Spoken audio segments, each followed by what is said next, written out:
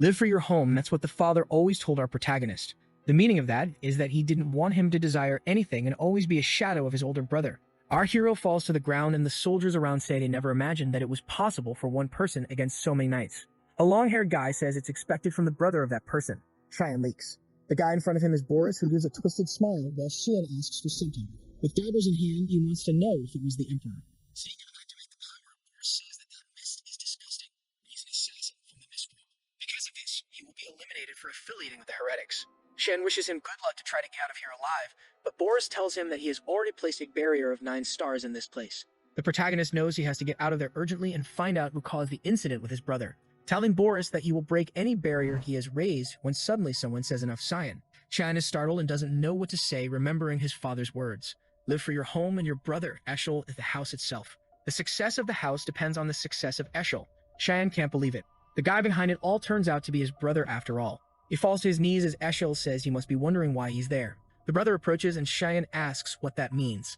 Eshel says he has done his job very well so far, but for this house and for his own brother he will release him from sins. Cheyenne can't understand what he did wrong. Looking at his miss, Eshel says that is disgusting and long ago he was no longer human. He shouts at him saying he has been deceiving everyone. Cheyenne thinks about those words and loses his mind. What he's saying doesn't make sense. The difficulties with the Empire's throne, the subjugation of the Demon King's army, the continent unification war. He helped his brother win all of that and conquer everything he has. He punches the ground saying that the life he received he dedicated to this person, but now he wants to throw him away after he has come so far, when he worked like a dog for 20 years. Cheyenne says that even if his body breaks, he will give everything he has at this moment, since he can kill him. The soldiers are incredulous at the mana he still has. Transformed, Cheyenne says his brother is shameful, being the only hero and trying to kill a family member. Eshel looks angrily and Cheyenne goes for it. He's easily defending himself while Cheyenne says he only needs one attack. He sees an opportunity and goes for the blow, but hits against a barrier. The fight is not one-on-one and Boris is protecting Eshel, who takes advantage of this to strike a blow to Cheyenne's belly. With the sword in his belly, he says he thought about letting him go easily, but he really showed the dark side in the end.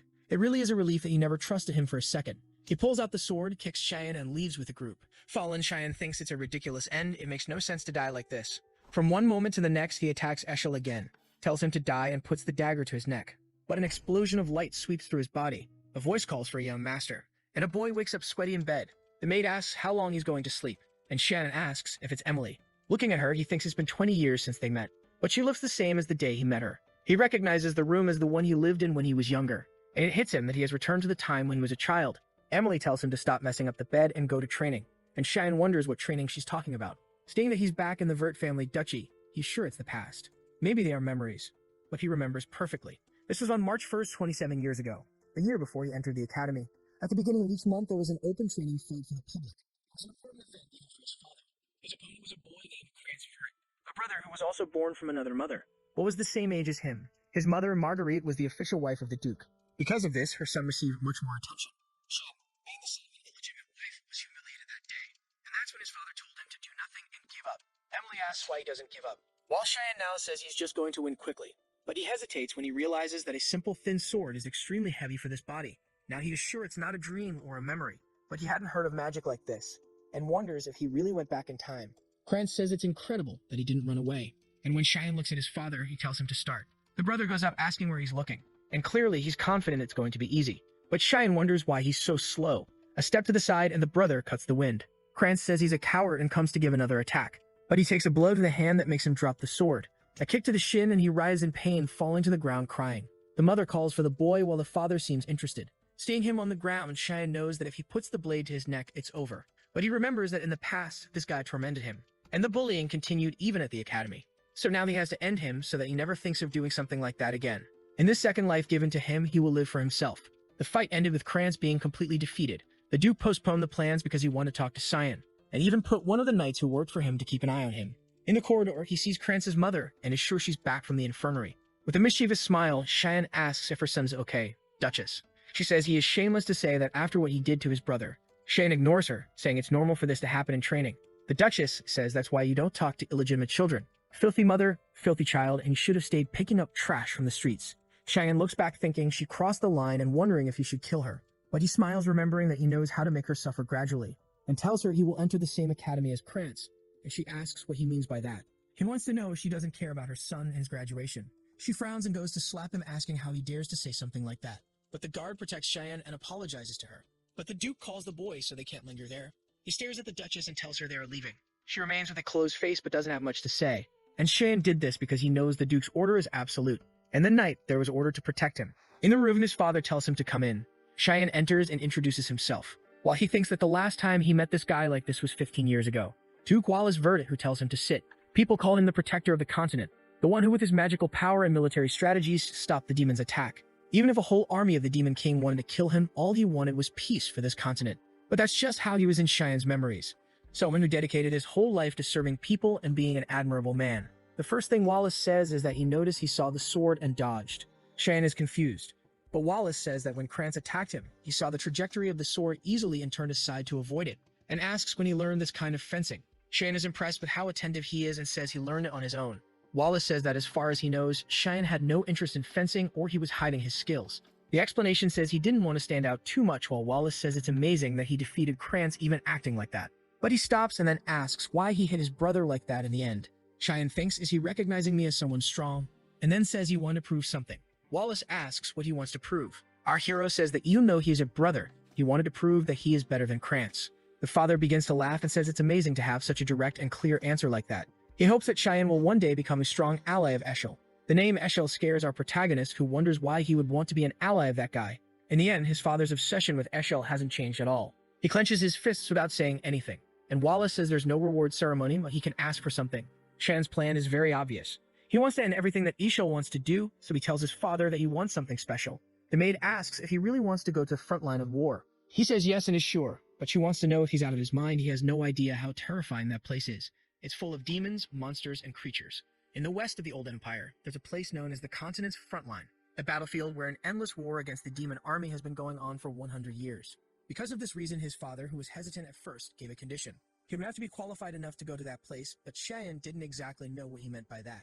But one thing is certain, he just has to get stronger and faster as soon as possible. Fortunately, he still has all the battle knowledge from before the regression. And he can feel a bit of demonic power within him, so he just has to train and eventually he'll be able to use it. Suddenly the door opens and someone shouts his name. With a hand on his hip, he recognizes his big sister Elise. Welcome. She grabs him by the collar, and the maid asks where she was while she's asking Cheyenne if he's crazy. She heard that he asked his father to go to the front line while Cheyenne is begging her to let him go. Ellis drops him to the ground and says he's getting too cocky for beating Krantz. And she yells in his face telling him to go to the roof now. Outside the castle, the two meet on a bridge. And Ellis says it will start when he touches the sword, then he just has to resist for 3 minutes and she'll allow him to go to the front line. Cheyenne wants to know if they really need to do that. Ellis ignores him and says she has a question. Is he planning to succeed in the family by any chance? Cheyenne is caught off guard, but he has no interest in that. Before he can answer, Ellis tells him to draw his sword. While Cheyenne thinks he barely regressed and he's already having to fight twice. Without saying anything, Elise goes for it because he touched the sword, which scares him without knowing why. He manages to defend her blow, and she's incredulous that he managed to block that. While Cheyenne is scared that she's really going all out against a brother 7 years younger, she steps back with grace and beauty, while thinking it's impossible for him to have blocked her long sword with that thin rapier. He's already gnashing his teeth thinking it's luck. She says he's apparently better than she thought. Cheyenne realizes he's in trouble now, and she goes for it with a sequence of cuts that's hard for Cheyenne to dodge. She jumps to prepare a vertical attack. Cheyenne manages to defend the shoulder side. Her blade slips past his and ends up going straight for her neck. Ellis is startled and Cheyenne realizes he did something stupid. He spins his arm and they both step back. Standing on the pillar, he thinks it would have been dangerous. If he hadn't moved the sword, he would have killed her now. The assassination techniques he learned are all for instant death. He doesn't know how to fight without killing someone. But she wants to continue this for 3 minutes. It will be dangerous for her. Maybe he could put mana into the blade, but he's already running out of energy. Suddenly, Elise starts chanting, asking the earth and the wind to become her sword. Cheyenne recognizes it immediately as a 6-star magic. Elise's blade starts to glow with the activation of the water blade. Cheyenne is now crying she really wants to kill me. This wasn't a test. Elise keeps repeating to herself that she can't lose under any circumstances. On the corner of the wall, Cheyenne's problem is that if he reflects her attack, either he'll end up killing her or throwing her off. If that's the case, he jumps towards her. She raises her sword, releasing a beam of light. Cheyenne asks for something to stop hesitating and come out already. As Elise is preparing to deliver the blow, right before impact, a knight enters between them saying enough. He blocks Elise's attack with his sword and grabs Cheyenne by the collar. The impact resonates throughout the castle, and the knight stares Elise down, saying she went too far against the young boy. Cheyenne feels relieved. He had been waiting for this guy to show up, but he took too long. Seeing the blade, Elise seems to regain consciousness.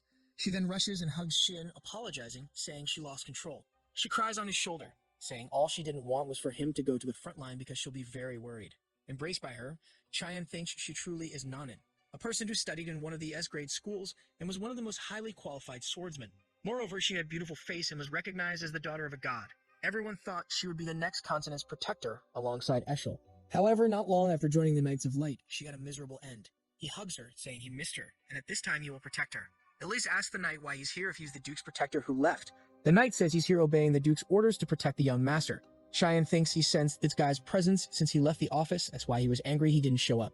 Passing out, he just doesn't understand why his father ordered to protect him in hiding. He then loses consciousness on Elise's shoulder, who smiles, thinking he's still a child. The next day, she returned to the academy and he resumed training to prepare to meet his father. All he could do was push his body to the maximum to increase stamina. However, poor thing is fading. 10 push-ups is the maximum he can handle. Remembering his muscular version, he thinks he'll need drastic measures. Suddenly, Emily enters the room and says Elise sent something for him. However, she says it's too stinky and asks what it is.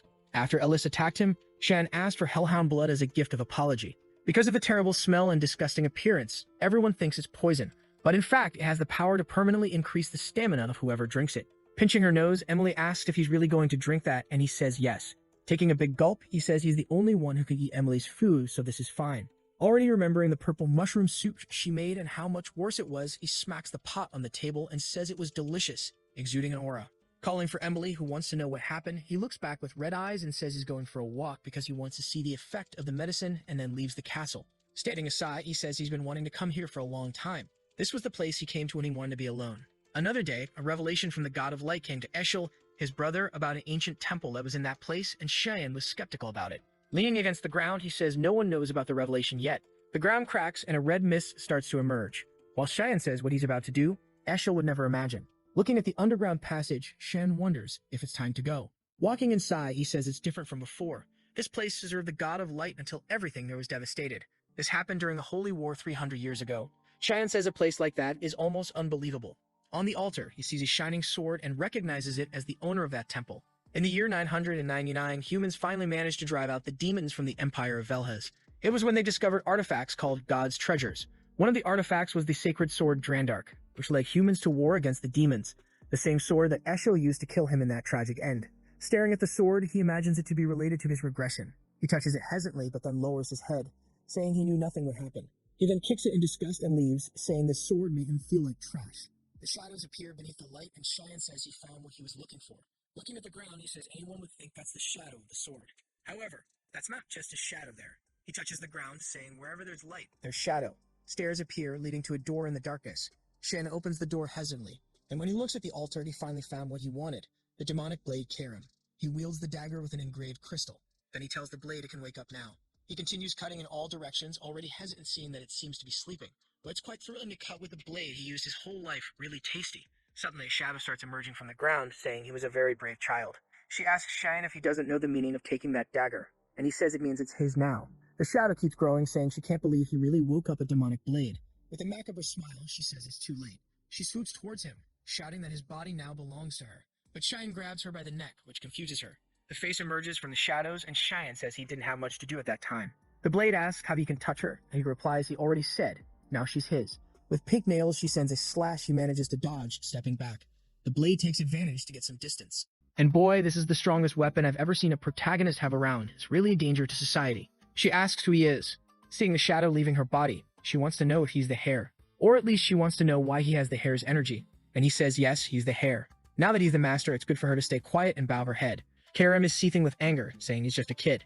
She attacks him, saying she won't accept this. While defending himself, Cheyenne knows the blade's goal is to steal the user's body, so there won't be much to do. She's about to hit him when he wonders if he should go easy or not. With a smirk, he activates control of the demonic blade. Karim is thrown to the ground, not understanding what happened. Shen warns he'll only say this once, it's good for her to accept it, while he's being nice. Suppressed, Karim wants to know how he's managing to use this ability. Shen activates control of the blade again, burying her head in the ground. Before she can say anything, she activates a few more times. Seeing her bare, he asks if she understands now, and she says she really recognizes him as the master now. He's about to use the power again when she calls him Lord.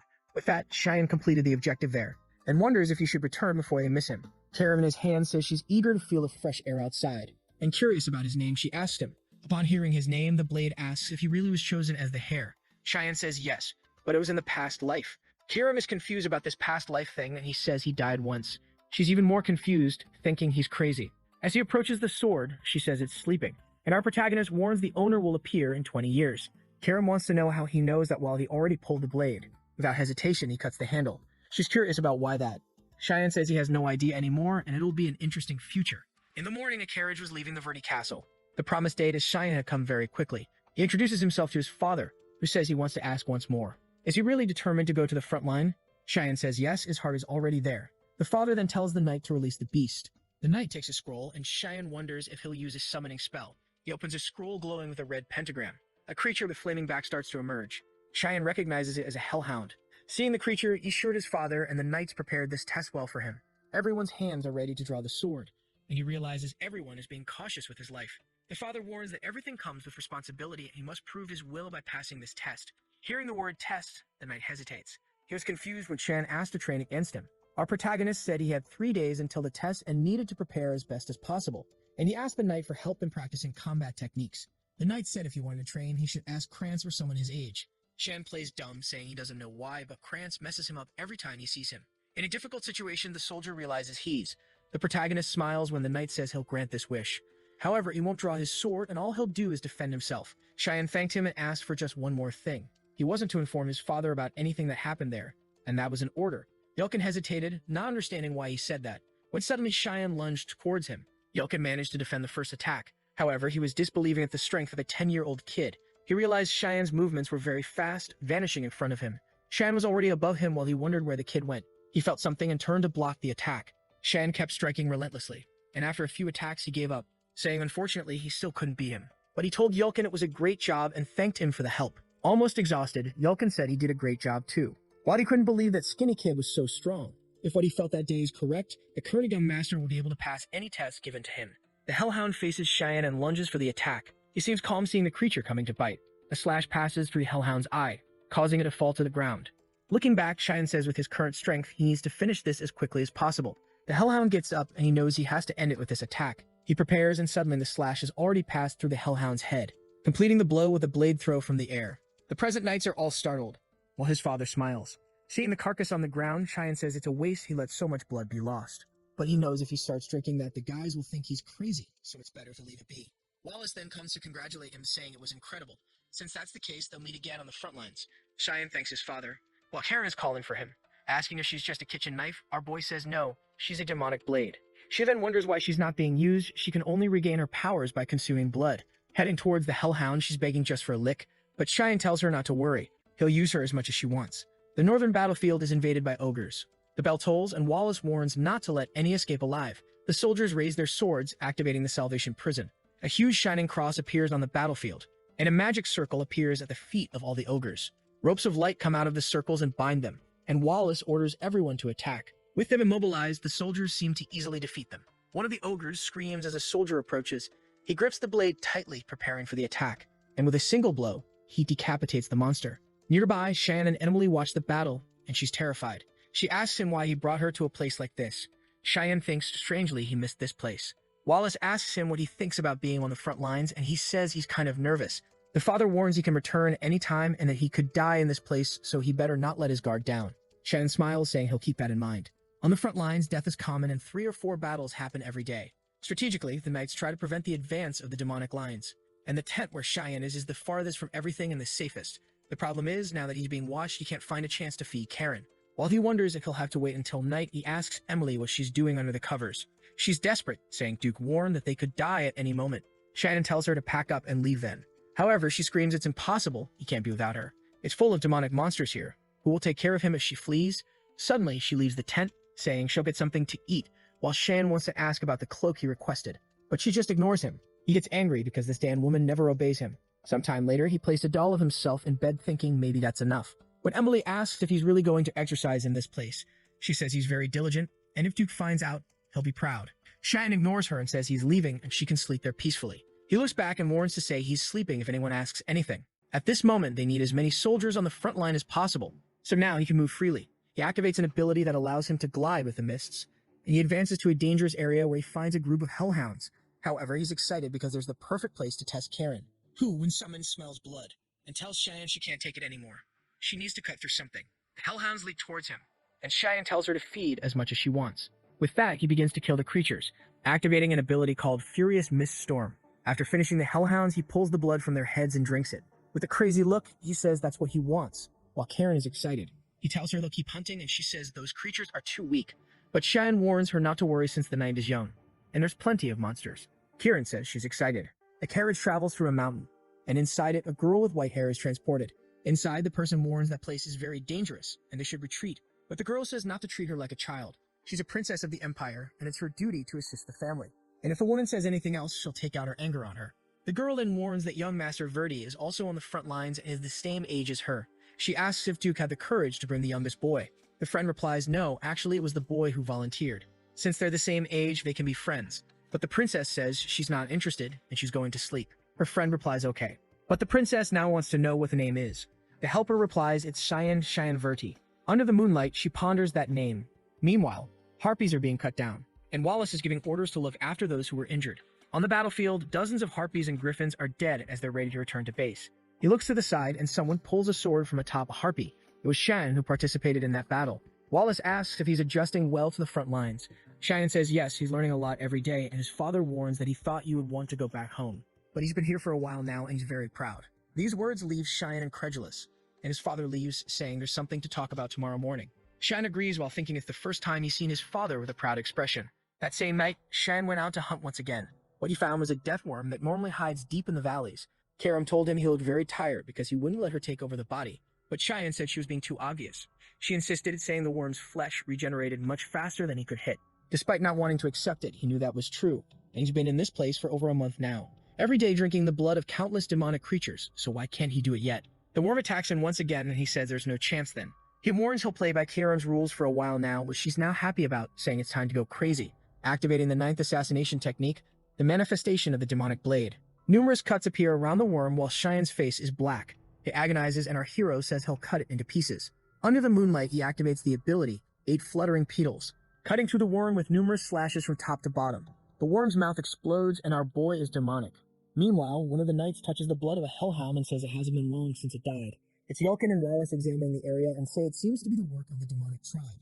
However, looking at the body, the father says those cuts seem somewhat familiar. Maybe it's déjà vu? Yelkin appears from behind a rock and says he has to see something. Wallace asks what it is when he raises the torch.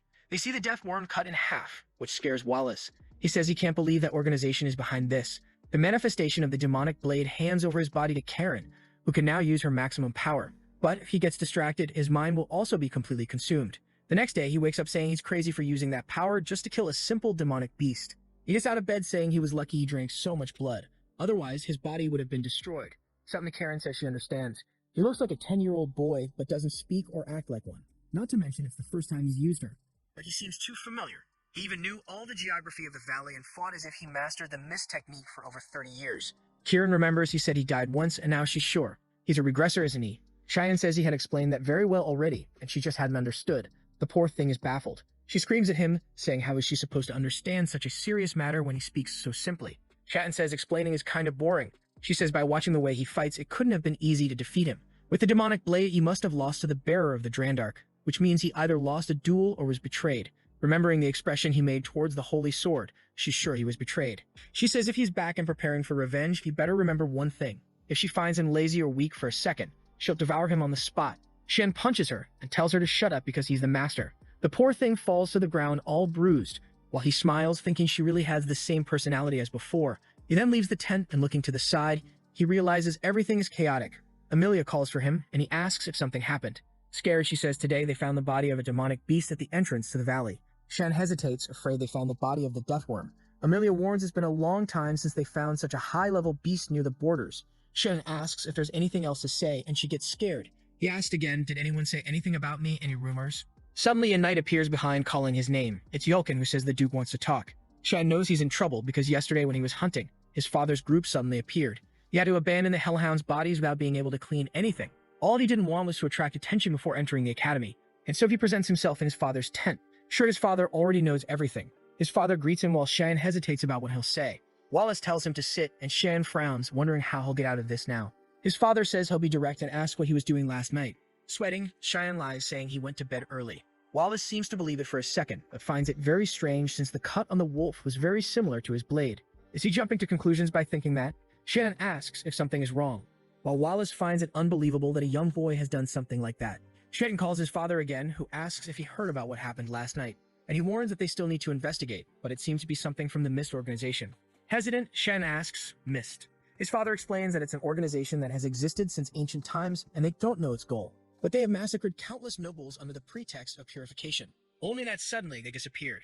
The last time they were seen was 300 years ago, but the same mist was present at the Death Worm, and that residue of power is only left by those who venerate the god of the mist.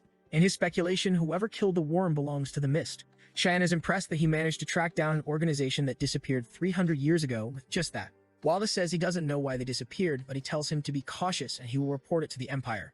Our protagonist is relieved it seems he will be able to escape suspicion, while his father thinks it doesn't make sense to connect such a young boy to all this, and he tells him that the discussion is over. And then he asks if he heard about the visit coming today. Cheyenne says he heard it was someone from the royalty. His father approaches, saying yes, and then he wants to ask him for a little favor. Sweating, Cheyenne is curious about this favor. A knight sounds a signal announcing the arrival of your majesty. Wallace and everyone on the battlefield bow and welcome the Emperor. The Emperor, who looks like a pale vampire, says hi to Wallace. He approaches him and says they are old friends, no need to be formal. Then he asks if the boy next to him is his son.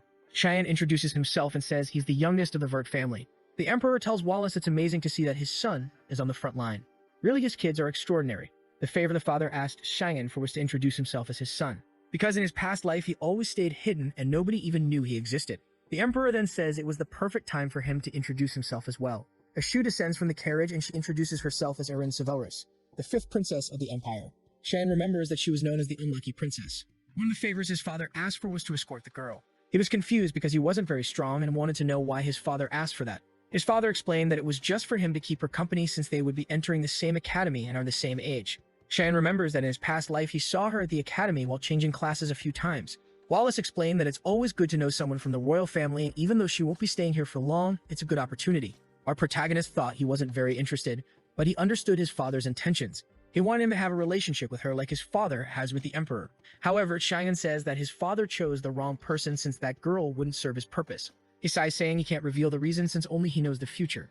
As inconvenient as it may be, for now he will have to follow these requests. As they walked with the troops, Erin asked why the lake was red.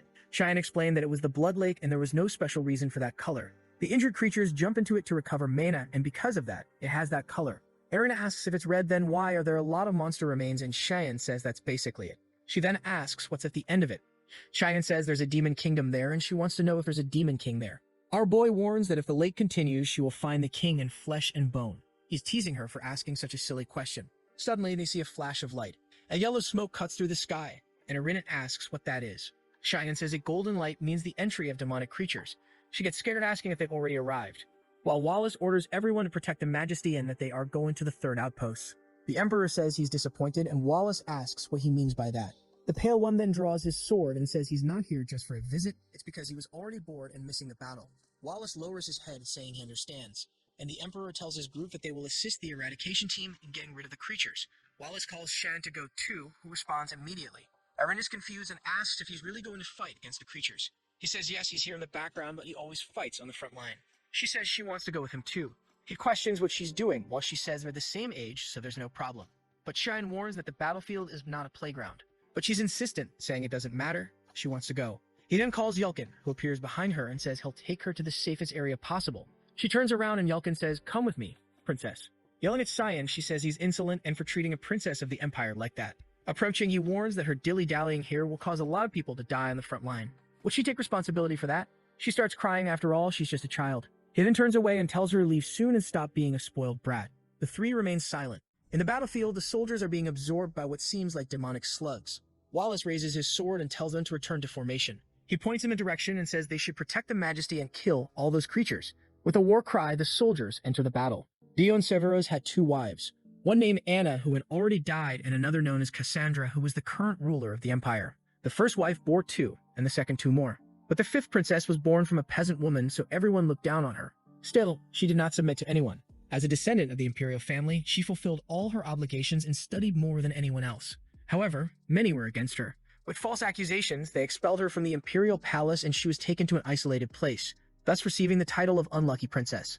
Karam asks if that's what he heard from his father in his past life. Shannon says when it comes to politics and reign, things are like that, while the electric slugs are being cut on the battlefield. Watching from afar the explosions, he recognizes that the Emperor is really amazing. He plants the sword in the ground and activates a sacred ray, easily defeating all the slugs around him. Cheyenne heard that this guy's magic reaches 8 stars. If he hadn't become emperor, he would be the president of the Magic Council. Obviously, these medium creatures are nothing to him. A while later, Wallace and the emperor are drinking together, talking about the old times. The emperor talks about the current state of the empire. In recent years, many nobles have been murdered and tension is rising. Wallace says this probably has something to do with it. The emperor reveals that all the murdered nobles were considered corrupt officials, and a black mist is being found in all the crimes. Does he know anything about it? Wallace says that the followers of the Black Mist seem to have restarted their activities, since he also found something near the base. The Emperor says that could be the case, but they will have to investigate a little more. He even wanted to thank these guys for getting rid of these trash, but this is increasing the tension in the Empire too much. And there's something that particularly caught his attention. One of the nobles said that the 5th princess was involved in these incidents. Wallace asked, are people trying to connect her to this? The Emperor says he knows it doesn't make sense to blame a child, and asks Wallace to take care of his daughter if he dies. Wallace makes the oath of this promise, and the Emperor thanks him. That night it was raining in the tents, and Emily was asking if he really did that. Cheyenne just ignored it, saying he was leaving. But Emily wanted to know if he really said those things to the princess. This way, he'll never be able to get married, he'll live a lonely life. Cheyenne told her to forget about it. He was going out to train, and she asked if he was really going in this rain. He told her not to worry and go to sleep, only Erin was clearly already there. Emily got a scare and asked who she was. She lowered her hood and asked if he was going somewhere. But if he's not busy, she wanted to talk about something.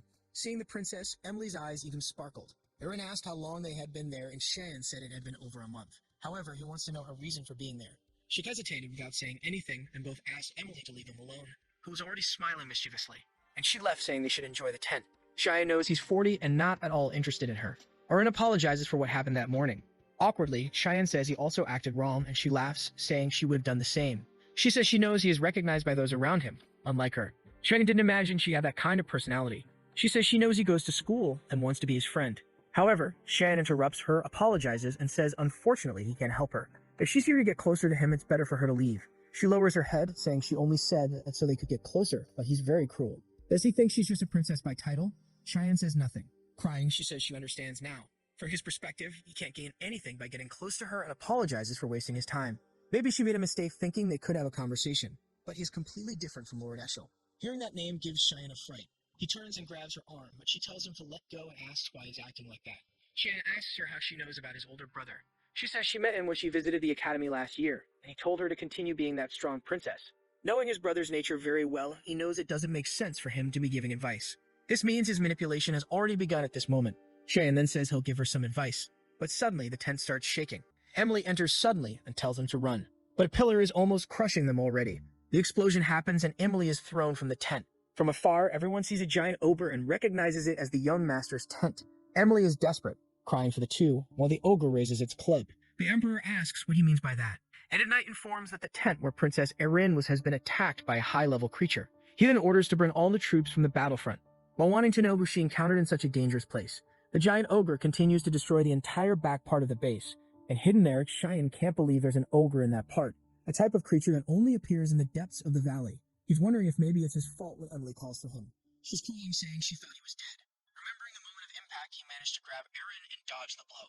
Obviously, someone who subdued the Demon King's army wouldn't die to an ogre. Erin asks if the knights will be okay, and Emily reassures her that everything is fine, and they are very strong. But she cries, saying if she weren't there, this wouldn't have happened. It's all her fault. The knights say it's okay, their duty is to protect them. Smiling, one of them says she can trust that they will give their lives. However, Cheyenne warns him to run, and an ogre's hand is coming from behind.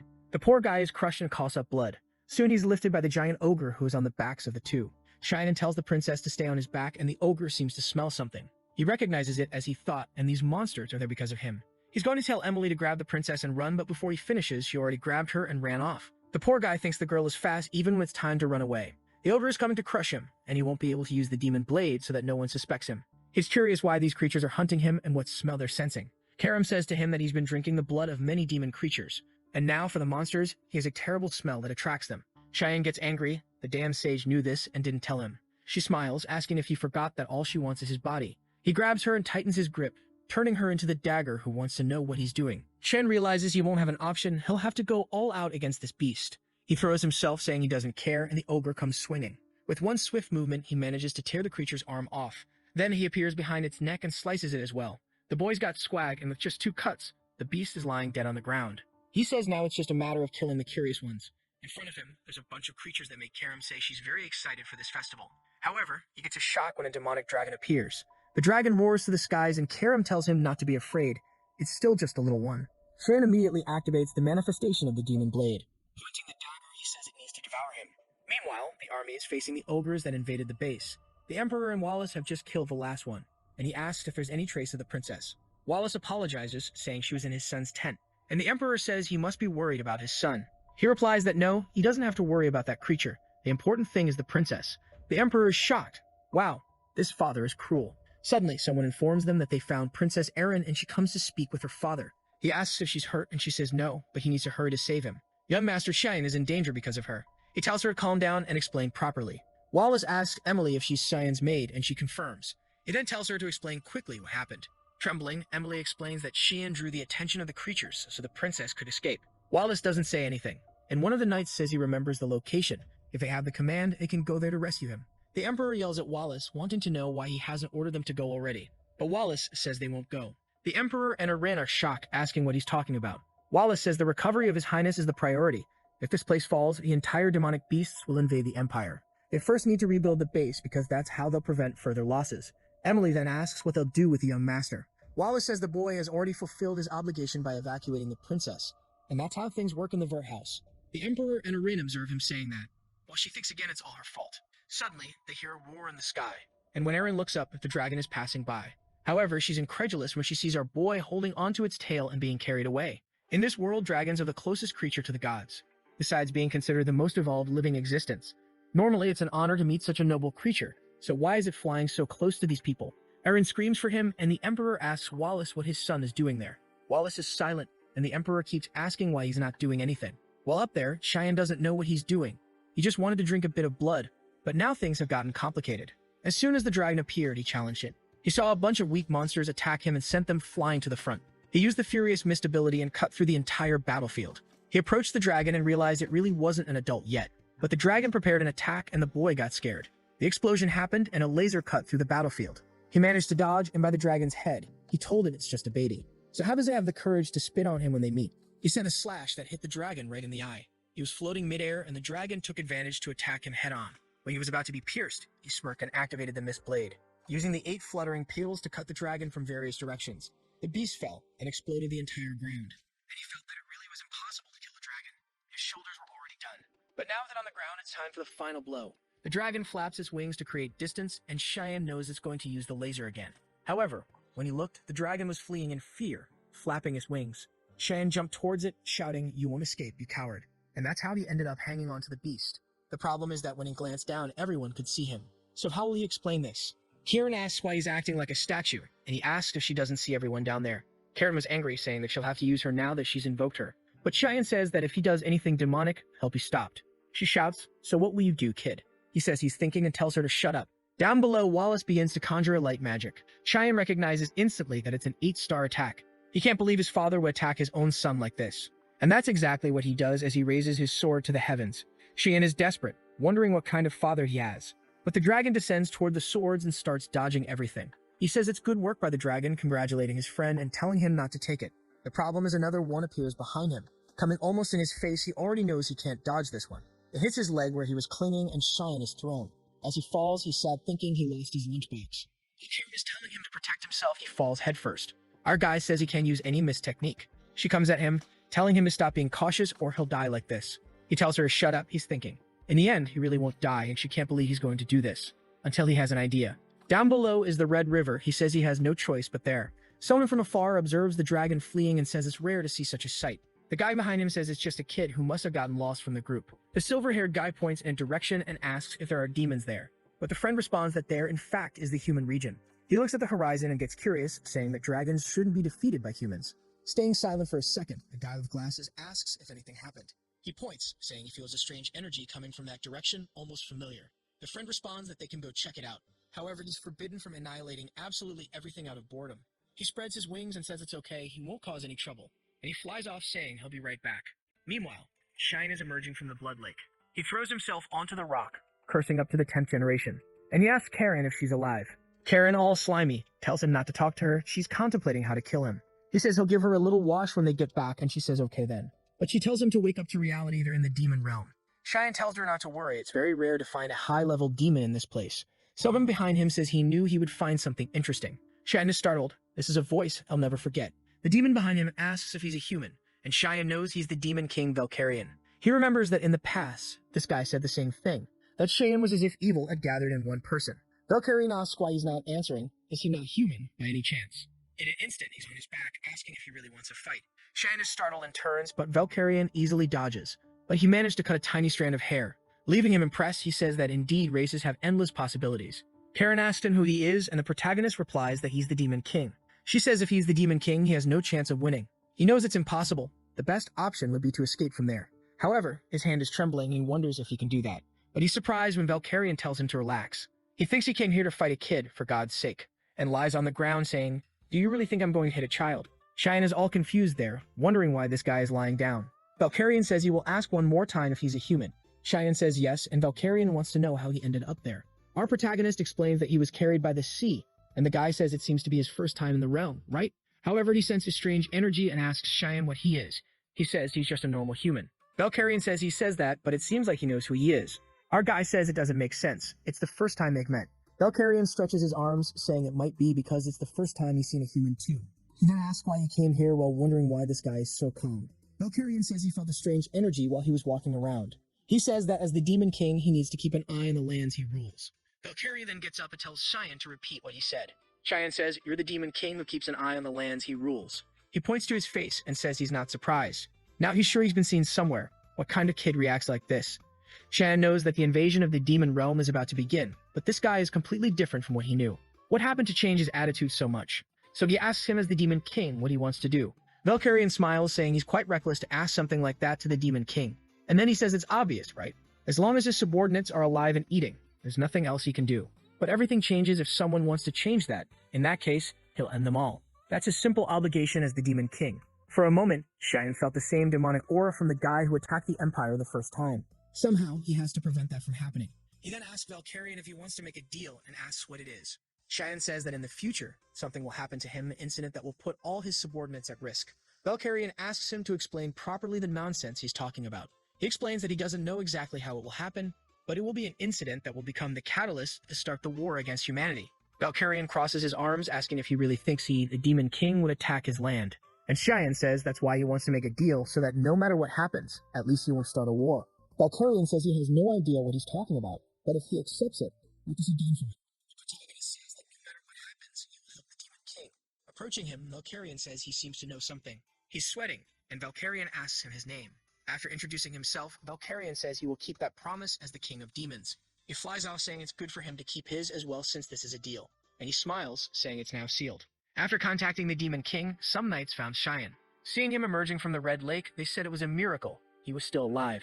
And with that, he received the title of the one who survived the demonic dragon. He was then taken to the monastery on the front lines, a place used as a military hospital. Cheyenne asks someone to repeat what they said. Erin is hesitant to say anything. She holds back and shouts, asking if he wants to be hers. The poor guy is confused, not understanding what she means by that. But he says he's not interested. She obviously gets startled. She starts crying again, saying it was expected. She really is the fifth princess with no power at all. Cheyenne in bed is thinking she's really starting to annoy him. He knows Princess Erin is the weak link in the imperial family. And the way she's risking it, her end is obvious. The problem is he can't shake off the idea that his damn brother is behind her death. He then says she's right. Currently, she really can't offer any benefit to him. She has no possession, takes a hit. Besides, it's extremely risky to get involved with her politically, takes another hit. But he says he'll take care of her until she figures out what's necessary. She asks if he's really going to do this. Cheyenne says yes, it's a promise so she doesn't need to worry. She gets up, saying she understood that when she manages to turn things around, he recognizes her power. She points at him, saying she doesn't know when, but she will make him recognize her power. He says he's very eager, while thinking she was depressed just a second ago. Before leaving, she says there's one more thing, and thanks him for surviving. Then she leaves, and he stays silent. In the depths of the camps in a forest nearby, a hunted guy looks around. He takes a square in his hand and smiles, saying that now it's almost done. A voice asks him, "Well, person, was that you?" He can't move his body as if he's being held by invisible chains. The person behind him says it's a small dimensional box, and considering the timeline, it was before it was commercialized. This box can hold anything as long as the person desires. From behind, Cheyenne says that's the masterpiece created by the Magic Council. He observed the guy for a whole year smuggling things from the Empire. He grabs the box, saying he'll take it now. Magical Knight of 7 Stars, Reynold Crimson, who asks who he is. Seeing him, he recognizes him as Cheyenne Vuri. He throws the items from the box on the ground while Reynolds wants to know how he found out about it. Cheyenne ignores him, saying he must have an informant to know where to be at the right time. Reynolds keeps insisting he has no idea what he's talking about, but Cheyenne says he can't lie because the blood of those creatures is already being sold in the Empire. That's how the Lice sent him that Hellhound blood gift. The guy is sweating, wondering who informed this kid and what's happening. He has no idea how Cheyenne trapped him, but as long as he can move a bit. And then he extends his hand, using a fire magic to kill Cheyenne. He gets startled and an explosion comes towards him. Seeing the smoke, Reynolds says it's a good thing he took this seriously. You really can't underestimate the son of the Verts. Then he finally relaxes. But suddenly his hand is cut off. He screams in pain and can't understand what that mist in front of him is. Seeing Cheyenne, he can't believe he belongs to the mist. But he grabs him by the neck and throws him against the tree. Cheyenne gives him two options: either he admits and dies peacefully, or he doesn't admit and dies in agony. In the trading area in the western part of the field, people are organizing some boxes. They see there are 2 potion boxes and are excited. They're just curious about how much is in that big box. But upon opening it, they both get startled. It was just Reynolds' head. From the mountain, Karen asks if he's really going to let the other guys live. He says yes, that's enough as a warning. These guys always smuggle demon items into the Empire. The items then reach the Magic Council, a place where people did any kind of madness to understand magic. Cheyenne says what they're going to do with demon blood is unthinkable, so they need to be separated. Karen says in this new life he's only living for others, but he says he's only preventing other people from using demon blood. In the Empire, in a certain mansion, Asura is receiving a letter, and he finds out that Cheyenne has just gone to the front line with his father. There's a succulent girl in bed. This bastard is a villain but knows how to enjoy life. She asks if this Cheyenne isn't the younger brother of another mother. Asura says yes and says that kid is trouble in several ways. So we'll have to go there and leave a like on that video. That way he helps Mamoru produce some juicy content for his viewers, activate the cheeky little bell, and I'm out. You guys remember that the previous chapter ended with his brother saying he'd have to take a look at Cian. Some suitcases are piled up, and Emily celebrates that they're finally out of the front line. She's sure the academy will be a much calmer place than the front line, while Shan knows it will be scary. The academy isn't quite the place Emily's dreaming of. In fact, it's a cruel place where lives are destroyed by political interests, a place dominated by envy and greed, where strangely enough studies aren't even a priority. But Emily's there dreaming, saying she'll find a Getchit instructor, and Cyan starts to realize she's going to follow him at the academy. Sometime later, he's back in the duchy, having fun. He hears a sound and looks to the side. It's Krantz, startling him. Everyone's asking what he's doing there. Cyan tries to say hi, but the boy has already run off. Karam asks who that idiot was. He says it's Krantz, but he doesn't care about him. Karam says his brother is the complete opposite, and he says it doesn't make sense because his opposite is someone else. The door opens and he's back at the mansion. Only this time, all the servants greet him. Stan remembers that they didn't even look at him before, but now their courtesy is insignificant, probably his father's doing. Indeed, hard work has changed a lot in the last year. He puts his hand on the doorknob, but when he's about to open the door, he feels some energy and says he recognizes who it is. To make him so angry, he opens it slowly. He's already sure that only that bastard can be behind that door. Eshel says it's been a long time since they've seen each other, while all Cyan can think is that he has to stay calm. Since he doesn't say anything, Eshel asks if he forgot about his brother by any chance. What Sin's trying to do is stay calm, while Eshel says maybe he forgot since he last saw him when he went to the academy. But Shan's already got red eyes, realizing he won't be able to stay calm. Already preparing a dagger in hand, he's sure he'll kill him now, but Kiram holds his wrist and warns him that if he doesn't want to have his skull smashed, he'd better control himself. Besides, killing him now wouldn't be fun. With that, San calms down and greets his older brother. Eshel then asks, "Do you remember me?" Shion says it's impossible to forget a brother's face. Eshel pets his head, saying he's very happy. He was worried his little brother wouldn't remember him. It's a relief. He even heard that his little brother's fencing has improved drastically, and soon he'll be helping House Vert, or even better, he'll be helping him on the battlefield. Saiyan says it's true and he's very eager to help his brother in battles. Eshel stares at him and says he's very relieved to hear that, as the reason he came here was just to find him. Saiyan knows Eshel is the kind of person who completely ignores those who are of no use to him. And now that he realizes his brother is only there out of interest in using him, he relaxes and says he also really wanted to see his brother. Meanwhile, Emily brings their suitcases. They're exhausted. She drops them in the hallway, saying this was too hard. She shouts to the door, asking how he dared to leave everything to Emily, when suddenly Eshel appears in front of her. He smiles at her, saying he heard they are very close, and he wants her to keep working hard for Cian. They leave while both thank her. Then she shouts at Cian, saying she almost died of fright because he didn't warn her that Eshel was here. Cian ignores her and asks her to leave for a while, and she wants to know why. Coldly, he looks at her and says it won't happen again. She is startled by his expression. Cian goes to the bathroom and starts vomiting into the toilet. He's dizzy and asks Karam why she stopped him, who replies he should be thanking her. He tells her it was the perfect chance. If he were defeated, she would take over the body. Karam says he doesn't understand how much more hatred he feels, the better for her. He smiles, saying she really is like that.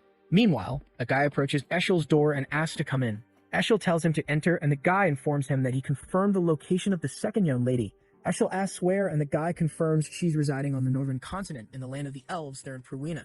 Eshel smiles, saying it's incredible how she manages to even reconcile with a race she hates among foreigners. That's a testament to the affinity she has. Then he asks to be notified if she shows any sign of returning to the Empire. The guy asks if there was any event that changed Eshel's mood, and Eshel asks why he thinks so. The guy explains that he's radiating a much brighter aura, was meeting his brother really that amazing, and Eshel says incredible might express it that way. But right now he's pretty pissed off. The poor servant trembles, they're apologizing. Eshel paid close attention to San's look and interpreted it as someone who just saw his enemy. Did he see something wrong? He knows there's something strange about that kid, and he'll have to watch him closely. The butler says he understands and says he'll send someone to watch him. Eshel stands there staring out the window, just remembering Shan's look, wondering what he's hiding. In front of the mansion, carriages gather, while Emily shouts that she's very disappointed with the young master. He says it's her fault that she won't be able to go since she's not fit to guard, and she gets angry, saying he should have said that before. The carriage starts and Cyan says goodbye to her, telling her to chill out, while she tells him not to cry just because she's not there. Sig makes a silly face saying he understood, while Emily is shocked that he's really going like that. She starts screaming, saying that even if he's teased and beaten by everyone, he shouldn't be discouraged. From afar, she shouts for him to come back well, while he remembers that when he was 8 years old, he had a very high fever that made him faint. At that time, no one else took care of him, and it was Emily who carried him on her back. Even in the rain, she was the only one in the family who tried to find a doctor to help him. After a long time searching, an old man opened the door. If it weren't for her that day, he probably would have been found dead in one of the mansion's rooms. With a radiant smile, he warns her that if she keeps following him like this, she'll end up dead, and he can't take her to the academy because she's too precious to him. Now he's alone in the carriage, but impressed that they placed 6 intermediate knights just to take the young master to the academy. Probably he'll see some blood before getting there. It was already late afternoon. Some knights looked at each other and decided to stop there. They informed Cian, who asked how far they still were. They said they were near the central city of Saffron, and they would probably arrive there tomorrow morning. Cian says he noticed and tells him to call him when they finish packing, but he already realizes that this is a lie because this forest is not close to Saffron. Camping in the middle of the afternoon in an isolated place and still lying about the location. All this makes it obvious that they are planning something. Cian starts to leave the carriage when they say everything is ready. He leaves pretending to be clueless, saying the air there is very good. Already surrounded by the 6 mates, he wants to know whose order it was. In the background, one hesitates, sweats run down everyone's faces, and no one says anything. But one of them has a little smile. San notices this and asks again whose order it was. The guy starts pulling out his sword, saying he doesn't need to know since he'll die soon. They approach, apologizing and saying it's not personal, but out of respect, they'll make it as painful as possible, so he just closes his eyes. The knight advances ready to cut, saying goodbye. The blade is about to hit Shin's neck when the guy's head flies off. It falls like a trash bag on the ground, and the guys look without believing. San says he'll ask again whose order it was. Now everyone is scared, trembling, not knowing what to do. Shin asks why they're so frozen like that. Did they think it would be so easy? One of the knights thinks he can't even believe what his eyes see, and another one tries to attack them, but this time from behind. However, in an instant, Cian is already on the other side and has made 2 cuts. The other one takes another hit on the shoulder and one on the arm. One of them tries to take advantage to run away, but obviously he's already agonizing. Shin only attacked Karam from behind. The guy who was standing and thinking is now crying, wondering if this is something an 11-year-old can do. He hasn't even moved yet, and everyone is already dead. Apparently, he didn't survive that dragon luckily. Putting intermediate knights to do this mission was a failure. The guy crying falls to the ground. San approaches him once again and tells him to say who ordered it. The guy warns the moment everything was the Duchess Margaret's doing. Shin feels a bit awkward. He didn't even need to do anything against the guy. He already said everything. The poor guy is crying, trembling, right? Why did he speak? They're following the carriage is moving, and he's taking Shan calmly up there. And he explains to Cian that it seems it was the young master Krantz's doing. He somehow asked his mother to prevent Shan from bothering him at the academy, and apparently this whole mission was the result of that request. Cian remembers the fool who keeps running away and is behind this. He really will have to give him a little help at the academy. The guy then calls Shin a little embarrassed, and asks what will happen to him now. Is he going to die too?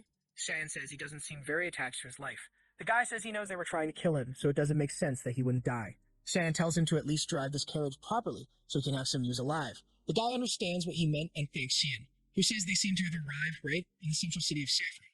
The vase attacked on the ground. Margaret is asking how they found the 6 dead. The butler informs that this is the case and that the young master Cian arrived in the city of Saffron 10 days ago. Margaret angrily asks the butler said there wouldn't be any problem. So what happened? The butler apologizes, saying they underestimated the boy, and she says it's impossible for a 10-year-old kid to have killed so many people. The butler says he probably had help from someone they didn't know. But it's alright, they just have to send an assassin to infiltrate the academy. She says enough. And if he finds out it was her doing and he mistreats Krantz because of it, already remembering that Cian asked if her son needed to graduate. Biting her lip, she says enough. It's better not to do anything else before things get complicated. Also, no one can know about this incident, so it's best to eliminate all those affiliated with it. Eshel's spy listened to the whole conversation. It's been 10 days since Shan left Saffron. Brian has been playing his role as a servant all this time, and he knows that news of his survival must have reached the mansion. However, at this rate, he'll probably reach the academy without any problems. He'll have to start wondering if he'll have to get rid of Brian, who suddenly opens the little window with a smile, saying they've arrived. Shan says, "All right, you got it."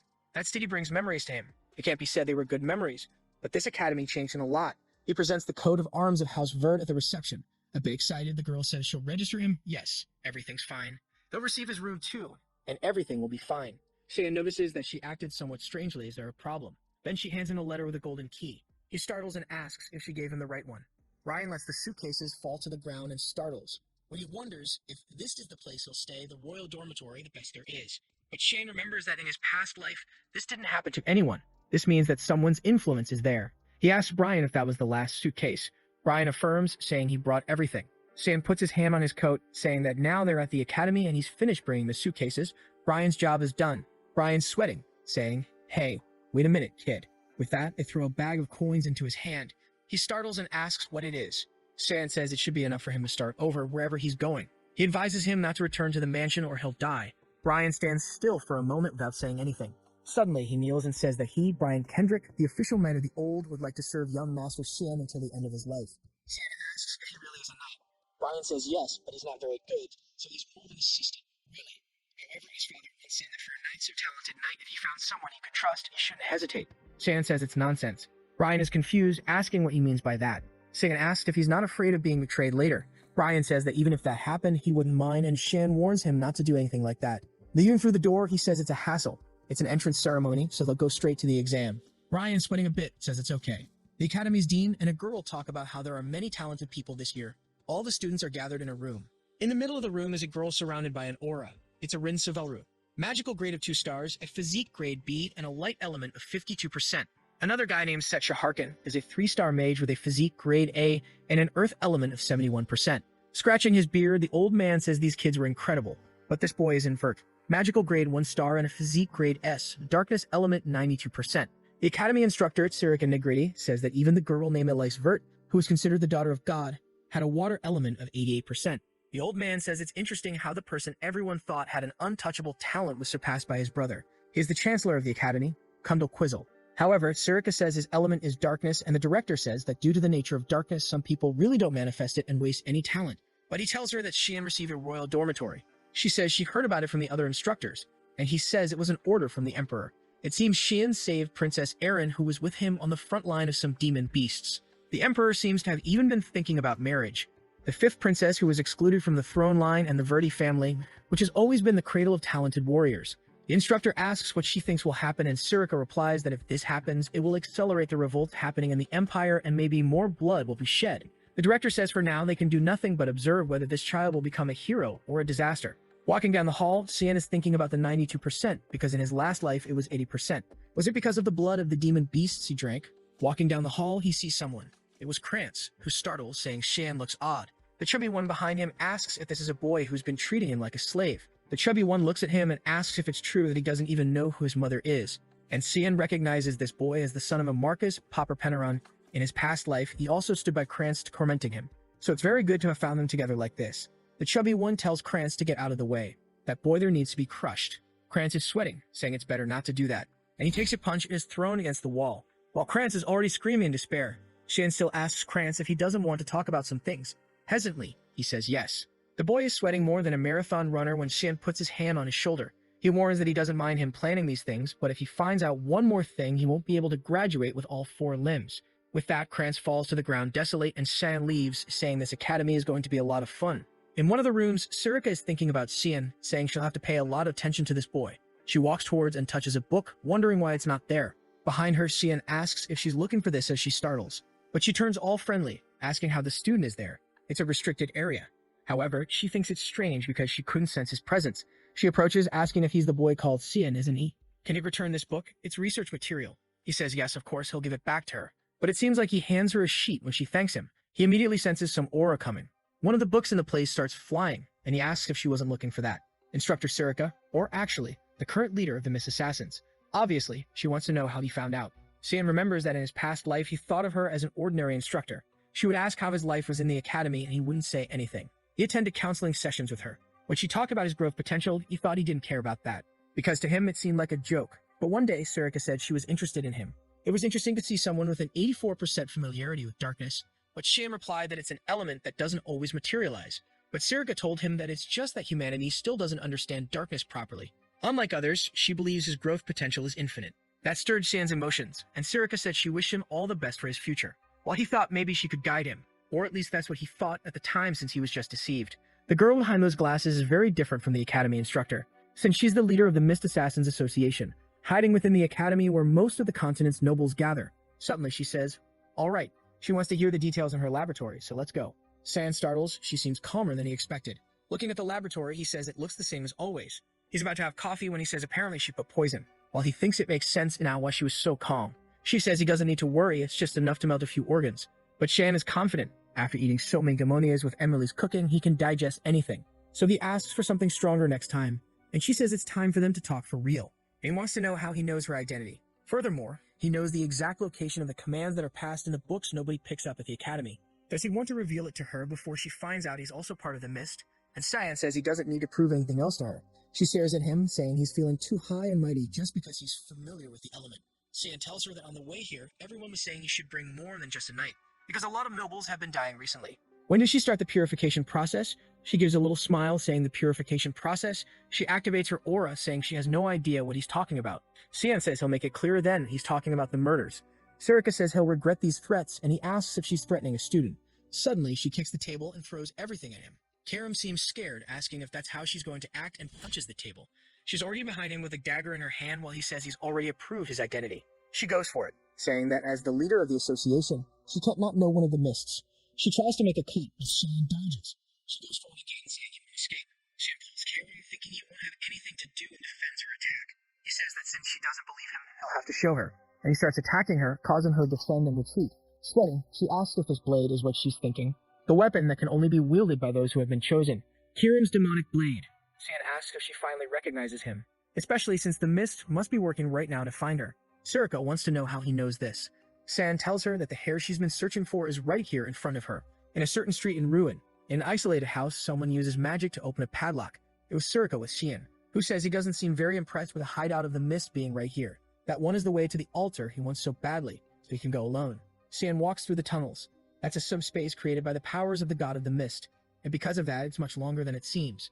But he remembers perfectly the direction he has to follow, and each of the traps present. Suddenly, some guys attack him from behind, and he says this reception ceremony is very excessive. He defends against some attacks and retreats backwards. The guys throw a lot of mud at him that he has to defend against.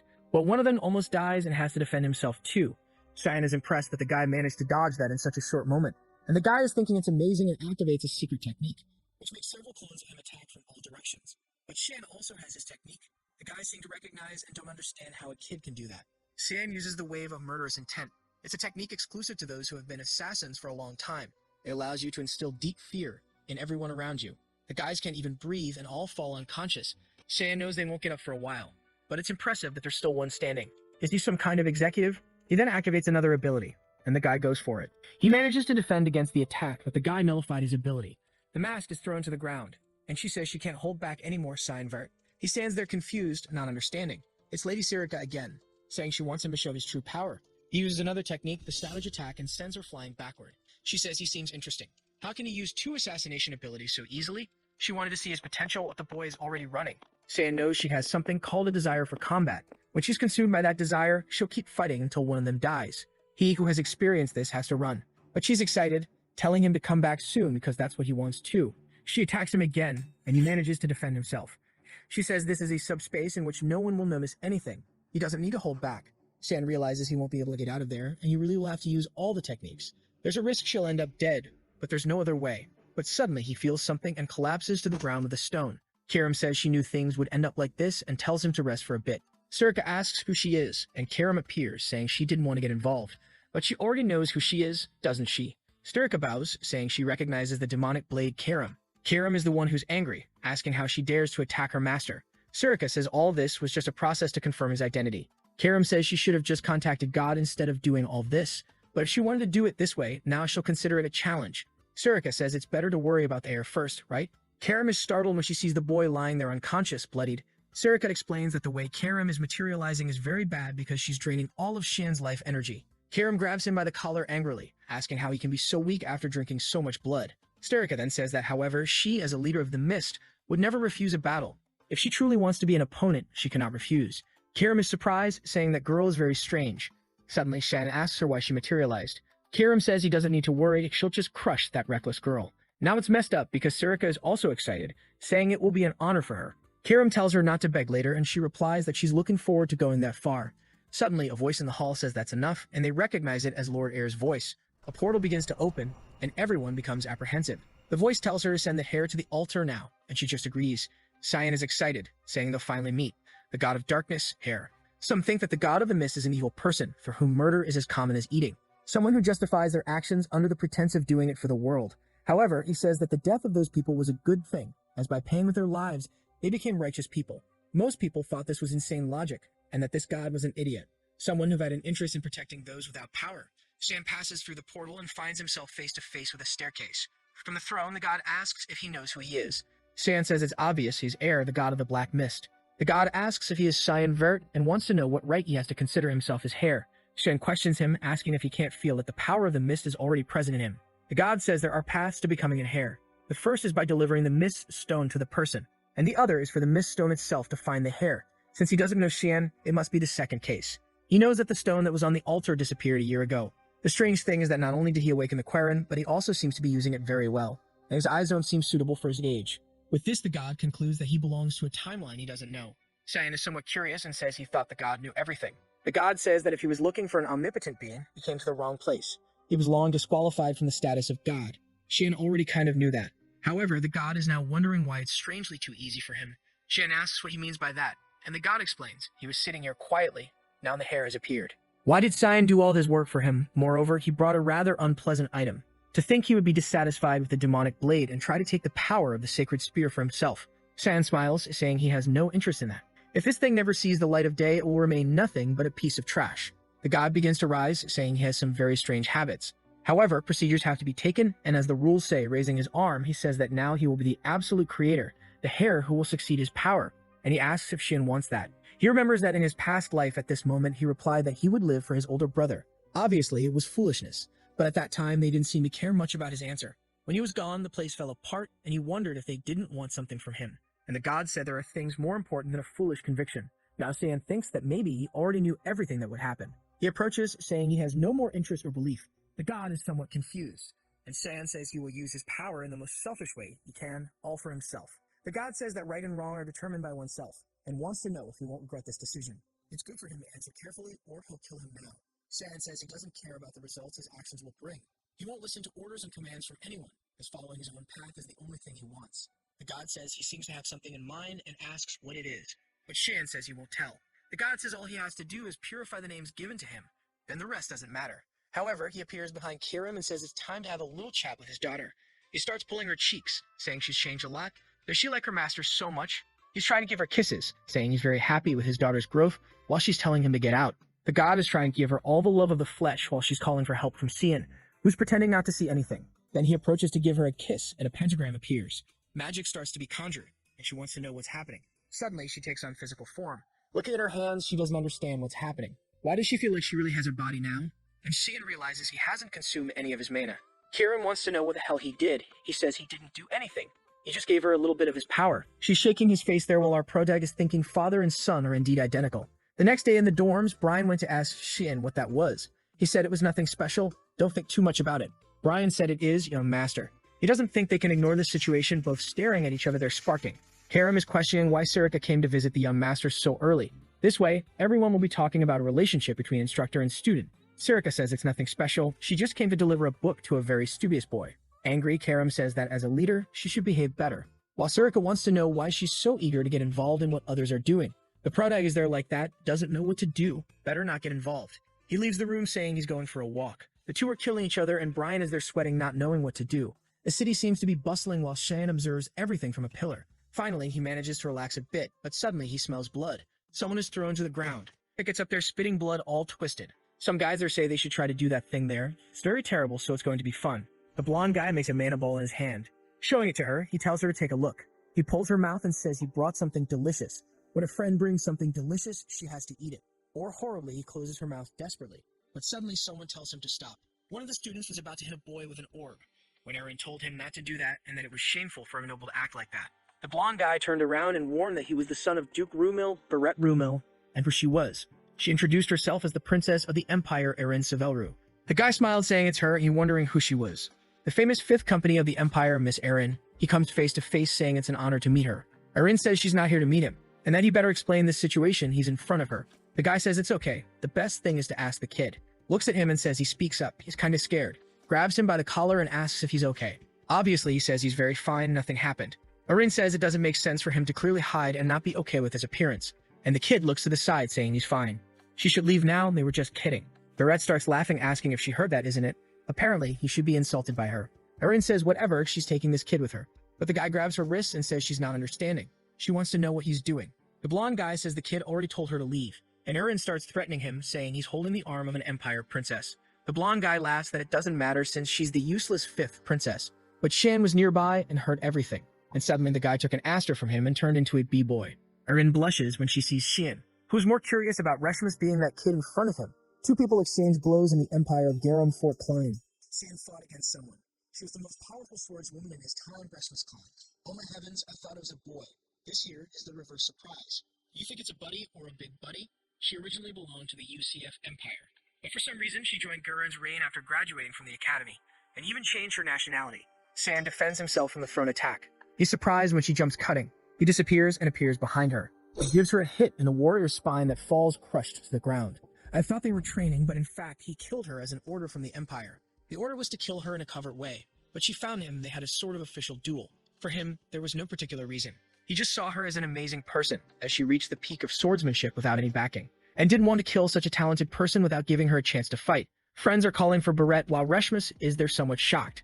Barrett starts to get up, asking why there are so many idiots caring about other people's business. He recognizes the kid as Cyan Vert and says he heard rumors that he was on the front lines. Is he trying to get involved in their games?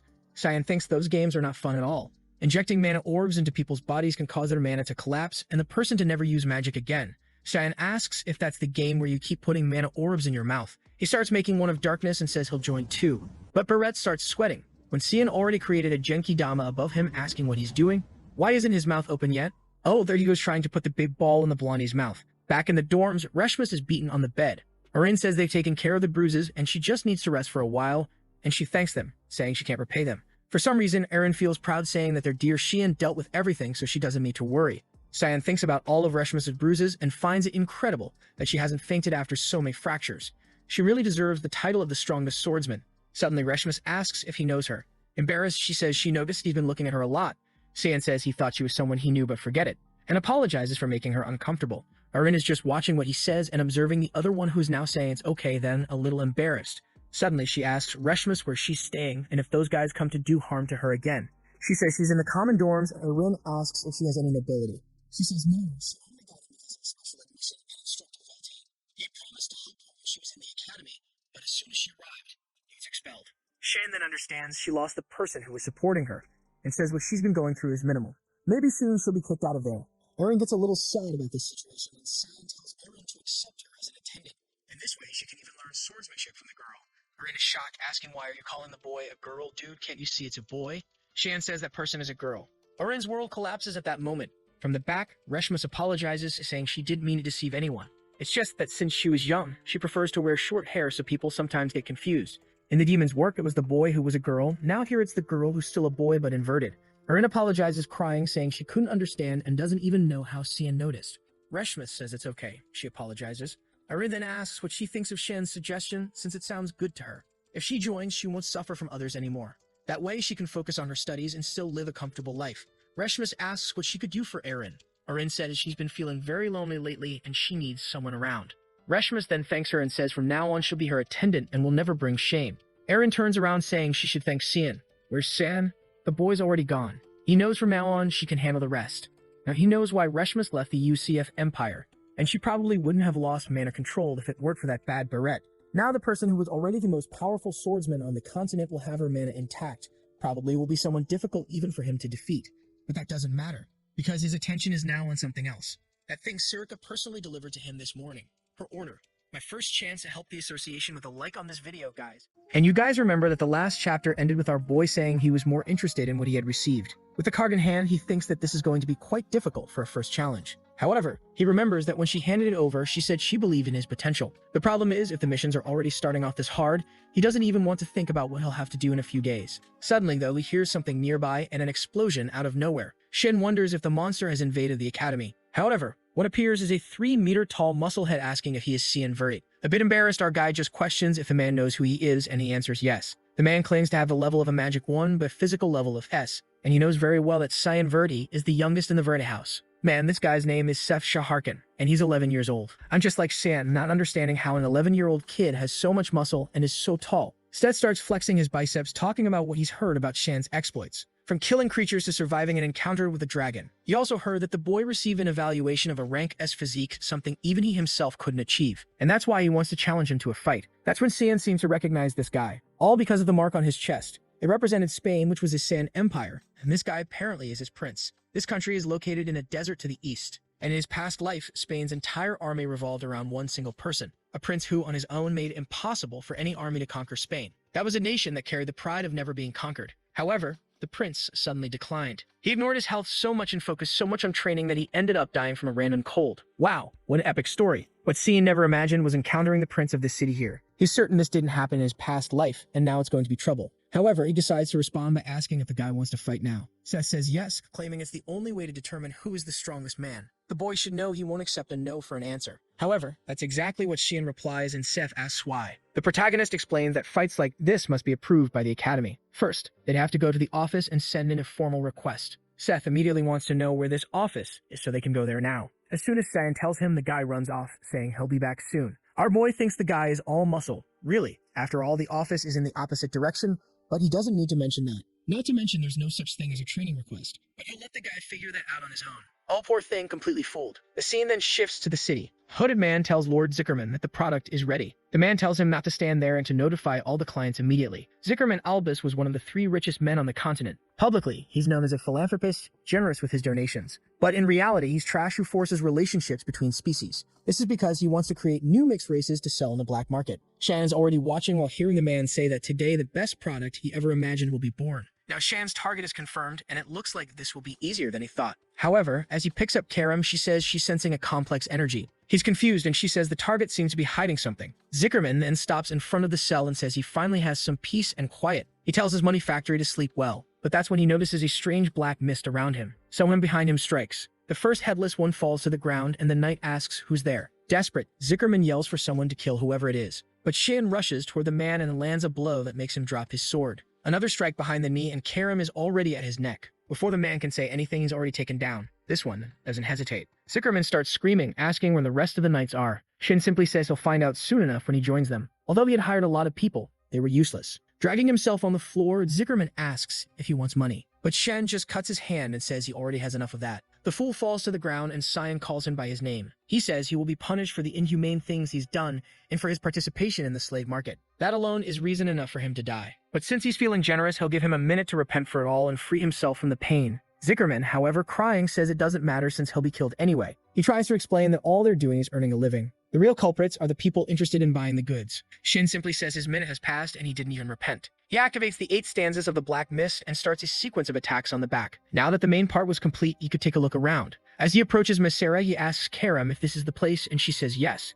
She was sensing 2 combined energies. He then cuts the barrier and seems startled. On the ground, there's a girl holding an egg in her hands, but she already looks dead. He says there's nothing special, just a girl. However, Karam tells him to pay attention. In her arms, she was holding a dragon egg. Now we're back home. Yelkin asks where he got that, and our boy just plays it off, saying he found it somewhere. Obviously, the guy doesn't believe him and asks what kind of nonsense is this about finding it. But Shan is more worried about whether that guy was really going to sell something as dangerous as this, and who was the buyer and where was it supposed to be delivered. Yelkin then asks what they're going to do if this thing suddenly hatches and turns out to be extremely dangerous. But Shan responds not to worry, as a dragon is a massive energy that needs certain attributes. The egg would only hatch if they continually injected it with the correct attribute of magic. But just as he says this, they hear a crack. Both turn to see that the egg is starting to hatch. With this, the fool realizes he really screwed up. A light starts emanating, and finally the egg cracks. Out it comes a little girl, right? What did you think was going to hatch? An insane dragon? No, of course, it had to be a lowly. Yelkin is freaking out, wondering what they're going to do. But Shan is more impressed that it's a mixed race, and the fact that she's half human makes this a much bigger problem than he imagined. But the little dragon girl is smiling at him, even giving him a hug. Since he was present at her birth, he starts imagining that maybe she thinks of him as her dad. Suddenly, someone nearby laughs. It's Karam, who says it's ironic that an 11-year-old boy is now a father, but Shan says it's all her fault. We then see the moment he picked up the egg and asked if they should really take it. Karam said yes because it could fall into the wrong hands. Our boy was afraid of it hatching, but she assured him that a dragon egg wouldn't hatch without the right energy or a mother. Back in the present, she says this just proves that anything can happen. Our boy asks what that nonsense was about the egg not being able to hatch without a mother, and she replies that's why she said anything can happen. But this business about a mixed race was truly curious. The very existence of that creature was dangerous. The protagonist knows this. And the worst part is this is going to be a massive headache. It was already a problem for a half-human, half-beast hybrid. Now half-dragon made everything much harder. The world they lived in was far too dangerous for something like this to exist. If anyone at the academy found out about her existence, the chances of her being eliminated to prevent a threat were very high. Moreover, dragons were extremely proud of their race and pure blood. If they discovered the existence of this child, it would certainly come to eliminate her. This makes him wonder why he would take on such a huge risk.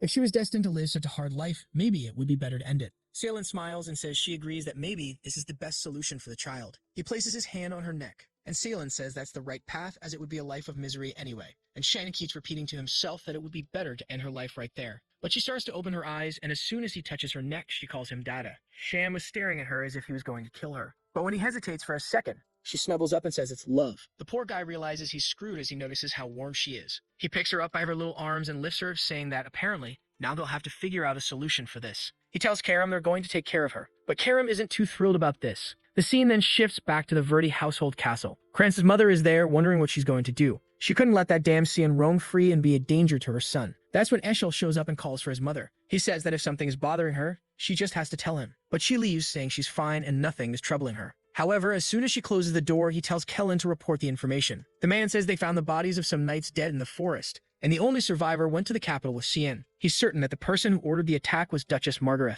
Moreover, they lost contact with an agent at the academy who had been passing information about Cian. Eshel says that apparently the man hasn't learned anything from his brother. The fool is trembling, realizing the man is disappointed. He's certain Eshel isn't the kind of person to keep those who disappoint him around. Afraid of being eliminated, he yells, saying he'll check it out himself. He swears he'll never let him down again. Eshel places a hand on the man and says it's impressive how passionate Kellen is about his work. And with that, he leaves, saying he's sure his brother is hiding something. Back at the academy, Surika is rushing in. Our boy is there with Karam, bottle-feeding the dragon, asking what she's doing there. Surika wants to know why there's a baby in the dormitory. The protagonist says it's a pretty long story. She interrupts him and says the explanation can wait because they have important matters to resolve. She says it looks like our boy has been busy causing trouble. She then shows him that a duel between him and Seth has been approved, and she asks why he's not trying to keep a low profile and is doing something like this. Was the boy trying to attract as much attention as possible? Shan is confused that the guy actually submitted a formal document to create this duel. Karam asks what the problem is. It's just two 11-year-old kids playing around. However, our boy knows that Seth isn't just any 11-year-old and asks when the fight will take place. That's when he's told it's in 2 hours.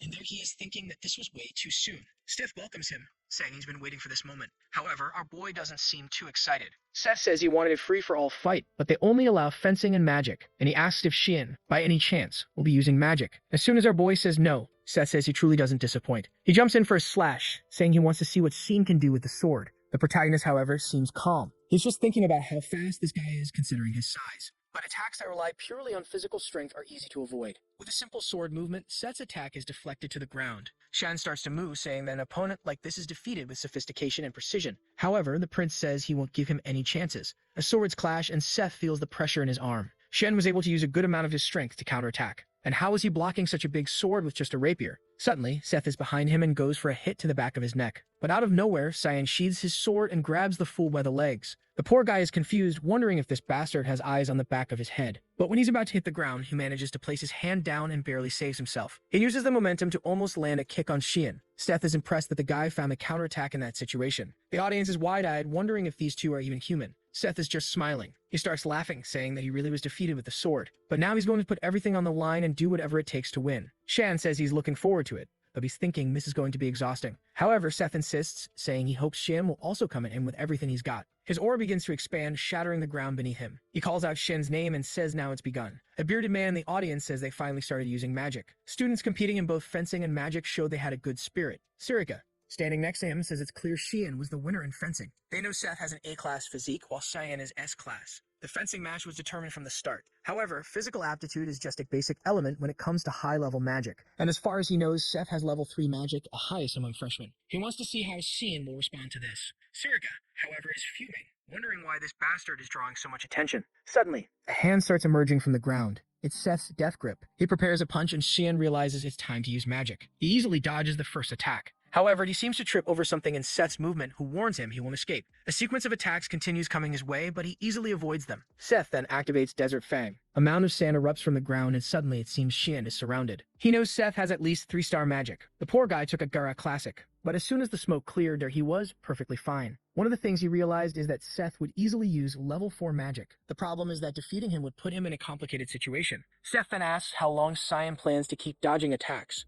Obviously, Cian wonders if Seth expected him to just take a hit to the face. Angry, Seth says Cian is just a student and a warrior should never run from their destiny. Confused, Cian says that, as far as he knows, both of them are students. At that, the idiot starts going crazy and activates a sandstorm. The old man is watching closely while Sirica looks scared, wondering why he's using level 4 magic. Seth sends an attack towards Cian, saying he wants to see if he can dodge this one. Our boy just stands there and says, "Fine, I'll take this one." Meanwhile, someone grabs the bottle. It's Yelkin, saying it's a good thing he has experience raising kids. He had a tough time taking care of all his younger siblings, but he never imagined that experience would save him now. He then calls for the princess and says it's time to eat. But suddenly, he's startled. The little girl seems to have grown quite a bit already. Back in the sand during Seth's attack, it was enclosed in a blue globe. However, the globe was starting to crack. Oh, I get it. It was protection so that no one else would get hurt during the battle, but now it's breaking. Oscar, the one responsible for the barrier, can't understand how a student is doing all this. Sirica tells the chancellor that it's better to cancel the match. However, he says he wants to wait because he feels something is about to happen. Shan then activates a secret art of the Void Sphere. And of course, Sirica didn't want him to use something like that. Suddenly, Seth's sandstorm seems to be absorbed.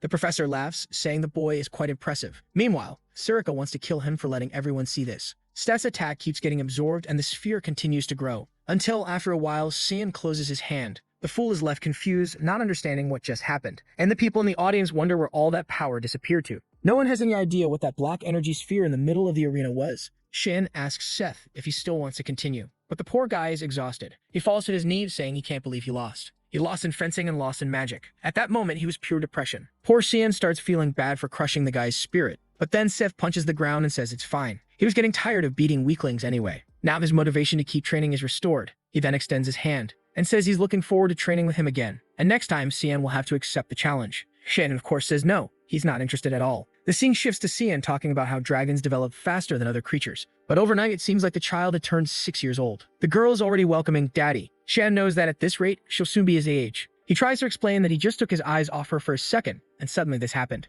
Man, he knows it's going to be tough to raise her there. Someone mentions that there will come a time when he won't be able to hide her anymore. It's Sirica, who says she can help hide the magic sword. But a dragon like this is something completely different, especially since he keeps drawing attention to himself like today. Karam is lying on the couch, peacefully sleeping, not wanting to deal with anything. They're just looking at the little dragon girl, saying she's growing terribly fast. How did she get this big while he was out fighting? Sirica then says she knew he was up to something. But bringing a creature like that home is completely different. Our boy tells her not to worry because Yulkin said he'd take care of the girl. Besides, the place already has a barrier, so she and Karam wouldn't be detected. That's when Sirica hands him a letter and says this will only be possible if he stops causing trouble. Our boy looks at it and says it's a pretty bad reward for winning that match. But she just leaves the room, telling him to stop getting into trouble. It would be terrible if he ended up angering a certain someone. Yulkin then asks what it was, and our boy says it's a warning. They want to expel them for bad conduct. The little dragon girl says that can't happen to Daddy, otherwise everyone will end up begging on the streets. Shan is confused, wondering when this brat learned to say things like that. He pets her and says they don't need to worry for now. Yulkin says it would be dangerous if he were forced to return home. Shin replies that they don't need to worry because it was just a small competition. After all, he noticed that the letter came directly from the Chancellor and not the administration. That means the guy wants to talk to him. I don't know if this was in the past, but I believe it was. The Chancellor asks if he really wants to join the Order of Light. Shan agrees, and the man says he doesn't think it suits him. Seeing the boy's face, he says he's sure Shan knows this. So he decides to give him some advice and tells him to keep it in his heart. He's certain that Shan would find no benefit in joining the Order of Light. His fate would be suffering or something even worse. However, one thing is for sure, joining that order wouldn't be worth it,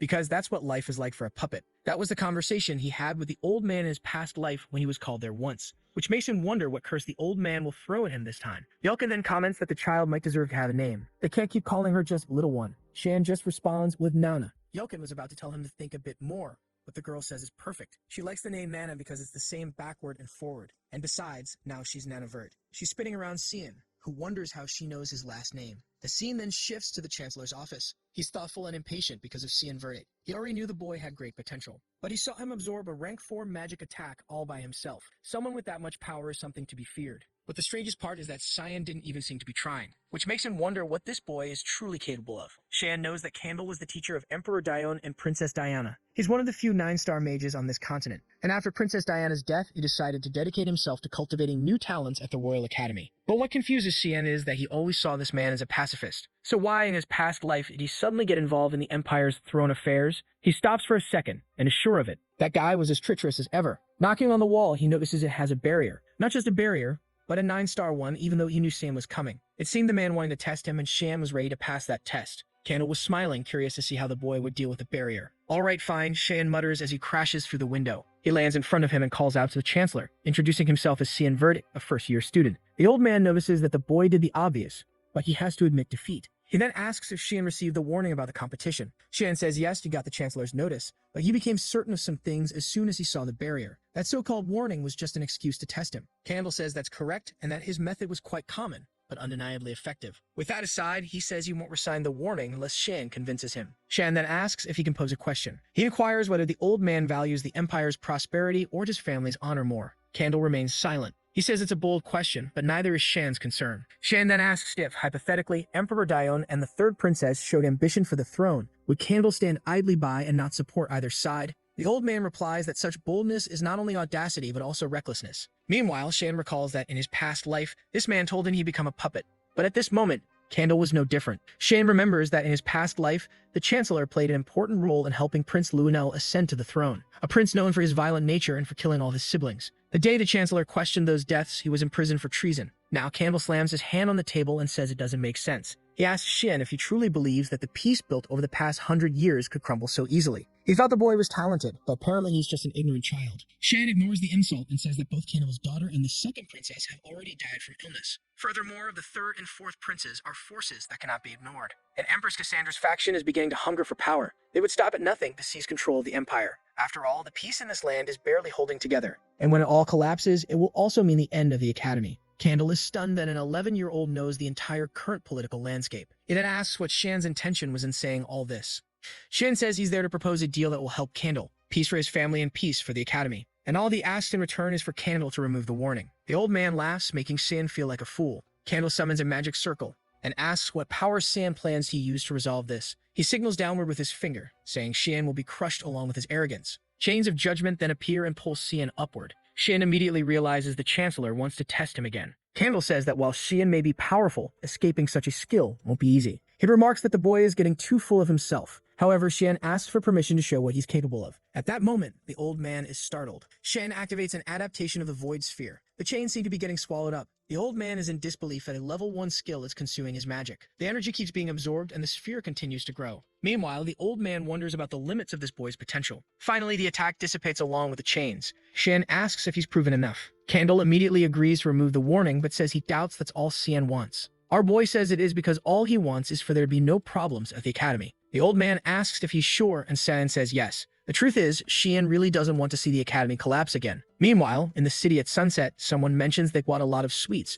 but that's what happens when there's a child at home. It's Yulkin, who's happy just imagining Mana eating all of it. Suddenly, he feels a chill. The place is eerily quiet and he assumes it's just his imagination. He slowly walks, looking around, until he senses a presence in the shadows and demands it show itself. Someone steps out of the darkness and Yulkin is so startled he drops the sweets. Mana thought he'd react, but the poor guy just disappeared. Shan had promised the Chancellor that he'd attend all classes after leaving the meeting. But at this moment, he's tired and bored. It's tedious to study things he learned over 30 years ago. Since he doesn't have any missions to do, he considers going to train. But then someone appears behind him, asking where he thinks he's going. It's Erin, who says the lesson isn't over yet. Shan lies, saying he's just going to the bathroom. But she calls him a liar because she knows that's not the direction to the bathroom. Meanwhile, a guy named Resimus is standing behind her, calling her Lady Erin. Our boy then asks if she's allowing him to address her by her personal name. She tells him to stop changing the subject but says yes, but only in private. However, she wants to know why Cian is still so formal with her. Our boy responds that since she's royalty and he's just a simple citizen of the Empire, he can't be too familiar with her. Someone then approaches in the middle of their discussion. He calls out to Erin, and suddenly she looks startled. Shin glances to the side and sees a guy on the stairs, saying it's been a long time since they've seen each other. It's brother Fabian and brother Nerobian. Apparently someone really likes Bian. Erin greets them, and they ask why she's surrounded by commoners or if those people are her servants. Shan knows these guys from House Yahello always belittle the princess.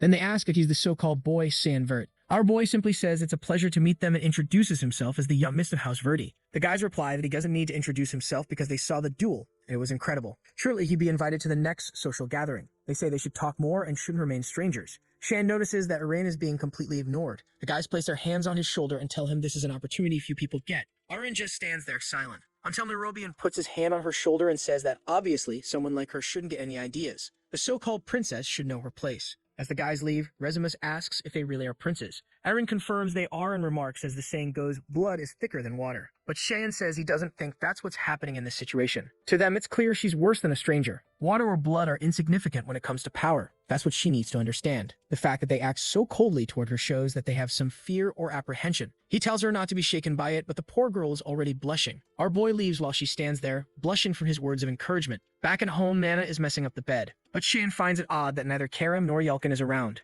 Karam then appears, asking if he doesn't see that the little girl is sleeping. Then she asks what he wants from her. Our boy tells her to find Yelkin. She looks confused and asks if he thinks she's some kind of dog to go hunting for him. But suddenly, she starts sniffing the air. She says she smells blood. In a nearby alley, Yelkin is thrown to the ground. The attackers laugh, and a blonde man says he should have responded as soon as they called him. Now things had gotten complicated. It's ironic that the boy only had one night and he was so bad at his job. The man then announces that it's time to cut Yelkin into pieces and deliver him as a gift to their master. He could thank his boss later. This was the price he would pay for messing with Barrett Rumil. However, from the ground, Yelkin simply says, all right. The guy is confused and asks what he means. Even while battered, Yelkin tells them to just get it over with. Barrett then tells everyone that apparently Yelkin has lost his mind. It's time to finish this by killing him. But suddenly, from above the alley, someone asks what they're doing. Man, if it's who I think it is, I guess you're all headed to your next life. It's him and Shan with Karam in hand, saying that apparently this was Rumil's doing. From the ground, Yelkin sees it's our boy. And upon seeing the state of his friend, Cyan says, looks like they beat up my poor boy. Barrett, however, seems excited that San showed up on his own. This was exactly what he had planned. Shen simply replies that he's looking forward to seeing what Barrett will do. He charges at the men,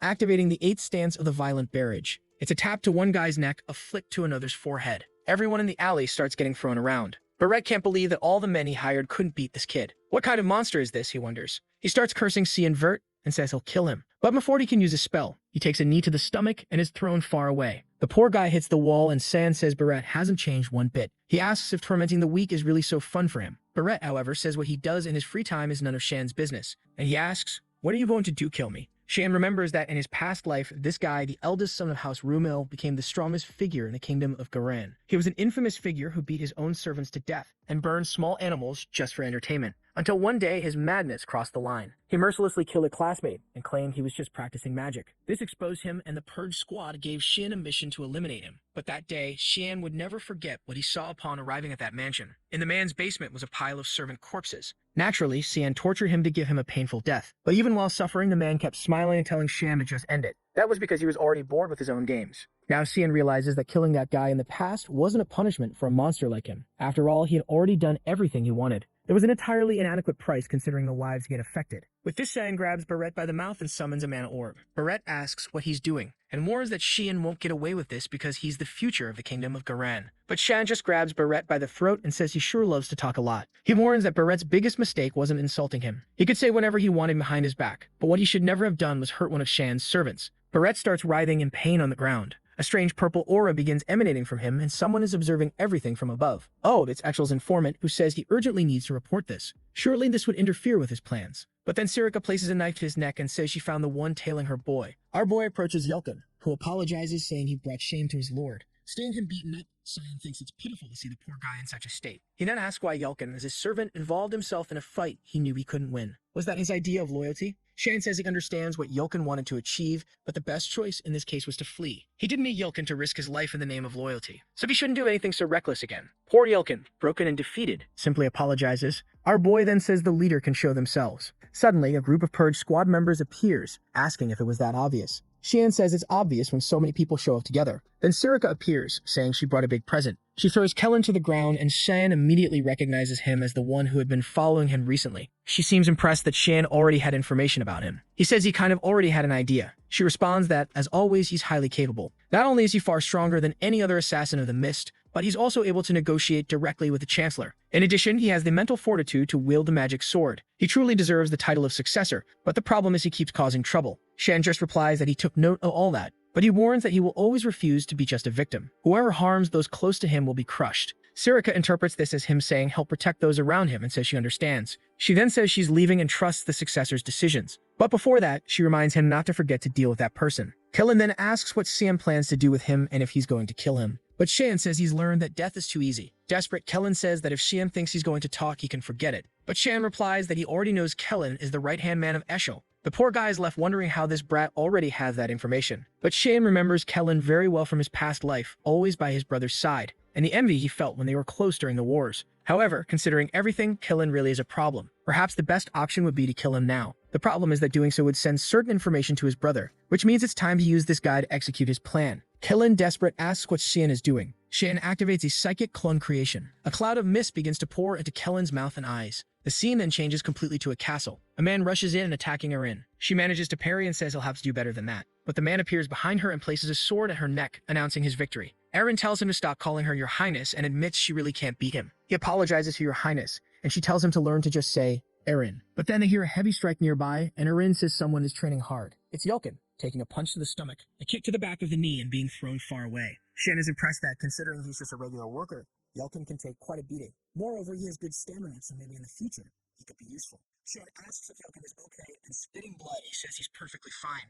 Shan knows the training has to be tough because at any moment, he could be attacked like what happened with Barrett. Yelkin then comments on Kellen and asks if he won't cause any problems, to which Cyan says there's nothing to worry about because now Kellen is on their side. The scene then shifts back to the moment when Cyan absorbed that energy. Yelkin was right there watching everything as the body fell to the ground. Shan thought to himself that it was exhausting since he hadn't done that in a long time. The Shadow Psyche is a level 9 dark attribute. It creates a new shadow personality in the target, allowing him to control them. Even in his past life, he only used it once. He then asks Kellen to introduce himself. Kellen replies that he's Kellen Digos, a guardian of the Knight of Elias. He had received orders to come to this city and observe Lord Cyan. Cheyenne is pleased with how obedient Kellen is and asks who his master is. Kellen says he originally served Lord Eshel, but now he wishes to serve Lord Cyan. Our boy says that's fine. Kellen's first mission is to return to Eshel and report everything Cyan instructs. Kellen agrees and says he will obey the commands. Kellen looks motivated and Cyan finds it terrifying how well that spell worked. Aaron then shows up and asks if he's training with a knight. Our boy humbly replies that yes, he is, but honestly he could have just said he's there to play cards. She then says she's been practicing fencing with Resimus ever since what happened recently. Shane remembers what she's referring to.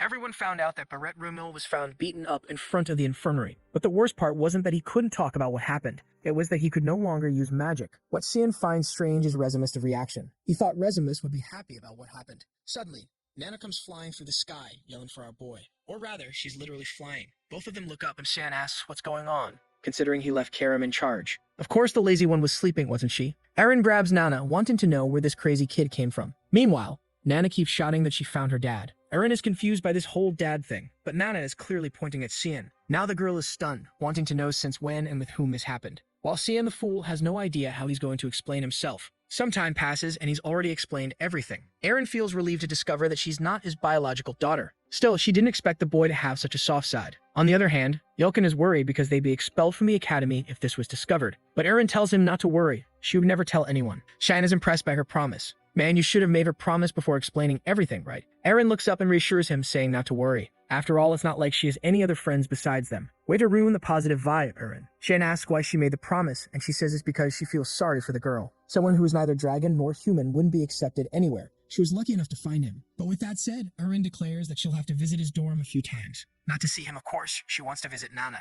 Shan says he's fine with that, but it all has to be kept completely secret. The fool Aaron lies awake, thinking this is a secret just between the two of them. Actually, it's a secret between 5 of them, but okay. With that, she leaves and Resimus waves goodbye. But as Aaron looks back, she feels something strange. She's all giddy, realizing she seems to have gotten closer to Cyan. Back at home, though, Cyan still gets scolded by Karam. She tells him to just spill everything to her, including that he has a magic sword. Cyan tells her to shut up, pointing out that all this happened because she was sleeping. Yelkin suggests they should take Nana out more often. Maybe she ran off because she's been cooped up for too long. Cyan says it might not be a bad idea. Then we see 2 people flying with wings. A white-haired man notices something strange and stops midair. The one beside him asks what's wrong, addressing him as Lord Lucian. He replies that he smells weakness. He asks where they are, and she says they haven't reached Ruin yet, but are close. Lucian realizes they're near the Ruin Academy. He says they'll have to delay their return because he senses the presence of something that isn't meant to exist. Meanwhile, in an open area near Ruin, Yoken is warning Nana not to wander too far because it's dangerous. Cheyenne thinks this was a good idea since she's enjoying herself and are far from ruin. Here, his secret is safe enough and she can get some fresh air. Karam teases him, saying he seems to be enjoying playing house, suggesting they make the princess the mother. But suddenly, they all feel a chill. Karam warns immediately that something is approaching. Lucian says, that's abominable. Yoken shouts for Nana to be careful, barely saving her from a laser. Cheyenne sees that the two are safe and tells everyone to stay behind him. The two descend from the sky, and they wonder what they're doing there. Dragons, superior beings, and two of them at that. Lucian then says he now knows where the stench is coming from. The existence of that thing is revolting. The red-haired dragon, Catalina, asks how such an abomination came to be. She questions if Xian is the owner of this mixed race and how he also possesses a magic sword. Karam is furious at being treated like a mere object, but Catalina tells her to be quiet since she's just a human's toy now. Hermia, however, retorts, asking if Catalina is looking to die. As Hermia prepares to attack, Lucian stops her. He explains that he has no interest in this fight as they dislike fighting inferior creatures. However, they must take the mixed breed girl with them. A half-human, half-dragon existence would surely make for valuable studies. They say that if they hand her over, everyone's lives will be spared. But Cheyenne tells them all to shut up. Lucian can't believe the audacity of the boy. Cheyenne repeats, telling the winged crocodile to keep quiet. Obviously, Lucian loses his temper. He nearly fires a laser at Xian, but Yelkin calls out to him, telling him not to worry and to stay behind him. However, it's undeniable that the technique Lucian used was terrifying. Lucian says that's why dealing with inferior creatures is so annoying. Cheyenne activates the 9th stance of the Black Mist, manifesting the magic sword. Every time I mess up pronouncing these massive spell names. But there he is, our boy looking like a burnt matchstick, ready to face them. Both dragons recognize that as the power of the exiled. Lucian remarks that the day is full of surprises, but in the end, boy is nothing more than an inferior creature. But before he can finish the thought, Cyan is already at his side, leaving Lucian startled, not knowing when Xian appeared. He takes a flurry of stabs and is thrown back. Lucian says the boy is a reckless human and charges at him with a slash. He extends his hand, activating a shockwave. A magic circle forms above Xian, and he takes the attack head-on. But Xian activates one of the smoke techniques, reappearing behind Lucian. He conjures another storm of blades, forcing Catalina to step in for defense. Lucian tells her not to interfere, saying this fight isn't hers. But she simply reassures him, saying he has nothing to worry about. There's no way she could lose. The flame barrier she's using has been refined for over 1,000 years,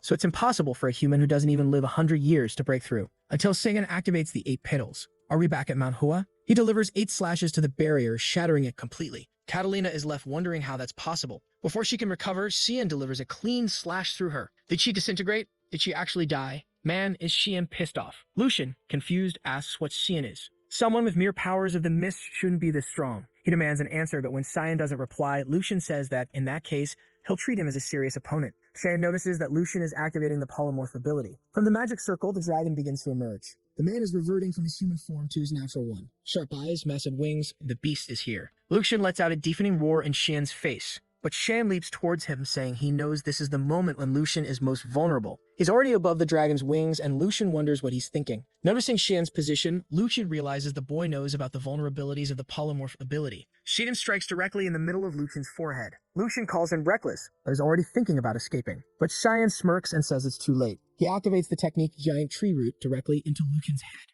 A wave of black energy spreads through the dragon's body. Lucian rises in the sky, and sometime later we see Yelkin calling out to Xian. Yelkin looks horrified and covers Nana's eyes. What's this? Xian has already cut up the dragon and is roasting its meat. He says dragon meat is precious, and Nana exclaims that she wants some. Meanwhile, Xian's brother hears about Xian working with a mysterious group. Kellen explains that the agents they sent were killed by this unknown force. Ekel asks if that's everything, and Kellen confirms it. Ekel finds it odd. When this guy left, he was filled with anxiety and fear. But now he seems calm and collected, like a completely different person. Ekel simply says he understands, but has one more question to ask. When Ekel stares at him, Kellen realizes Ekel has caught on to something. Suddenly, Kellen places his hand on his chest and says, "May the grace of Lumendel be with me." Ekel smiles and thanks him for the response. He tells Kellen not to worry too much, but advises him to be cautious. Kellen, however, knows there's no turning back now that Ekel is starting to suspect him. At the very least, he needs to ensure he doesn't become a problem for Xian. As he leaves the room, Kellen runs into a maid. He remembers that she was the girl who took care of Xian. He asks what she's doing there, and Ekel replies that he invited her. He asks if her name is Emily, and she confirms it. Then Ekel says he wanted to ask her for a little favor. Girl, you better run while you still can. Meanwhile, at the dragon's base, someone asks if it's true that Lucian and Catalina disappeared. Another confirms that their energy vanished, and now there's a gap in their ranks. But it's strange for the energy of an 8-star dragon to vanish like that. Judging by their empty stones, it's clear they were likely defeated. However, upon flying over the area, all they found were remnants of a battle. One of them asks how it's possible for someone to kill those two and leave no trace of magic. The green crystal says it's only possible if the killer has the dark attribute. But as far as he knows, there's only one person in Kano strong enough to kill those two. However, that person doesn't possess the dark attribute. This means there's someone powerful out there they know nothing about. The man says the only person at the Royal Academy with the dark attribute is a boy named Sanvert. Moreover, there are rumors that he encountered a dark dragon at the front lines and survived. If that's true, he might also be involved in the disappearance of the two dragons. The green crystal says this is a strange coincidence and advises keeping an eye on him. He instructs someone named Luna Rainraver to send his granddaughter. It's fascinating to see this conversation among the crystals and still have no idea who's who. Meanwhile, back at the royal dormitory, Erin, of course, wastes no time visiting our boy and even brings a cake. She says it's a gift for Nana, who's thrilled. But man, she didn't just bring a cake. She brought an entire cart full of presents. Sitting at the table, San thinks that, at least for now, they're getting along well and things are calm. But if dragons can truly detect Nana, it's only a matter of time before they attack again. However, he won't allow anyone close to him to be harmed. In this life, he has decided to live for himself, and of course to take down Echel and all his plans. Suddenly, Erin looks over her shoulder and asks why he has such a big smile on his face, wondering what's making him so happy. He responds that he just had a great idea.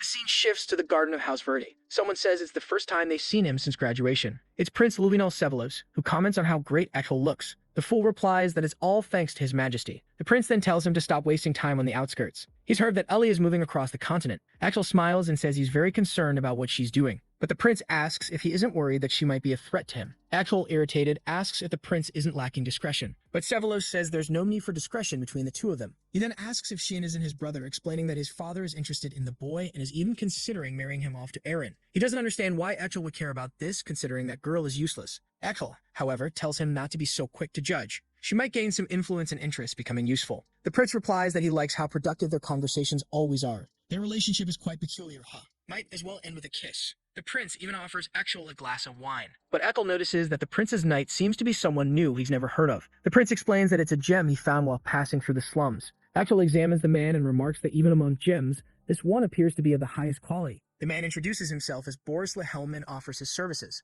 Suddenly, 2 years have passed just like that. Shed mentions that he kept a low profile, and just as he felt he had adjusted to the academy, that's when Elise returned. In another part of the castle, someone knocks on a door. Elise had come to visit Candle, who remarks that it's been a long time since they last saw each other. He asks if she enjoyed her trip. She says yes, mentioning that she visited the city of Perwina. The Chancellor comments that it's a place where humans aren't very welcome. She explains that it took her an entire year just to start adjusting. However, she wanted to understand the harmony he always spoke about. He always said that wherever she went, prosperity would follow. That's why she's careful about where she belongs. Candle doesn't fully understand her point, but apparently he gets the gist as he says she seems to have reached some conclusion. She confirms this, stating that she wants to join the Order of Light. The Chancellor remarks that she seems intent on preserving the family name. She replies that it's a burden someone has to bear. She's concerned about her younger siblings, especially Cian, whom she describes as extremely shy. The old man bursts into laughter, leaving her confused. He comments that the idea of Cian being shy is quite amusing. That's when the boy himself appears, saying it's very insensitive of their dear Chancellor. They look back and see our boy. I thought he might show up looking older, but nope, he just got taller. He looks like he's holding in a fart, but says he missed his sister. Walking outside, she remarks that he's changed a lot since the last time they saw each other. He's already as tall as her and will soon surpass her height. He jokes saying she must have gotten shorter, but she tells him to stop making up lies. It was July 2, 1988, a date he would always remember, because it was the last time he saw Alyssa alive. What's going to happen, man? She mentions that the semester has ended and asks if he'll visit home. He replies that without her there, there's no one to welcome him. She seems confused and asks if that's why he hasn't gone back in 2 years. He knows the real reason is Eggshell's presence, and of course the Duchess, who wants to kill him at any moment. The worst part is that their father does nothing to stop it. Going home would basically be suicide. Stop lying, kid. You killed 2 dragons and are afraid of a Duchess? But okay, I believe the Eggshell part. Elise then asks if he gets along with Crans. He replies that it's impossible. She asks why, and he says it's obvious, because of the way Crans always treated him, always trying to take his life. Apparently, Elise had no idea about any of this. Yelkin steps forward and confirms the information. Shen explains that Yelkin is his guardian.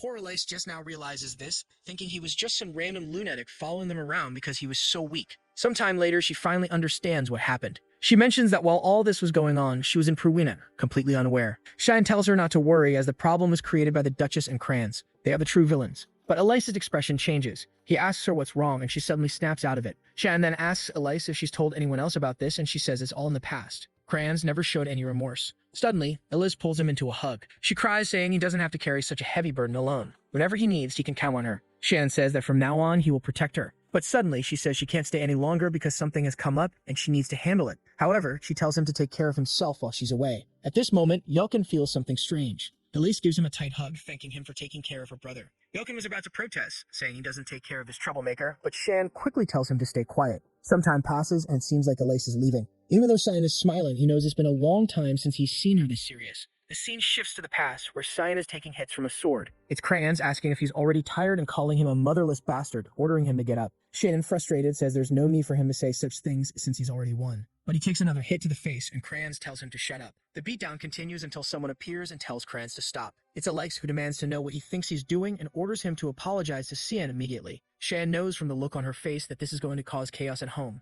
But maybe this is a good way to reveal the truth about the people around her, and somehow change her destiny. Someone delivers a few letters to him saying they're for him. Yelkin mentions that one is from the academy and another is from the cleaning staff. Shan grabs the black letter and says the other one must be from the imperial court. Yelkin takes a look and confirms it. Both he and Karam seem interested in what the court wants. Shan simply says it's an invitation to a banquet. And the black letter, of course, is an assassination order. It's for the death of a man named Dranian Nephelis, set to happen at the banquet. This shocked the entire kingdom, since the man is the emperor's younger brother. Karam asks if he's going, and Shan says yes, because there are things he needs to handle. In the meantime, he wonders why that damn woman gave him this mission, especially since in his past life it was assigned to someone else. Karam notices that the banquet invitation came directly from Aaron. She jokes that Shingen finally received a love letter. He immediately activates sword manipulation, and the blade nearly hits her, making her fall face first to the ground. At that moment, someone calls out, saying, "Dad, I'm hungry." Yelkin looks shocked, and Cheyenne asks what's wrong. But his own expression changes immediately. Let's not mention it, but yeah, she's grown. That's all. The scene shifts to the exterior of a castle, where someone runs to open the door. It's Miss Elise, apparently arriving at House Vert. The butlers comment on her return, but she just wants to know where the Duchess is. The Duchess is calmly reading a book until she hears a loud knock at the door. Elise storms in, and as the Duchess greets her, saying it's been a long time and asking how she's been. Elise raises her hand and slaps her hard across the face. Everyone is shocked, and a butler asks why the guards aren't doing their job. From the floor, the Duchess asks if Ellis has lost her mind. But Ellis responds that it's the Duchess who should be asking herself that question, especially since she tried to kill Cian. The Duchess is alarmed that Ellis knows about this.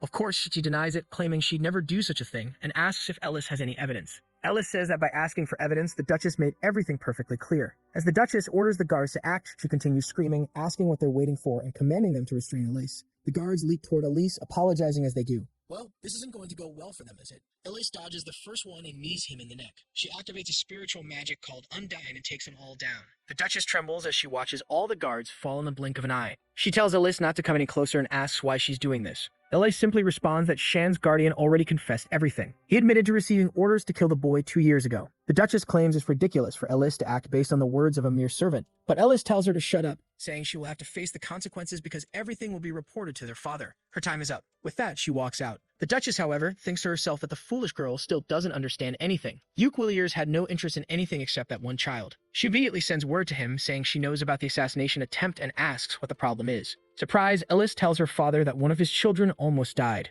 The Duke says he won't make any excuses. He simply believed Cian would survive. Elise protests, saying it was extremely dangerous as Cian was just a child fighting 6 knights. He only survived thanks to one of them deciding to protect him. The Duke laughs and asks if she truly believes that false might save Cian. That man was nothing more than a simple worker. Elise questions whether he's saying Cian killed all those knights by himself. The father steps closer to Elise and remarks that she knows very little about her little brother. He hands her a letter and tells her to take a look. She asks what it is, and he explains it's an invitation to the imperial banquet. He wants her to attend in his place. It would be a good opportunity for her to relax and stop worrying so much about Cian. He's much stronger than she imagines, and soon she'll realize it. Bang, the door shuts in her face. Elise walks through the corridors, wondering how she's supposed not to worry about her 13-year-old brother. That's when someone calls out to Miss Ellis. She brightens up upon seeing Cecilia, who welcomes her back. Cecilia rushes over and hugs her, asking how she managed to stay away for so long without even writing a letter. Cecilia Lean is a knight from the elite squad of the Order of Light. From the beginning, she's been Elise's supporter, teacher, and friend. Elise then asks Cecilia what she thinks about a change of scenery. It's time for the two of them to head to the Imperial City. The scene shifts to a carriage. Inside, Nana is gazing out the window, exclaiming that she sees a little deer. The boys keep insisting that she learn how to hide her tail. She concentrates for a moment, and everything seems to disappear. Shan thinks to himself that at least his life is a bit easier when she can hide everything. He asks if she remembers what he told her. She responds that she does. Right now, she's just his maid. Still, he's nervous, sure she's going to cause some trouble. Then they hear something outside. Shan asks Yelkin what's going on, and Yelkin reports that there are some mountain bandits. Man, look at these poor fools. Kids, just go home. This won't end well for you. Yelkin, go deal with them quickly. Nana asks what's happening, and San tells her it's nothing. Before the bandit can even say anything else, Yelkin has already taken one down with a next strike. The rest of the gang shouts for their leader and leaps at Yelkin, but he remains calm. activating a sequence of consecutive slashes. Ah, I know this reference.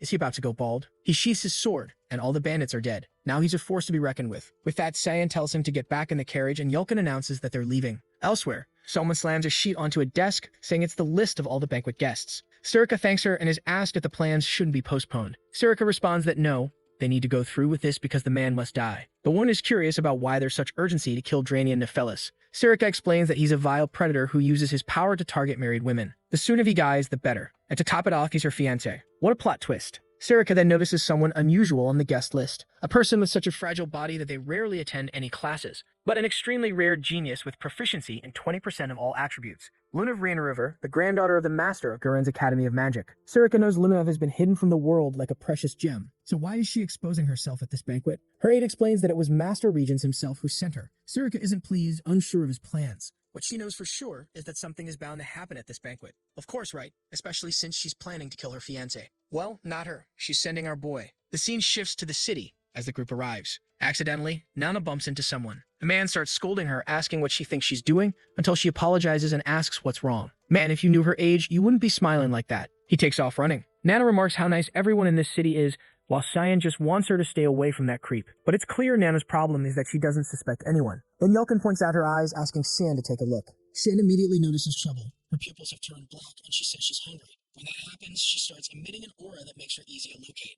Cyan tells Yulkin to get her to a restaurant immediately. Yulkin grabs the girl and rushes off. A while later, she's already devoured about 80 plates. Cyan comments that at least he brought plenty of money. But then he feels a strange mana in the air. Someone approaches, saying it's a pleasure to meet him, and asks if he's the boy named Cyan Verit. Here we go again. Shen is confused that she knows his name and asks who she is. However, she just ignores him, sits down, and asks if he doesn't mind. Our boy. Tell her. Answer already. She then introduces herself as Luminov and says she's a new student at the academy. Cyan thinks he's heard that name before. He says he doesn't pay much attention to juniors, which is why he didn't know her. She says it's expected since no one is as famous as him. Meanwhile, Nana is asking Yulkin if she's a friend of Cyan, and he replies that he has no idea, but she doesn't seem very friendly. Luna remarks that it seems, given he's hanging out with a knight, he must be an employee and is quite close to both. He had a much more caring personality than she imagined. The protagonist just responds that he sees no reason to eat separately from them. However, he's already noticed that even though they just met, she's praising him way too much. So what's her real reason for getting close to him? At that moment, Lunav asks if he's going to the Imperial Banquet. He says yes and asks how she knows that. She replies that it's obvious when someone from the academy comes to this place. She says she's happy to know they'll meet again at the banquet because she's also invited. At that moment, Cheyenne realizes she must have some form of nobility at the very least. Suddenly, she stands up and says she, unfortunately, has to leave. But he better remember the name Luminov.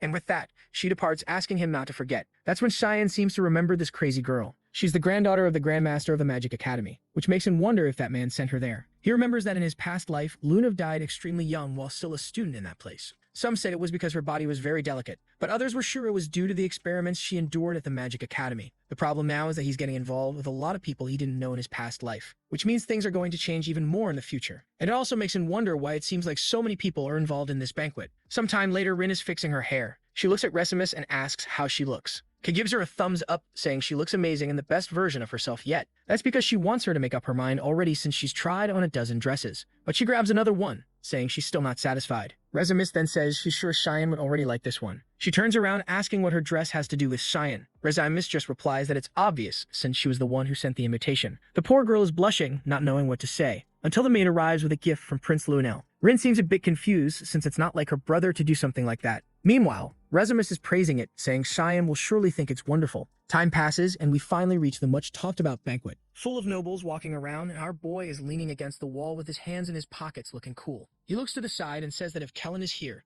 it means Estelle has also arrived. Kellen confirms this and says that at the moment, he's with Prince Lunel. However, he has something to say. Cheyenne asks if something happened. Kellen just says he has a bad feeling that many people will be in danger, including himself. That's because Estelle ordered him to leave the Imperial City before the banquet began. He said some things would happen, but they'd be for the greater cause. Cheyenne wonders if Estelle was behind the bloody banquet back then. Kellen says he's afraid for Cheyenne's safety, who tells him not to worry and to leave the city. However, Kellen questions whether it's really safe for him to stay there. Cheyenne says it is and tells him to leave immediately. With that, Kellen retreats. Meanwhile, Cheyenne thinks that this whole small mess is clear. Estelle was a far bigger scumbag than he imagined. Karam asks if by chance he's concerned about the lives of innocents. He says not really, he just finds what that guy is doing amusing. But more importantly, he'd have to postpone today's assassination. At that moment, Kellen activates a psychic resonance and tells Surika and her dress looks great. Well, I agree. Then he informs her that today's death will have to wait. She asks why, and he responds that he received new information. This place is going to turn into a pool of blood. He can't explain because they're out of time, and for now, she should just keep an eye on what's happening. She asks if he's sure, and if the source is reliable. He says he's very familiar with the person who might be behind all this and is now certain. But she doesn't need to worry because maybe her disgusting fiancé will also be one of the victims. She blushes and asks how he knows it's her fiancé. He just turns around saying he's off to work. But then, from behind, Elise calls out to her. Sarika turns, confused, and sees her looking stunning, saying she missed her master. Sarika asks what she's doing there, and Elise says she came to clear her head. But now she's worried since Elise will also get caught in this mess. That's when someone approaches, saying they see two beautiful flowers before their eyes. Clearly, this is not someone Sarika wants to see. It's apparently her fiancé, the beloved Dranian Nephelis. Yes, from his smile, it's obvious he's not a good person. Meanwhile, our boy approaches Yelkin and says he has a job for him. Yelkin pounds his chest, saying he's ready for duty. Cheyenne tells him to cut it out, thinking Yelkin is way too confident these days. Maybe drinking dragon blood and all the training has turned him into a true warrior. He then tells him to go to the aqueducts and keep an eye on the area. However, Yelkin says he's scared because it's too dark, and Cheyenne immediately takes back that comment about confidence. He orders him to go right away and stop making excuses, but then Yelkin tells him to look behind him. Someone extremely suspicious was watching him. Immediately, Cheyenne moves to attack, saying he'll handle it. He grabs hold of someone only for Cheyenne to shout at him to get off. It was poor Emily who had been squashed. Poor girl. The scene then shifts to someone descending a staircase carrying a torch. They reach the lowest level and announce that the time has come. They call for all the servants to rise. Back at the banquet, Erin is there, angry that someone hasn't shown up. She touches her necklace, thinking she should have expected this from him. But that's when Yelkin introduces himself and says it's a pleasure to meet her. Erin immediately recognizes Luna of Rainriver. Luna says she's honored to be remembered by royalty. Erin smiles and says she'd never forget a prodigy from the kingdom of Guren. As the voice of the empire, she welcomes Lunav to the banquet. Luna of Rainriver compliments Erin's kindness and says it would be great if Xian could see how nice she is. Erin, a bit confused, asks if Lunav knows Xian. Luna of Rainriver says she spent some time with him yesterday. Erin becomes confused at the thought of them being so close. But instead of just thinking it, she accidentally says it out loud. Luna of Rainriver smiles and says it's as she suspected. She teases that Erin has a crush on Xian. Before Erin can react, someone screams. The two of them look to the side as a woman tries to alert the guards, but is struck in the neck. The two are confused, wondering how someone got in, because there's an assassin inside the imperial palace. The masked man looks at her and says the princess has been located. The scene shifts to Nana introducing herself to Emily,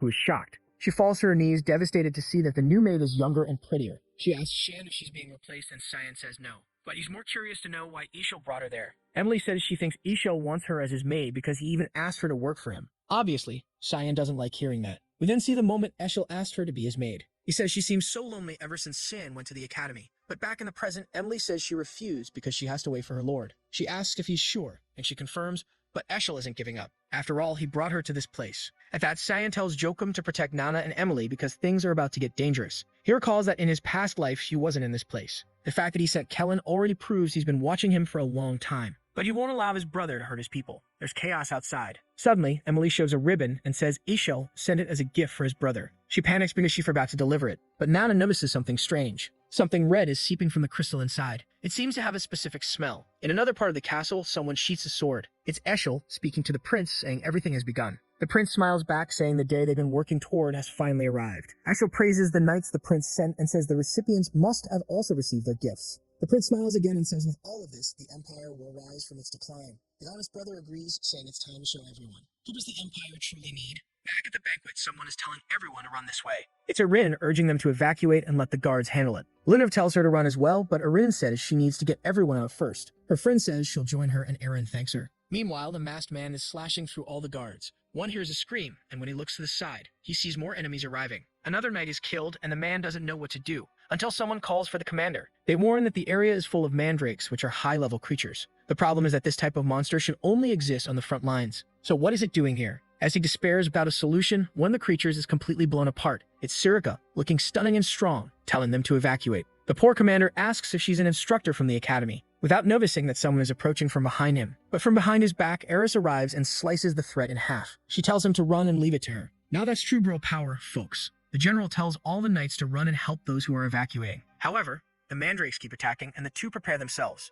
That's when another one runs past them from behind and they realize they're being ignored. The attack is heading straight for Erin. Sirika warns that the princess is the target. Just as Erin is about to lose her head, the general saves her. He orders everyone to protect the princess. But, oh boy, some blood splashes onto her face and she starts crying. Here comes the sadness. Oh, it's just the general. We don't care about him. Poor guy. But Erin is upset that Captain Morris has died. She begs Morris not to die. she notices he died with his serious expression intact. She begins blaming herself, saying it's all because of her. Meanwhile, Lunav casts a water explosion. Combined with a wind explosion, it creates a tsunami. Eren is impressed that a second-year student can use fusion magic. Lunav says it's too late for that guy, and Eren needs to evacuate immediately. She's a bit sad, but the mandrakes are closing in, and it's better to run. The guards urge her to leave quickly, assuring her they'll handle it. They wouldn't let the captain's sacrifice be in vain. Lunav starts yelling at her to start moving. Eren closes her eyes and says she'll never forget his sacrifice. Suddenly, the knights are surrounded by a golden aura. Eren says she's cast a temporary barrier on everyone because of the mandrake's poison. Even a simple touch could be fatal, so this would protect them. She orders that none of them die. The men smile and thank her, but they have that look of, yeah,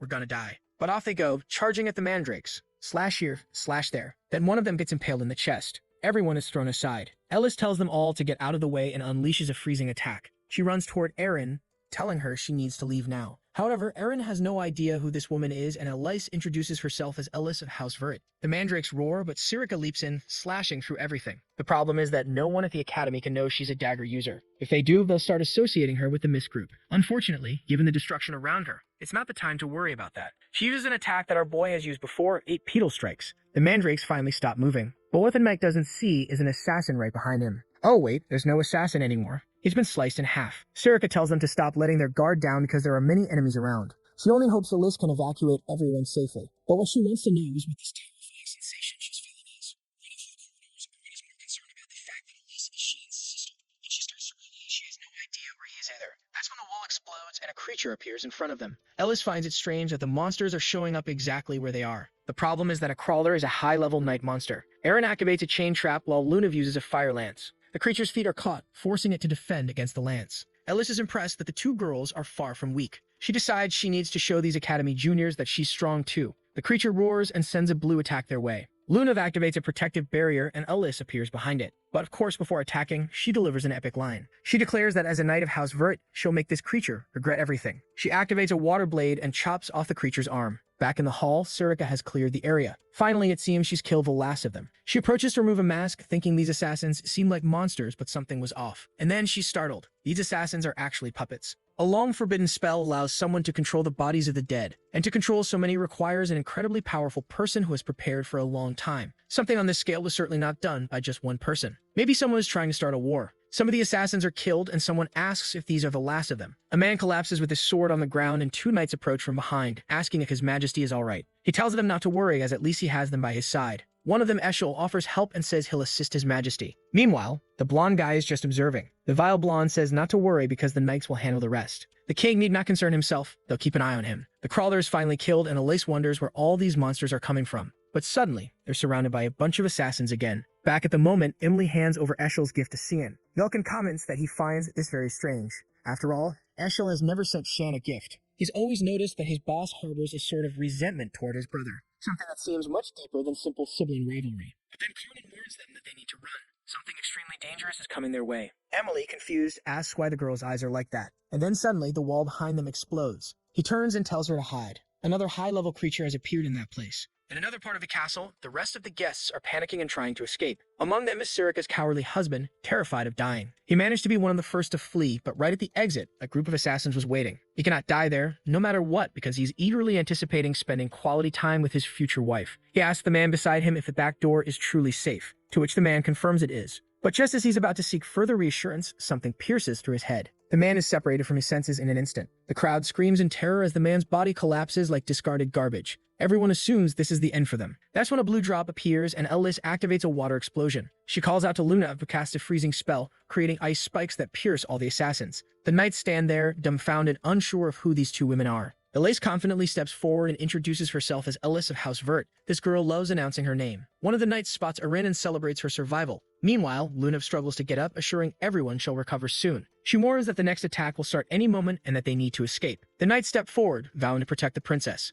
The nobles behind them are all begging for victory, but Erin tells them not to worry. She will give everything. She has to stop the enemy. She has realized that no matter how many times they kill him, the enemies keep reappearing. It's as if they're tracking something among them. What could it be? Nothing suspicious about that necklace around your neck, right, Erin? Back with Emily, a behemoth enters the room. She pleads with Yelkin to do something, or they'll die. But Yelkin can't understand why high-level monsters are appearing in the Empire. Still, After being protected so many times by Xian, it's his turn to protect someone. The only problem is that Emily is clinging to him way too tightly. The behemoth roars and Yulkin tells her to back off. The creature charges to attack and he manages to block with his sword. He's excited, thinking he might handle this, until he gets hit by a series of blows. Emily asks if he's sure, and he insists he will protect them. The creature lunges to bite both of them. Yulkin, seeing no way out, apologizes to San. But the behemoth takes a punch to the face and crashes to the ground. Yulkin is shocked and Emily asks what that was. Of course you already know. Nana is transforming back, revealing her true form. Meanwhile, elsewhere in the castle, assassins continue attacking Erin. The knights are dealing with some while the others handle the rest. The problem is, it doesn't seem to end, and whoever orchestrated this planned it exceptionally well. At this rate, the knights will soon start to fall.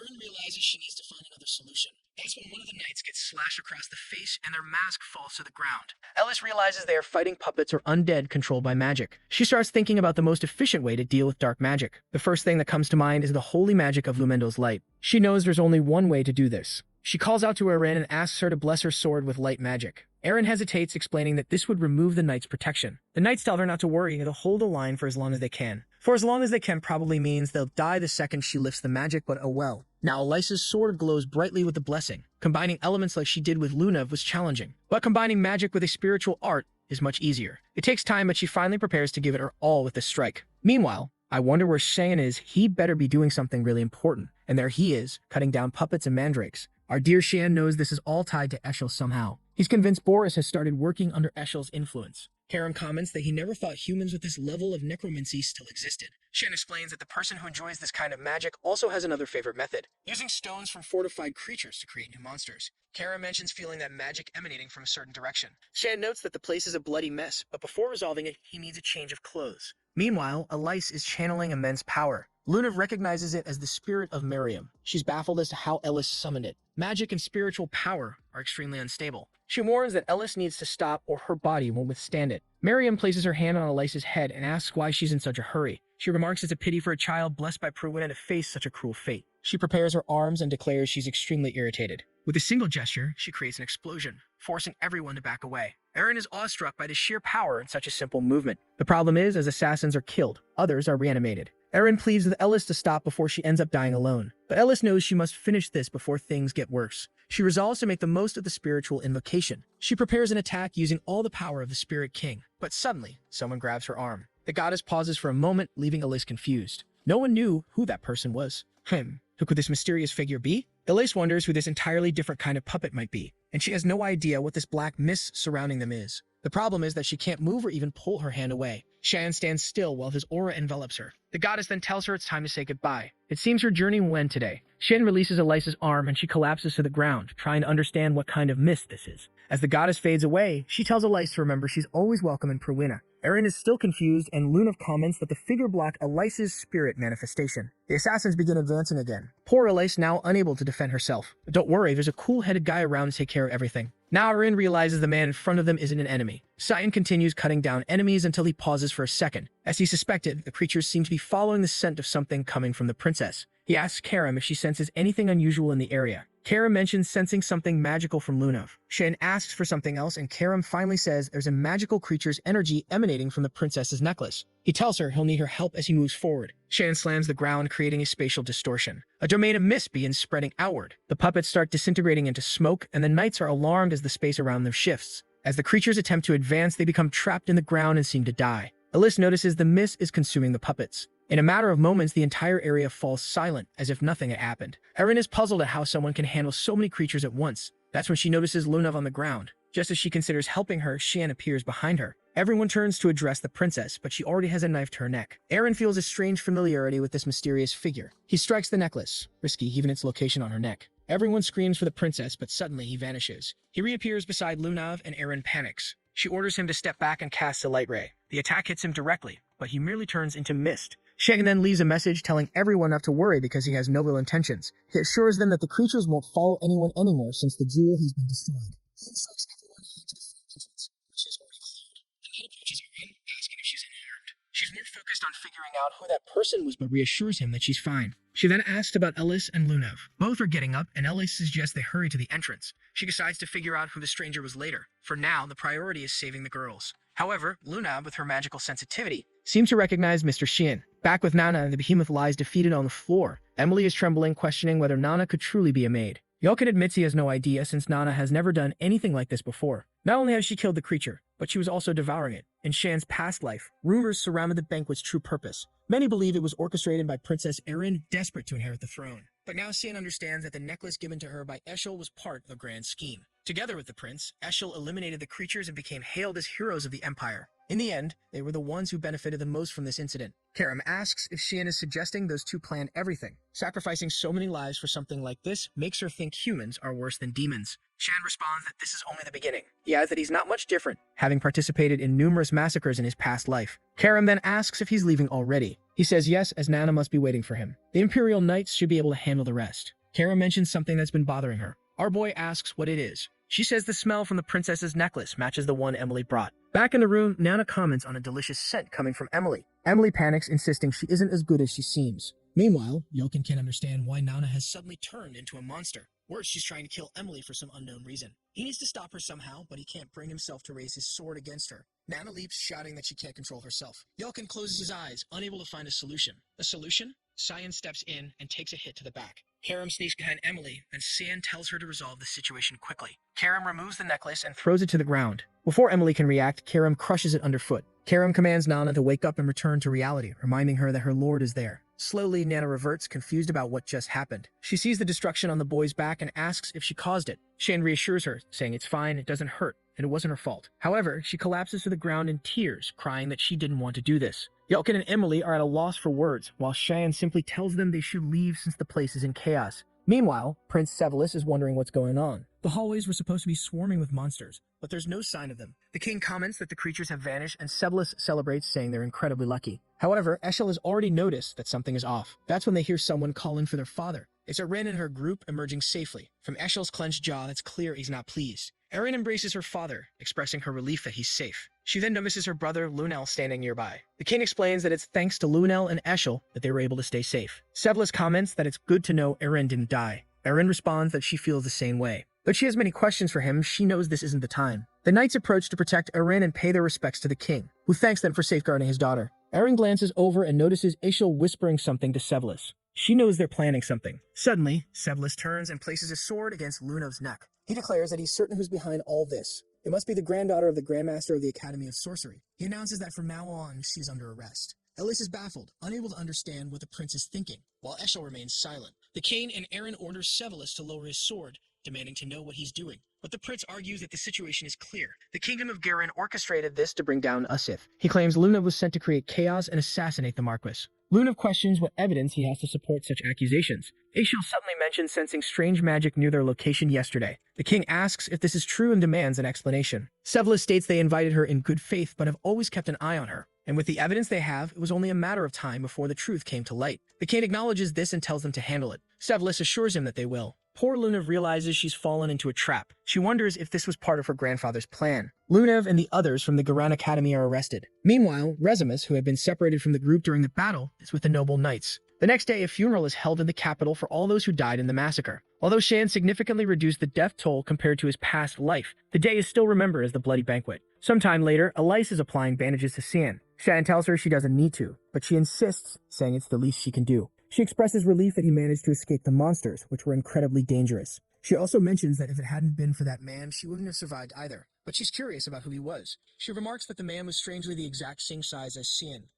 What a coincidence. She then comments that she's noticed his physique has improved significantly, and for his injuries it's clear he's been training hard. Shan turns away, awkwardly agreeing, and she teases him, asking why he's blushing. Shan dashes off, telling her to stop teasing him. At that moment, Eshel appears, remarking that the two of them are as close as ever. He asks if Shan is alright, who responds that he's fine and thanks him for his concern. Elise notices that Shan seems to be preparing for something. Shan then asks Eshel about the progress of the investigation. Elise wonders if Shan has also picked up on Eshel's unsettling nature, which sends chills down his spine. The blonde man explains that he's there precisely because of the investigation. They found a bracelet in Lunev's room containing one of the stones that attracted the creatures. Lunev had claimed it was a gift. Shan comments that if that's the case, they should focus on tracking down the suspect. Eshel agrees and asks if Shan received any gifts himself. Shan says he doesn't recall receiving anything and asks if they've identified who gave the bracelet to Lunev. Eshel reveals that they believe it was a merchant who frequented the palace, but the merchant was found dead earlier that day. That's why they're working tirelessly to uncover the truth. Eshel presses Shan again, asking if he's absolutely certain he didn't receive anything. Shan knows this isn't a genuine investigation. They're merely looking for someone to pin the blame on. Elsewhere, Emily sits on a bench when a man approaches her. Shan knows she's in danger. Back in the room, someone complains of a headache. It's Cian. Ellis insists he hasn't fully recovered and needs to rest. She tells Eshel that Shan has a back injury and is losing a lot of blood, so he should go to the infirmary. Eshel agrees and excuses himself, but Cheyenne states again that he has no memory of receiving anything. After all, anyone who tried to get close to him wouldn't have survived the massacre. Eshel thanks him for the answer, thinking to himself that he's lucky the girl didn't deliver the item. At least it spares him the trouble of eliminating another person. Yet at the same time, it frustrates him because Cheyenne was supposed to die at the banquet. Alice suddenly calls for our boy Shan and gives him another smack on the back, ordering him to lie down. But then we see blood dripping onto the floor, and a maid asks why he's doing this. She says she did everything he asked, delivering the necklace to the princess. She pleads, swearing she won't tell anyone about this. The man replies that this is why her role ends here. And now he must complete his task to finish what's been started. After all this preparation only fills him with anger. He delivers a clean cut and tells her to rest in peace. He pauses, realizing he forgot something. Opening his grimoire, he mutters that he really needs to learn to deal with bodies. Out emerge creatures with countless eyes, which he orders to devour the remains. Looks like someone borrowed the power straight out of their shady librarian's book. Back with Emily, a man approaches and she glances behind her. Oh, relax, it's Yelkin, or rather Brian, bringing her some apples. These people really know how to build suspense. He sits down, commenting on how nice the weather is, but Emily wants to know how much longer they'll stay here. Brian responds that they'll remain until Cyan gives the order to return. Oh, it's the moment when Emily handed over Eshel's gift. The moment Shan saw it, he instantly knew what it was. He destroyed it and told Emily to listen carefully. Neither the Imperial City nor House Vert would be safe for her anymore. She was to hide until further instructions were given. He called Brian over, explaining that he was extremely busy and would need him to protect Emily, and of course to look after Nana too. He told them they'd need to stay apart for some time. Now, only after all this do we finally learn that his name isn't Yelkin. It's Brian. Brian is worried, noting that he's never seen Shin smile like that. Emily asks if Nana is okay, and Brian explains that she's having trouble sleeping but seems to be recovering. Emily reflects on how much has happened since Shin arrived in this place. It's wild to think his maid has dragon blood, but this only makes her want to help Shin even more. Brian agrees, mentioning he's been thinking the same. Though he's distracted, recalling the moment she grabbed his arm. He's embarrassed, wondering why that moment sticks in his mind. Emily declares that together, they'll do their best for Shin.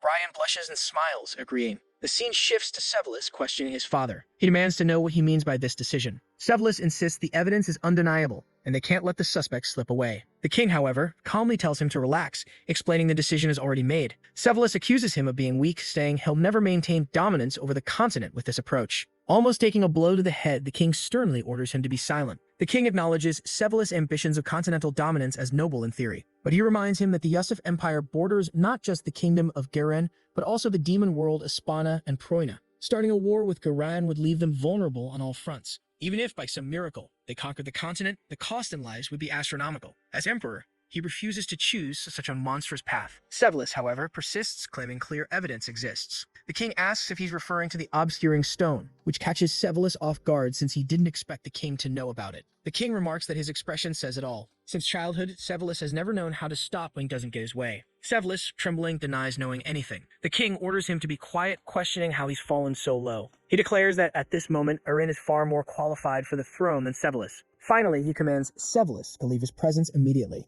Obviously, Sevelis doesn't take kindly to hearing Erin's name. To him, that accursed child is ruining everything. Outside Erin's room, someone asks what the prince is doing there. The door opens and Rezimus steps out, explaining the princess is still recovering. But Sevelis responds by punching her in the face, knocking her to the ground. Erin confronts him, demanding to know the meaning of this while he laughs maniacally like the Joker.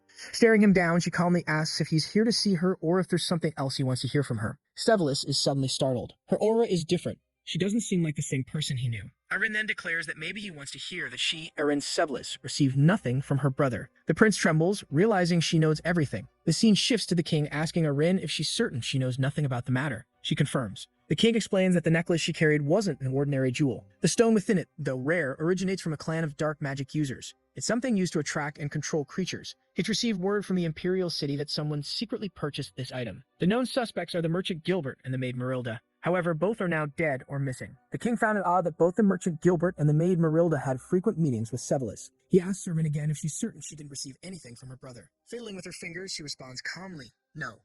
She didn't receive anything from Sevelis. However, she comments that now that they've found the source of these stones, Luna should be released. She asks her father to free the girl who saved countless lives at the banquet. The king agrees and tells her she no longer needs to worry about it. Erin knows that if she reveals Severus was the one behind the necklace, the lives of those around her will become much more dangerous. The king might not execute Severus, meaning he'd remain alive and capable of harming those close to her, and she's tired of standing by while the people she cares about suffer. Back in the present, she asks Severus if he's satisfied with its outcome. He replies smugly that yes, he is. Exactly as she said, he never gave her anything. Erin affirms this, stating that's exactly what she told their father. Severus then questions her tone and suggests that if anyone overhears, they might think he's done something wrong. He mockingly suggests they so shut the mouth of her friend. Erin simply replies that it's unfortunate for him, but she has a visitor now. Severus asks if this person is really so important, and she says, yes, more important than you. Enter Cian, who apologizes for overhearing the conversation. Caught off guard, Severus didn't sense him at all and wonders why he's here. Shin, with his usual aloof demeanor, says he overheard everything. Severus demands to know how long he's been eavesdropping. Shan responds nonchalantly that he doesn't have much presence, so he's been standing there the whole time. Severus snaps, saying he's not in the mood for games and calling Shan bold for speaking to a prince in such a manner. But Shan just calmly asks, and what are you going to do about it? Planning to silence me too. Severus begins to wonder if the rumors about these two being betrothed are true, but realizing the tension, he quickly shifts gears. He knows there's nothing to gain from making an enemy of Cian Vert. Not only is she the daughter of his father's ally, but she also holds Eshel's favor. In a prior conversation with Eshel, Severus had explained that he wanted to eliminate Erin because she was threatening his position on the throne. What he couldn't understand was why Eshel wanted to deal with his own brother, given their father's unwavering trust in him. Eshel's response was chillingly simple, because he bothers me. Eshel was convinced Cian harbored secrets beyond human comprehension. Back in the present, Severus remarks that now he understands what Eshel meant. He doesn't know why, but an immensely powerful aura radiates from this boy. Changing his expression, Severus raises his hands and says it was all a misunderstanding. Now that the confusion has been cleared, we'll take his leave. Shan relaxes a little, noting that Severus isn't entirely depraved yet. He remembers how in the future, Severus would be called a mad emperor, committing acts that would terrify anyone. As he departs, Severus even apologizes to Resimus, who forgives him, asking only that they be more careful in the future. Finally, the door closes. Erin curses her damned brother and thanks Shan, but Shan says it was Erin who handled everything. She smiles and says she only acted confidently because she knew he was nearby. Shan sits down, claiming he's just tired of standing. Erin adjusts her hair nervously, mumbling that it's okay if that's the case. Resimus is baffled that Cheyenne doesn't pick up on the obvious, while she commends how composed he was before the prince. Cheyenne starts to leave, saying that now Severus knows their allies, Erin won't face as many risks. Resimus bids him farewell, realizing that he only came for business and is already gone. The scene shifts to Severus questioning Eshel about what they're going to do next. Severus swears the plan was perfect, but the people they wanted dead are all still alive. Worse, he's lost his father's trust entirely, and to him he was supposed to be a sacred savior of the Empire. A voice cuts in, saying the plan was entirely a failure. It's Boris reporting from duty. He apologizes for the delay, explaining that he was handling a mission for Lord Shelley. Severus mentions hearing that Emily has gone into hiding and asks what this fruit business he referred to is about. Boris admits they underestimated the people surrounding Princess Erin. Severus fumes, accusing Boris of suggesting they should reflect on their actions.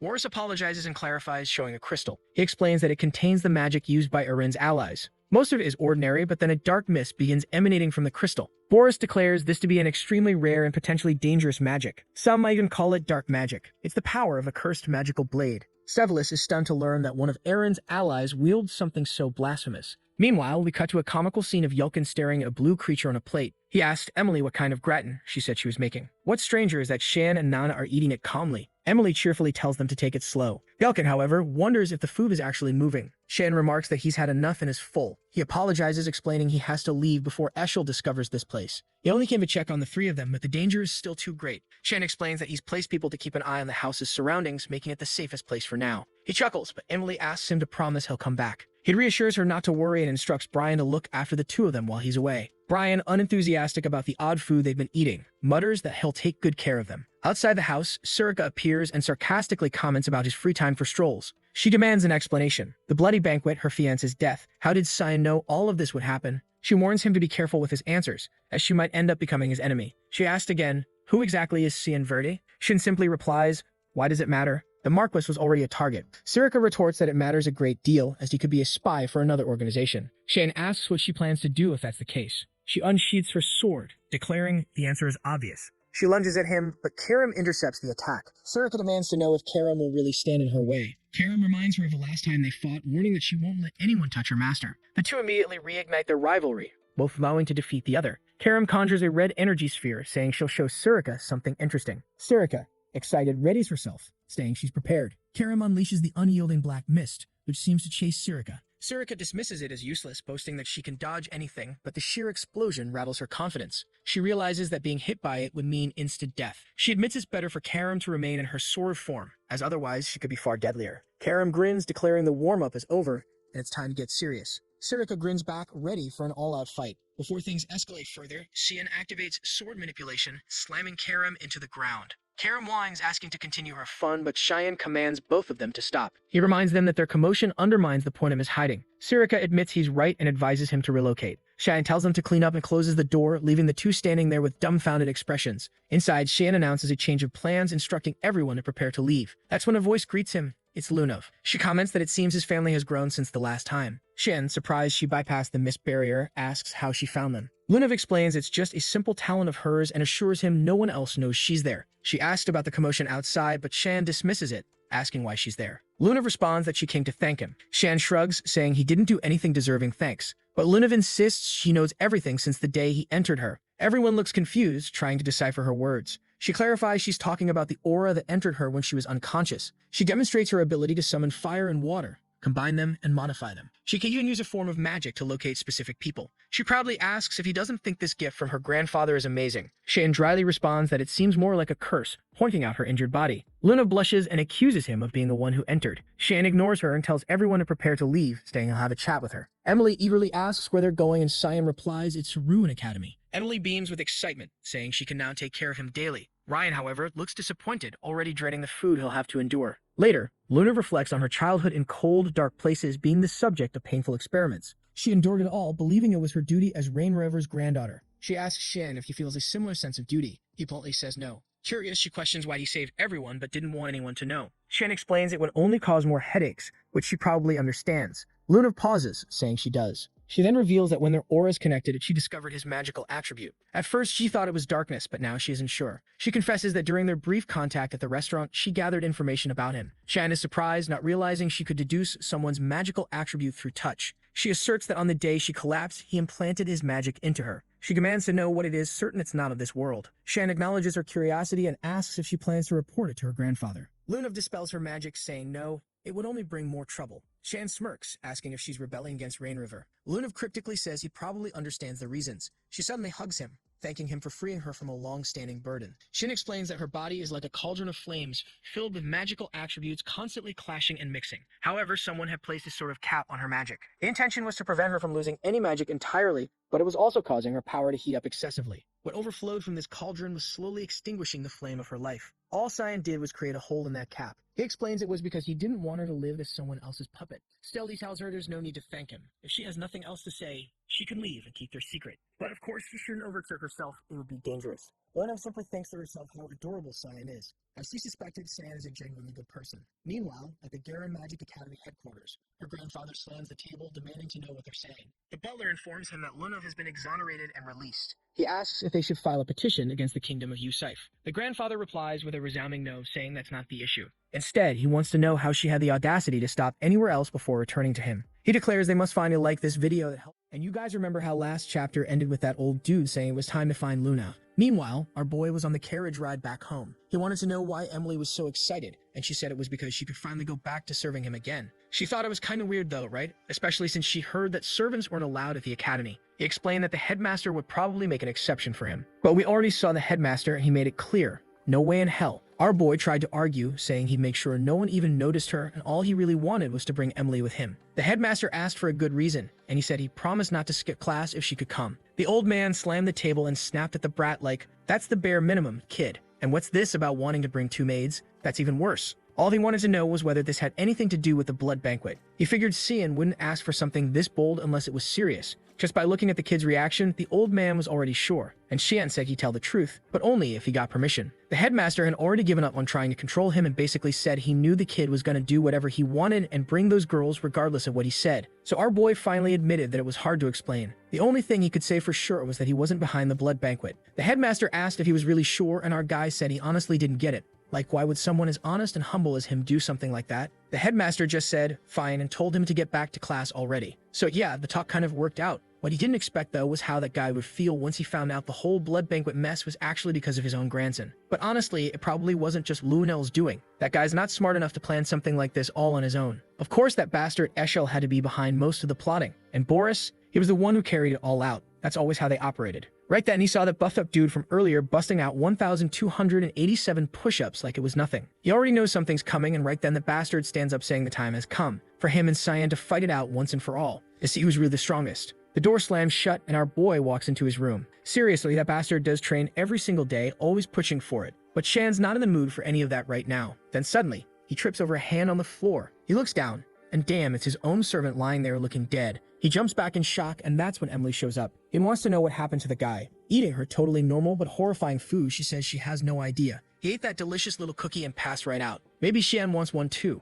Right away he shouts, "Emily, you damn lunatic, you are never cooking for poor Brian ever again." Then he flops down onto the couch, already stressed out about what's coming in their future. That's when he notices a letter. He decides to take a look, thinking it might be from Lunav. But right at that moment, someone walks in asking who he is, and boom, it's her. She shows up wanting to know how he's doing, and tells him she ran away from home. The scene cuts to some sewers, some underground tunnels, where a group of people are talking about how the association's guards will be showing up soon. One guy tells the other not to worry, but the older one reminds him not to forget. This was the only way to put an end to the source of the Rainriver bloodline. And damn, this girl's got quite a mouth on her, and it's not just sharp, it's loud too. She says she's not that concerned. The old man tells her she better not be, since she's his student. Oh boy, that's her. Nella Aronis, the super cruel instructor. And she says she's not dumb enough to feel bad for that monster. Then she tells the group she's going on ahead, since their comrades should have already captured Lunav by now. The old man leans forward and prays for glory to the kingdom of Garan. Meanwhile, there's our boy sitting down for a quiet little dinner with a troublesome one, who's teasing him, saying she didn't expect him to be such a bold and aggressive little guy. As soon as she arrived, he just grabbed her arm and dragged her off. He shoots back that there should have been a magic barrier cast on the dormitory doors, right? So how'd she even get in?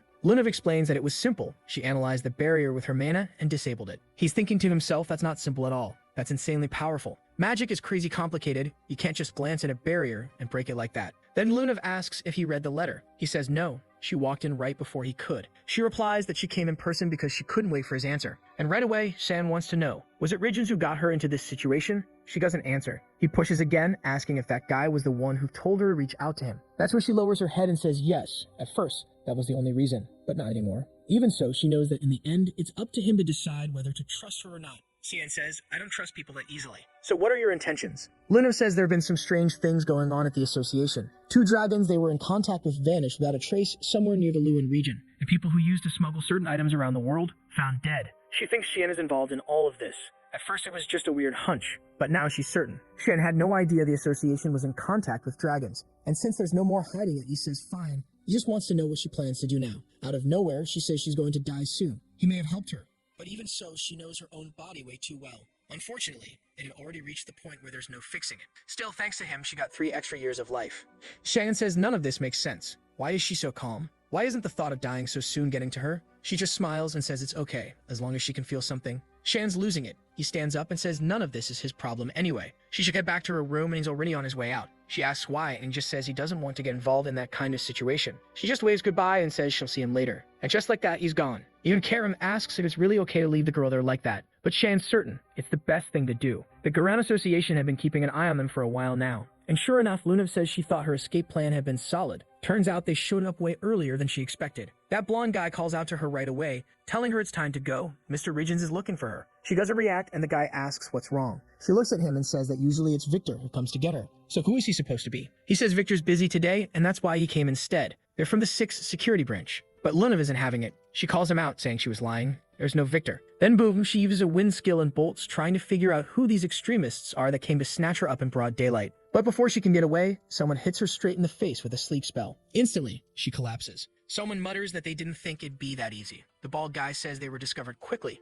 but it doesn't matter. They'll just toss her in a carriage and be done with it. Meanwhile, Karim senses something and says she feels a fight coming from that area. That makes Shan suspicious. Weren't those guys from Garan? Why would there be a fight going on if Lunav seemed to be going along with it? Scene cuts to the carriage, now arriving at some kind of church at night. The bald guy says he's brought Lunav Rainriver. Someone seated on a pew says she's a poor child, used as a test subject her entire life, and now they're just throwing her away like garbage. The seductive, sinister, Professor Nella is right there and says they'll be using the girl for a far more noble purpose than her own life. But the guys from the carriage are noticing a strange mist gathering under their feet. Everyone's getting tense when suddenly, slash, The first one gets cut, like a flurry of arrows, but it's actually glowing slashes flying through the shadows. The weird-looking guy, whoever he is trying to figure out what's going on. He looks behind him. Guess who's there? Shin, right at his back. The bald guy hears the screams, and Nella immediately realizes they got another guest. She tells Ralph to show them what happens to anyone who gets in their way. Ralph, the bald one, steps forward and says he'll silence them all. Outside, Karam comments that it went way smoother than she expected.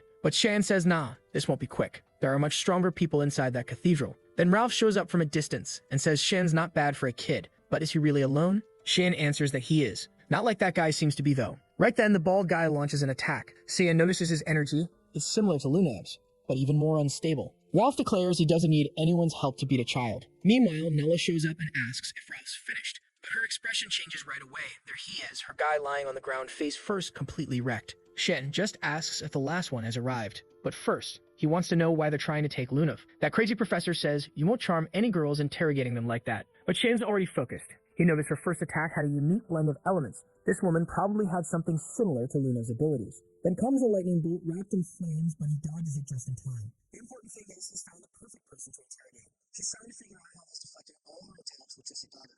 But in the blink of an eye, he's already in her face, and says, got you.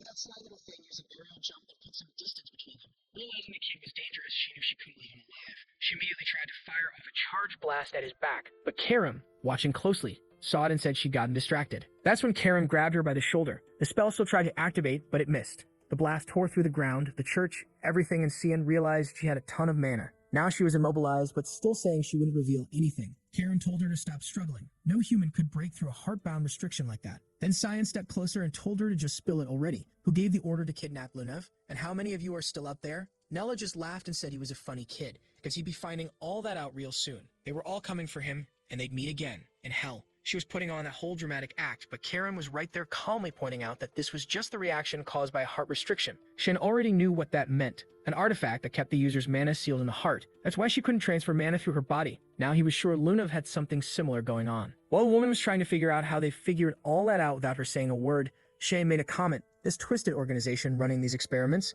they saw it as the path to evolution. That made her shift completely. Now she wanted to know if he was to know all that. He said she could figure that out for herself in hell. She started begging, saying she couldn't die like this, but too late. Boom, right to the gut. In his past life, Shan had found documents in a Garen lab. One's describing how to use a certain artifact called the heart restriction, and how it was used to control different experiments. He also knew how to destroy the item when it failed to work. Now with it in his hands, he could tell it was still active. Karam asked what he was going to do with it, and he just told her to take Lunav out of the carriage. Told her to obey, otherwise he'd have to take control of her by force. The student noticed, yeah, this guy's little weapon here was getting way too disobedient. Still, she laid the girl down. And here he goes pulling some crazy move, saying he's never tried this before, but in theory, it should work. He shatters the crystal, presses it to her chest, and says if she's got something like that embedded in her heart, then this should be able to destroy it. The girl starts glowing, and from the looks of it, the sun's already rising. She opens her eyes, but hold up, we're in the next chapter now. Watching the sunrise, she wonders what that sensation was. Her body felt light, like everything had been restored. Not to mention, she could feel Shan's mana more clearly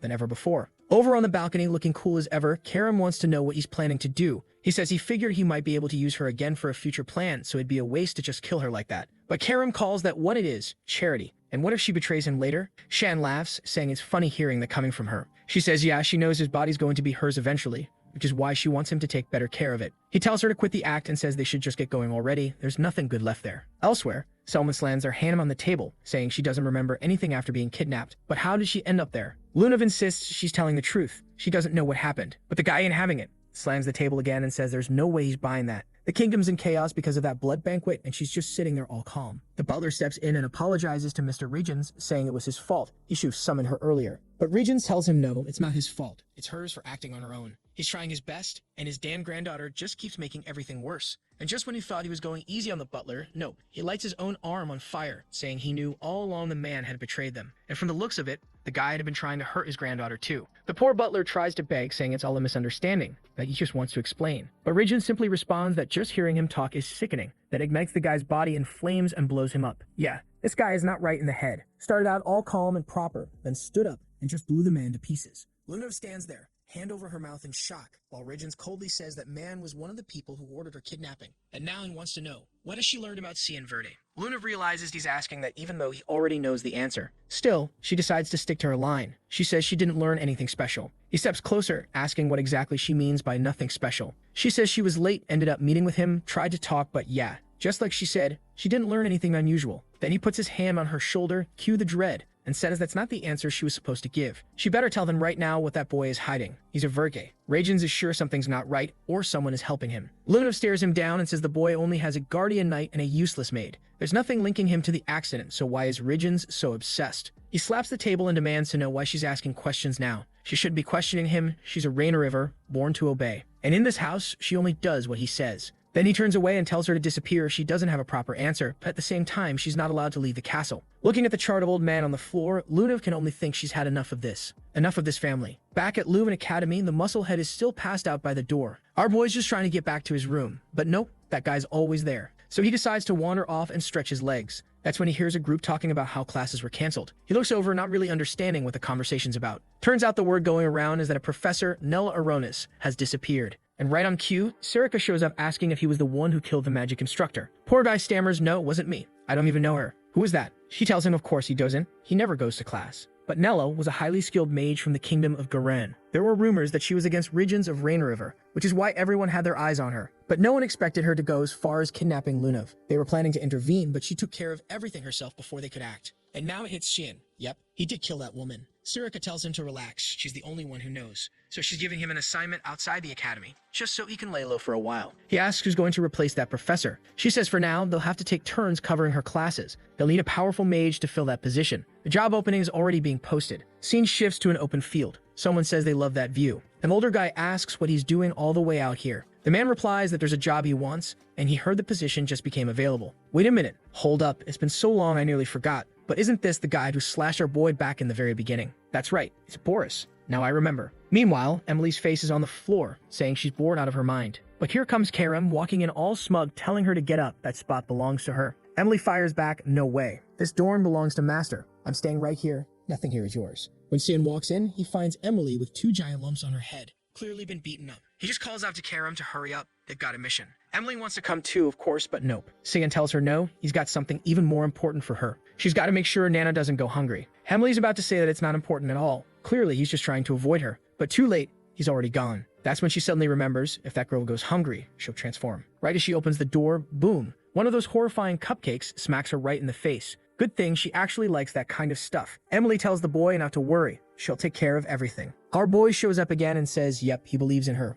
Good luck with that. He just asks her, please never feed Brian again. The poor guy's still taking forever to recover. Then Karam wants to know, where are they heading this time? He says it's southeast of the Yusuf Empire, a region known as Lambaster, a place ruled by crime, money, and violence. Real family-friendly spot, of course. Cut to a bunch of guys making bets, shouting not to disappoint. Classic underground UFC vibes. Everyone's hyped for Zelward to crush the other guy. One long-haired dude says he's up against a monster, and the massive brute just wants to know, how exactly should he kill him? The bastard crouches down and says this'll just be a warm-up pig style. Then the freak blasts the ground, the guy tries to dodge, but gets caught midair, and yeah, looks like he's about to be devoured. He's getting crushed completely. Someone shouts that Saber lost. And yeah, looks like the guy straight up got blown to pieces. Damn, what a brutal ring. The city's crawling with drunks and criminals. Even Karam says the place is disgusting. Shan explains that the Leuven region is neutral thanks to an agreement between nations, but this place, it's unofficially impartial and completely lawless. Karen's about to ask what that even means when suddenly a trio of creeps shows up, telling her she should have fun with them instead of hanging around some kid. They call her Miss and she's confused, like are they talking to her?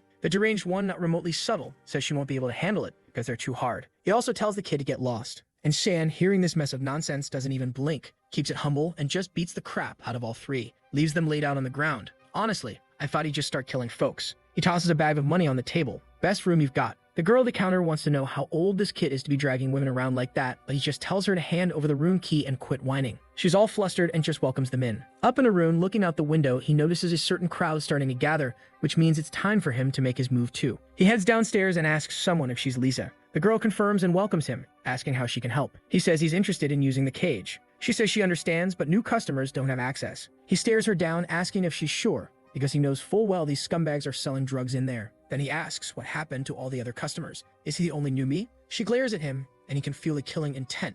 But suddenly, she backs off and apologizes, saying she's just doing her job. Shan laughs, thinking she's an interesting one, wondering why she's being so cautious. Out of nowhere, the girl whips out some daggers and lunges straight at him. He's having fun with it. ducks, deflects her attack with a coin. She's in total disbelief at this killing intent she felt is coming from this kid. He says she's a difficult woman, and that she just wrecked his gold coin. She apologizes, but he still wants to know. Why did she attack him? Girl's straight up bipolar. Says she didn't want to attack him, but he replies that he's not happy. She's going to have to take responsibility for that. She gives up, realizes it's better to just show the kid the way and get him off her back. She hands over a license, a VIP badge, and tells him to go straight in from there. Only special clients get that kind of pass. It's basically his safety net now, even though she doesn't really understand why he's so fixated on visiting the cage. He really shouldn't go down there unless he's got a bunch of extra lives saved up. But hey, if he wants it that bad, good luck. Shin obviously has things to deal with, and he says he's never gonna forget how she tried to threaten him. Karim wants to know why he didn't just make that woman bring the owner of the place. The letter's instructions were to bring a woman known as Linz and Yahello. Here comes another goth villain we're totally here for. He explains that she's extremely secretive, and she's the owner of this place, but tracking down any real info on her is nearly impossible. Karim wants to know why they were given such vague instructions. Shin shrugs, says the only way to find out is to head down those stairs and see what happens. He'd been to this city a few times in his past life, at least before this place collapsed during the Civil War. She asks what exactly goes on in this place,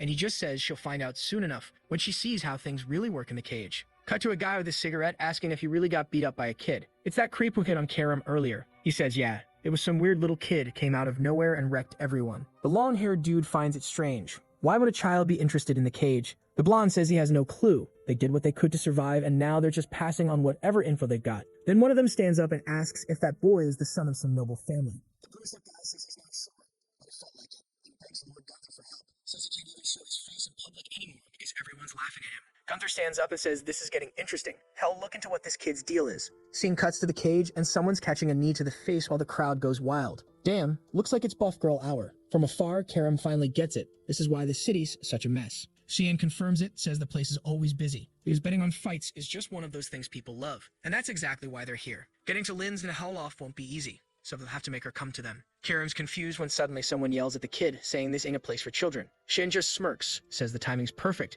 and goes straight to beating the crap out of them. First, a punch to the gut. Then Baldy shows up all wild, asking what's going on. Only to have Shin grab his buddy by the dreads and smash his face in. Well, at least the other guy doesn't have hair to grab. Shin calmly says he just wants to know where he signs up to start betting and fighting. On the stage, people are freaking out. There's no way the cage has fallen so low they let this kind of contestant in. This has to be a joke. But of course they're reacting like that because Cheyenne just stepped into the arena. Then someone calls out to him saying he didn't expect a special event like this today. He looks fired up, can't wait to see how he's going to kill the kid. People on stage start whispering that the host must have lost his mind. This fight's way too one-sided. But the mustached guy, he says it's even better. Finally, they get to watch a kid get beat up. That's weirdly specific. The ogre charges in, saying the most fun way is to just crush him. He goes in to finish Shane off with one finger. Shane always snaps the guy's finger and launches himself straight in his face. Hits him so hard in the nose it collapses inward, and the beast just drops to his knees. No, past his knees. Face plants into the dirt. Everyone's standing there, mouths wide open, trying to figure out what just happened. Looks like Simon of Lemia won. Yeah, he gave himself a nice little alias. Our boy explains he can't have his identity revealed in a place like this. Karen comments that it's kind of funny for someone who doesn't want to be exposed to go leaping into the middle of the stage, grabbing everyone's attention. But he tells her not to worry, he's got an right from the start, she knows this is probably the work of that hooded god, the one who hides his authority with a mask or whatever else. Basically, people can only see his true face if they directly greet or interact with him. Karen complains that this is getting boring and says she's going to sleep. But suddenly, someone up on the stage calls out to Simon de Lemmy. It's Gunther. He says he's accepting the challenge and tells him not to disappoint. The scene cuts back to the inn, where the girl at the front desk is trying to figure out what's going on. Then boom, one of the girls from the red light district steps in and gets straight to the point. She demands to know where that boy who stirred up the chaos is. She knows he's there, so they better hand him over now. The girl at the front desk says she has no idea what this crazy lady's talking about, but Delkia just warns her it's gonna get ugly if she makes her whole crew act. She better stay out of a problem that landed right on their turf. But the girl at the desk stands her ground, pulls out her little weapon, and says she won't tolerate any threats against her guests. That's when Delkia gives the order, everyone move in. And the front desk girl is still wondering what the heck that weird kid did to cause this much of a mess. Just then, Cyan shows up and calmly asks if they're looking for him. The girl's shocked. She didn't even notice him appear. He walks right up to the blonde and tells her to deal with him and to stop threatening the girl. But something weird happens. Delkia suddenly starts seeing him like he's some sort of prince, apologizing to her for being rude. He starts to explain that someone provoked him, but she grabs his hand and says it's fine. All she wants is his name. He tells her it's Simon, and she starts caressing his hand, saying the name's beautiful, but not as beautiful as his face. Meanwhile, the girl at the front desk is just frozen. This is a crime happening right in front of her. This boy is a minor. She immediately tells Shen to run, but he just says it's fine, he'll handle it. She tries to warn him he has no idea how dangerous that woman is. That's when Delkia pulls out a shiny little card and already halfway out the door, tells him that whenever he wants, he can come have a deep conversation with her. He looks at it, and sure enough, it says Delkia's room of pleasures. All desires welcome. She walks off and he realizes, yep, she's even crazier than he thought. But weirdly enough, she suddenly shows back up at the door and says that if it's him, she won't even charge. They're both just standing there like, what the hell just happened? And then San tears up the card. The receptionist stares at him and asks if he even heard what she warned him about earlier about not causing problems. He tries to apologize but says this city is full of lunatics. She says that's no surprise after the fights he's been in and the ones he's won. His kind of reaction was bound to happen. But you should know, he's not going to win that kind of fight in Delkia's room of pleasures. He just looks at the stairs and says he's not thinking about that fight. He's leaving. And just then, another gothic villain-type woman appears, saying it's good Delkia backed off. The receptionist turns her head, and there's Linz Yahello, the owner of the cage. She tells the receptionist to stay close and keep an eye on that boy. The receptionist is okay. She'll treat him like any other VIP customer. But Linz isn't convinced, says she saw the girl giving the boy advice. The receptionist says it wasn't anything personal. It's just that he's a kid. Gunther suddenly steps in and says she's underestimating that boy way too much. This place is already falling apart, and maybe it's time for a full renovation. Lynn said she was the one who called Gunther there. The receptionist wants to know why. Lynn says it's because she wants her to arrange a fight between Simon and Gunther. That seems to hit a nerve. Apparently, this kind of match is forbidden because Gunther was kicked out of the cage a long time ago. But Gunther walks right up and says himself he wants a fight with Simon Lemia. Scene shifts again to the red light district where someone's shouting behind a door saying that this isn't what she wants. A couple guys are standing outside, one laughing and saying the girl would stop thinking about that kid. Another guy, hair all over the place, says it looks like she'll do whatever it takes to bring him over. The guy in red agrees, after all, she always gets what she wants. He just feels bad for the kid, honestly. Good thing they're a bit tougher and she doesn't seem all that interested, at least not right now. I thought there was something crazy going on in that room. It turns out she's just sitting there drawing. Looks like she's trying to remember his face, but can't. And then, yep, she loses it. Starts screaming, desperate, crying, demanding to know where that beautiful face went. It's like her mind is all fogged up, everything blurry. But somehow, that just makes her want him even more. Everyone loves the crazy girls, until the real crazy one shows up. And this one, she's way past the line. In this place, it's all alcohol, women, and gambling. That's how things run in the red light district of Lambaster. You can indulge in every kind of pleasure and ecstasy here. But our boy, he'd rather not get too close. He didn't expect to run into that woman, the one with some seriously questionable rumors floating around. While he's thinking about checking out the other parts of the city, someone bumps into him, knocking a bunch of books to the ground. He looks down and asks if she's okay. The little girl, looking all cute and nervous, apologizes politely. He finds it weird, doesn't get why she's apologizing so much. Wait, hang on. At first it looked like she was carrying a Bible or something, but no. It's a box full of cigarettes. He asks again if she's okay. She says yes and thanks him for his mercy. He tells her to cut that out, hands the box back, and asks if she's selling this stuff. She says yes, they're exotic cigarettes from the Grey Merchants Union, and asks if he wants to buy one. He says nah, he doesn't smoke. Still, something feels off. He's never even heard of this Grey Merchants Union. She explains that if she's lucky, she can sell all of them in the western alleys of the red light district tonight, then head home before sunrise. And just like that, our boy gets a little soft, can't help but feel bad. The girl clearly doesn't have an easy life. He pulls out a gold coin and asks if that's enough to buy everything. She finds it strange, asks why he wants them all if he doesn't even smoke. He shrugs and says, starting today, he's a smoker, then hands her a second coin. Her eyes sparkle, and she runs off all happy, thanking him like crazy. Of course, he just burns the cigarettes right away. Karim wants to know why he's doing charity now. He says that where she was heading, that's the city's trash dump area. He's gonna follow her. Karim wants to know why. He tells her, just keep watching. Meanwhile, the girl's already been thrown to the ground and the guys are demanding to know where she got those coins from. They're convinced she's lying about selling cigarettes. She must have done something awful to get that money. One of them's already itching for a fight, says he's been needing a way to blow off steam ever since that brat Simon pissed him off. The girl tries to explain she didn't steal anything, begs them to believe her. And right at that moment, guess who shows up right behind them? Shan, calmly asking why they don't believe her. A bunch of full-grown men robbing a little girl? That's pathetic. You'd think the guys would be afraid, but nope. They're mad that he came straight into their base by himself. They say this time they're not gonna let their guard down. Yeah, sure. They immediately get stomped. One guy takes a heel to the head.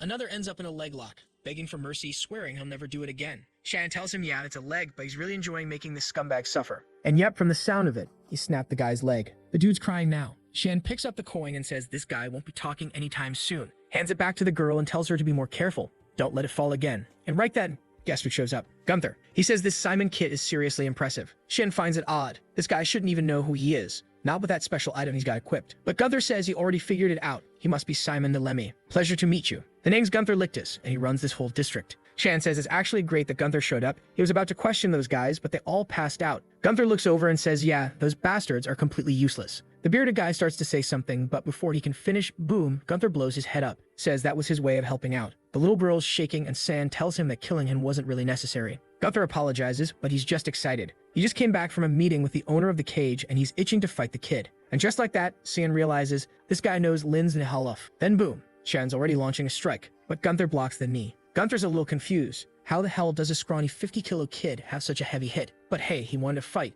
Let's go. He sways a punch and Sand flips over it. The hit still cracks the ground beneath them. That's when Sand figures it out. This guy's got some kind of strength enhancement. Gunther laughs, says there's no need to wait for the official match. They can have fun right now. Then he transforms, appears right in front of Xian, and says the kid's even better than expected. This is perfect. He just hopes the fun keeps going. Xian's starting to realize, yep, another full-on psycho in this city. And then bam, he takes a clean hit to the chest. Meanwhile, somewhere in the dimension of the Black Mist God, Surica is practicing her dark powers. Someone comments that the mission she gave Xian is interesting. Apparently the boy's not even on voters' list. He's not scolding her, but it's odd she's pulling a kid into something so personal. Surica admits it. Yes, she won't deny it. Lin's Yahello is someone they were gonna have to eliminate eventually. She was just eager to see if Xian could really be trusted as a successor. The man says the boy might even end up turning out just like Lin's herself. Surica replies that they'll find out soon enough. After all, no one can predict the future. Back in Lambaster, Xian's still standing after that hit. Gunther's impressed. He's even happier now that he came looking for him. Time to keep going. He wants to see the boy really put on a show. Explosions echo across the city, the two of them throwing punches and clashing hard.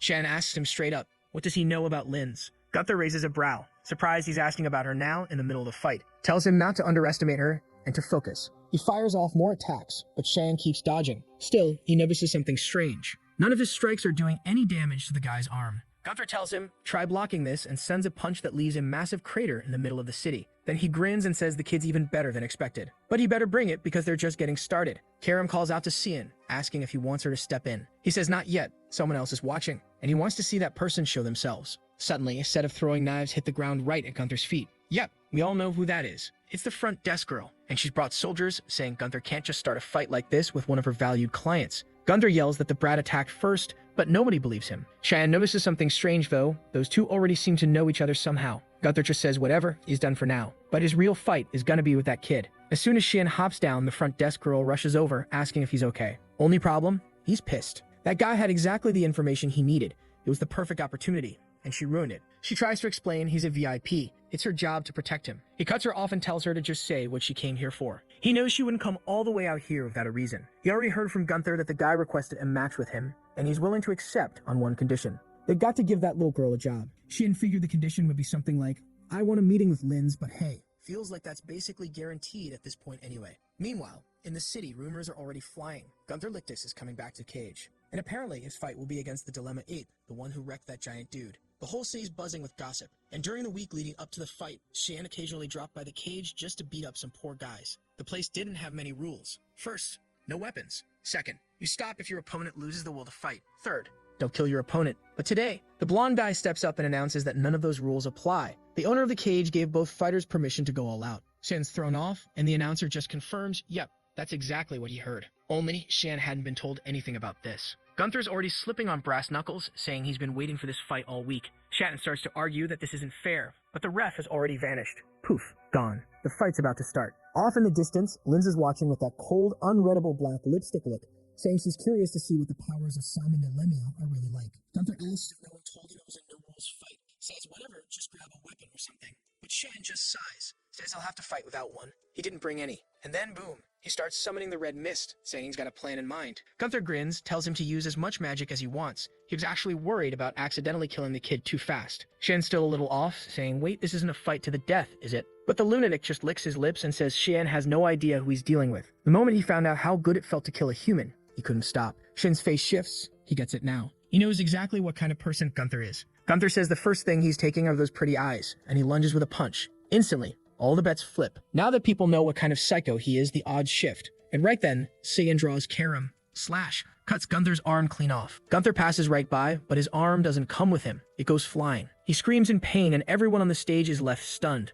What just happened? The guy hits the ground, panicking, trying to figure out where his arm went, shouting that he'll never forgive Saiyan. But Shan just tells him to sit still. If he moves again, he will die right here. And Gunther says nothing. Everyone on the stage can tell, yeah, the guy just crapped himself. One chubby guy with a mustache seems to recognize the red mist and that strange mana. He's convinced this is a demonic sword. Shan's confused now. Why didn't anyone tell him this fight was rule-free? Why was he the only one kept in the dark? Maybe Lin's had something to do with it. The scene shifts again. Now the sweet little girl comes up with a drink for him, saying he was amazing. She's all smiles. Shan thinks it's great she already got a job. She says the receptionist made her an assistant, at least for now. He notices her name is Lewis, pats her on the head and tells her to keep working hard. Right then, the receptionist shows up finally. She apologizes, but Shan cuts to the point. Just tell me why you hid the rules for today's fight. She says she didn't hide anything. The truth is, only the owner and Gunther knew. Shan says fine, then take him to meet the owner. Of course she says no, that's not possible. The owner prefers to stay anonymous. So no, it wasn't going to be that easy. Shan accepts it, says fine. Just focus on taking care of the little girl.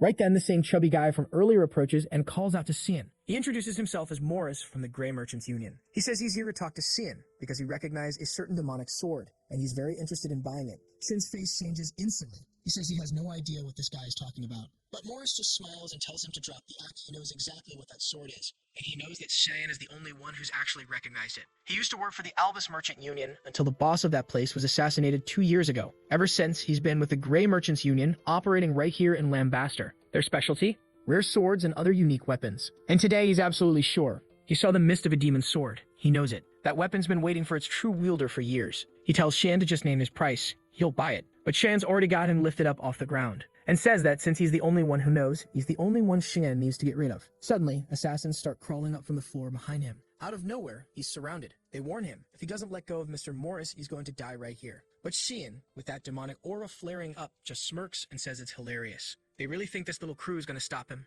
He recognizes them, the shadow assassins of Sparnia. That fat guy must have spent a lot of coin hiring them. Too bad, they're not going to kill him before he snaps his neck. Right then, the maid and the little girl walk into the room, calling out for Simon, asking what's going on with all these people attacking him. Shan realizes now, this situation's starting to drag in people who don't need to be part of it. Lewis is here too, so he drops the fat man and says fine. This time he gets to live, but he better get lost before Cyan changes his mind. The assassins ask if they should proceed, but Shan just tells them all to lower their weapons. Morris, even after that, bows and apologizes to Simon, says he's backing off for now, but his offer still stands and Shan should think about it. Then the bastard walks off. That merchant union, yeah, it's looking a whole lot more like a criminal assassin network. Lewis comes over worried, asks if he's okay. Shan pats her head, tells her not to worry about it, then turns to Lisa and says he's got a little favor to ask. It's about time she figured out a way to get him a meeting with the owner of the cage. Yeah, let's see you dodge this one now. Meanwhile, elsewhere in the city, explosions are going off. Gunther's going berserk, slamming his fist into the ground while everyone begs him to calm down. They say he's reopening the wound, but he's lost it, missing an arm, screaming Simon's name, saying he has to kill that kid somehow.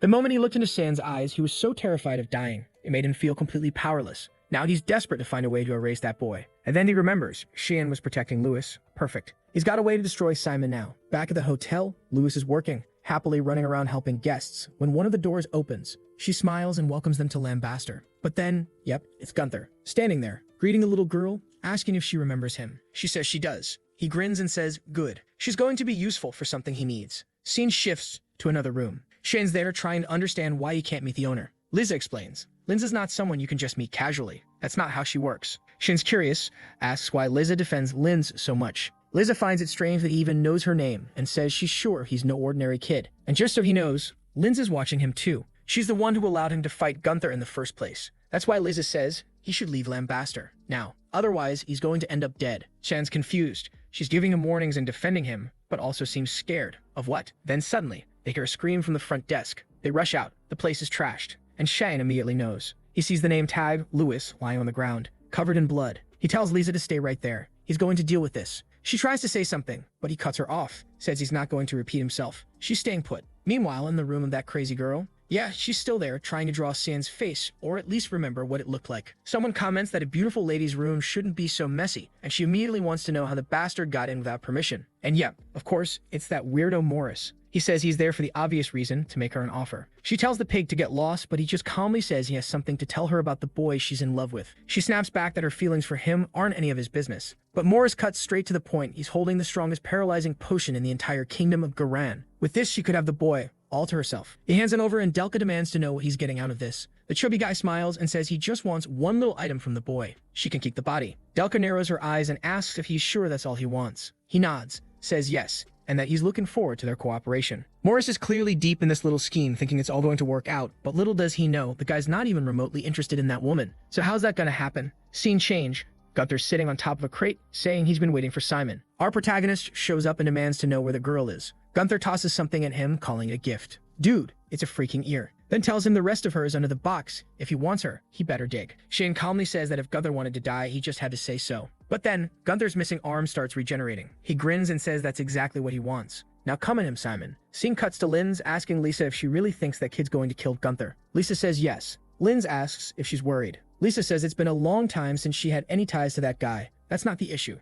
She just wants to know, why does Linz seem so obsessed with that boy? Linz smiles and says she'll explain, then tells Lisa to try remembering Simon's face. Lisa suddenly gasps, starts digging through her memories, but weirdly, she can't picture him. It's completely blank. And that's when Linz explains it's an ability tied to an authority of enro, one that causes others to forget the user's face. Lisa stares at her. You're talking about the god of darkness, aren't you? Linz nods, says yes. Looks like her past just caught up to her. Lisa starts to panic, asks if Linz is in danger. But Linz says no. She's excited. It's been a long time since she's had such an important guest. So Lisa Lichtis better treat him very well. Back in the fight, Gunther charges at Xian, taunting him, demanding to know where that courage from earlier went. The blast from his attack sends Xian flying. Gunther growls, where's that ability you used back in the arena, huh? He better start putting in more effort, or he really will die here. Every time Xian hits the ground, he lands near more bones. Gunther says those skeletons are proof of how worthless those people were. Lambaster was full of trash, and he took it upon himself to purify it. He and Lisa grew up in that filth, just trying to survive in that hellhole. He'd bite anyone who tried to lay a hand on either of them. Until one day, he met a certain someone.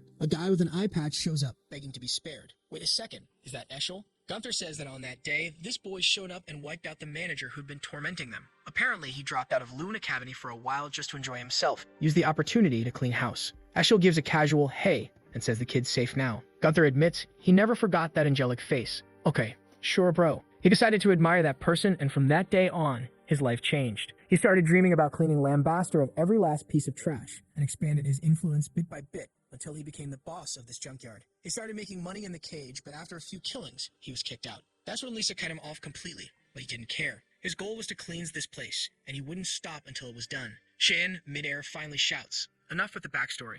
I'm still standing. If Gunther really wanted to take him down, he was gonna have to try a little harder. Gunther says that's fine. He'll go all out. He activates some kind of ability, and suddenly his arm starts morphing, covered in chains and scrap metal junk. He grins and says now things are about to get interesting. Shan notices immediately, this guy's using some kind of artifact. But how the hell did he even get his hands on something like that? Gunther holds up a glowing cube and says it's called the gravity chamber. It creates a mana field in a designated area and multiplies the gravitational force by more than 20 times. He compliments the kid for holding up so well under the pressure, but says it's time to end this. The attack slams into the cube and Kiram calls out to see if he needs help. But the boy, already beat up and glowing with anger, says no. He doesn't need her help to take out this worm. Then in a blink, he disappears from inside the cube and reappears right next to Gunther. Hits him with a vicious uppercut straight to the gut, and Gunther has no idea what just happened. Should have been physically impossible for Cian to even move in that gravity zone. Next thing you know, he's flying Team Rocket style straight up into the sky, and Shan's already behind him midair, calmly warning him to brace himself. He's about to be crushed so thoroughly, the only thing left will be his ear. Delivers a spinning kick, Rock Lee style, bam, drives it right into his ribs.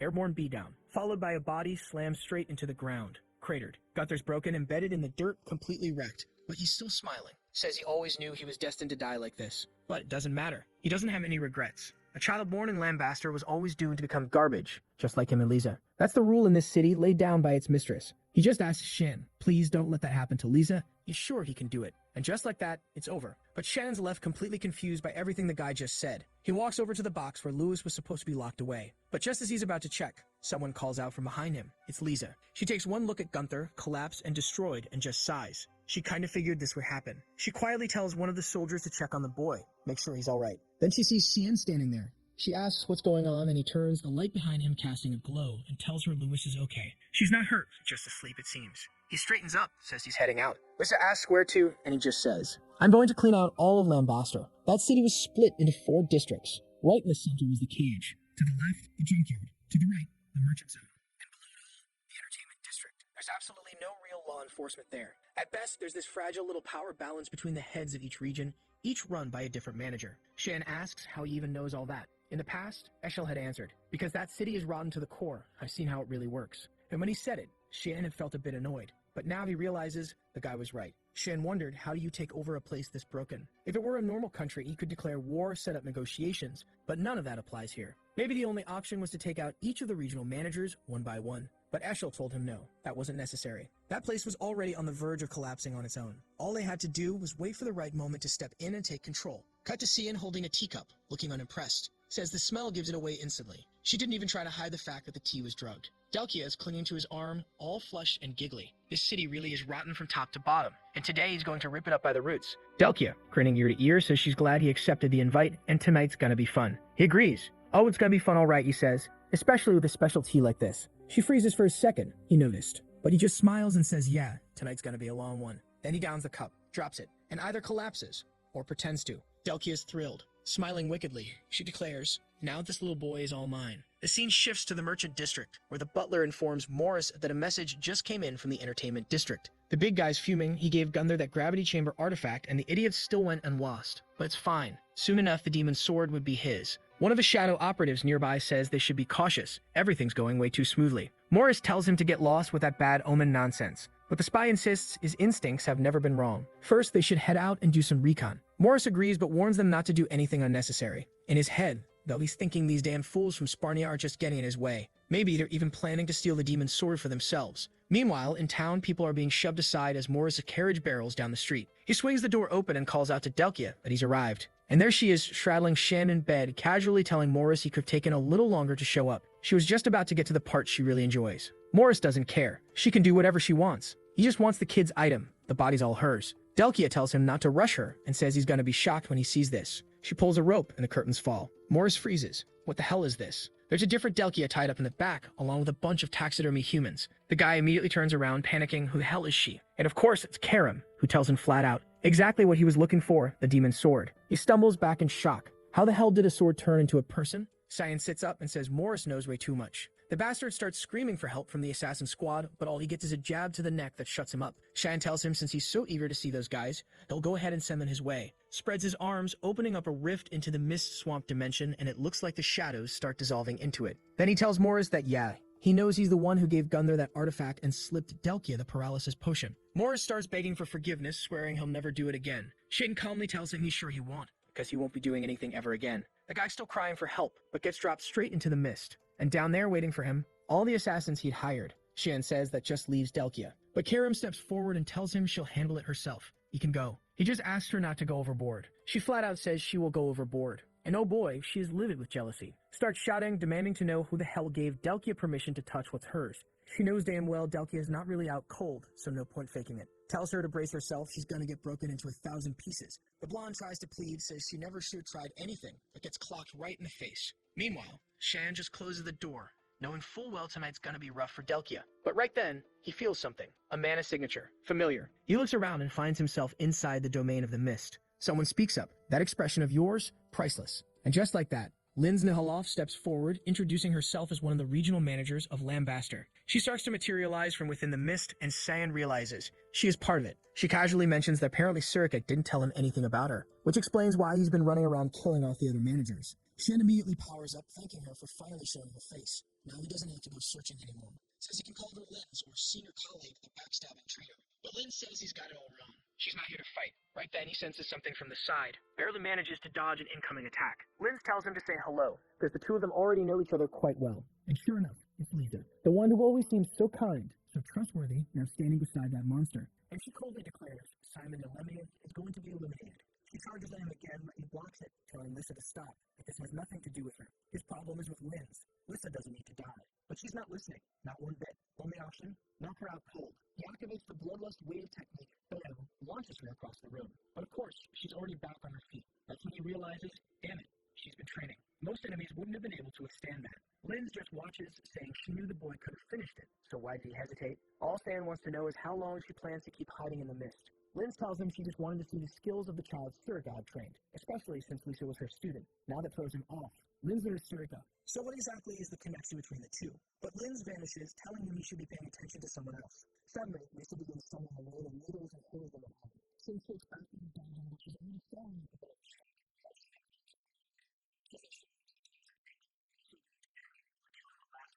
family. As he defends himself, he notices that her eyes. That personality of the shadow has been activated. Most likely, Linz implied some kind of memory fragment to stir up that resentment. But she made one mistake, getting too close.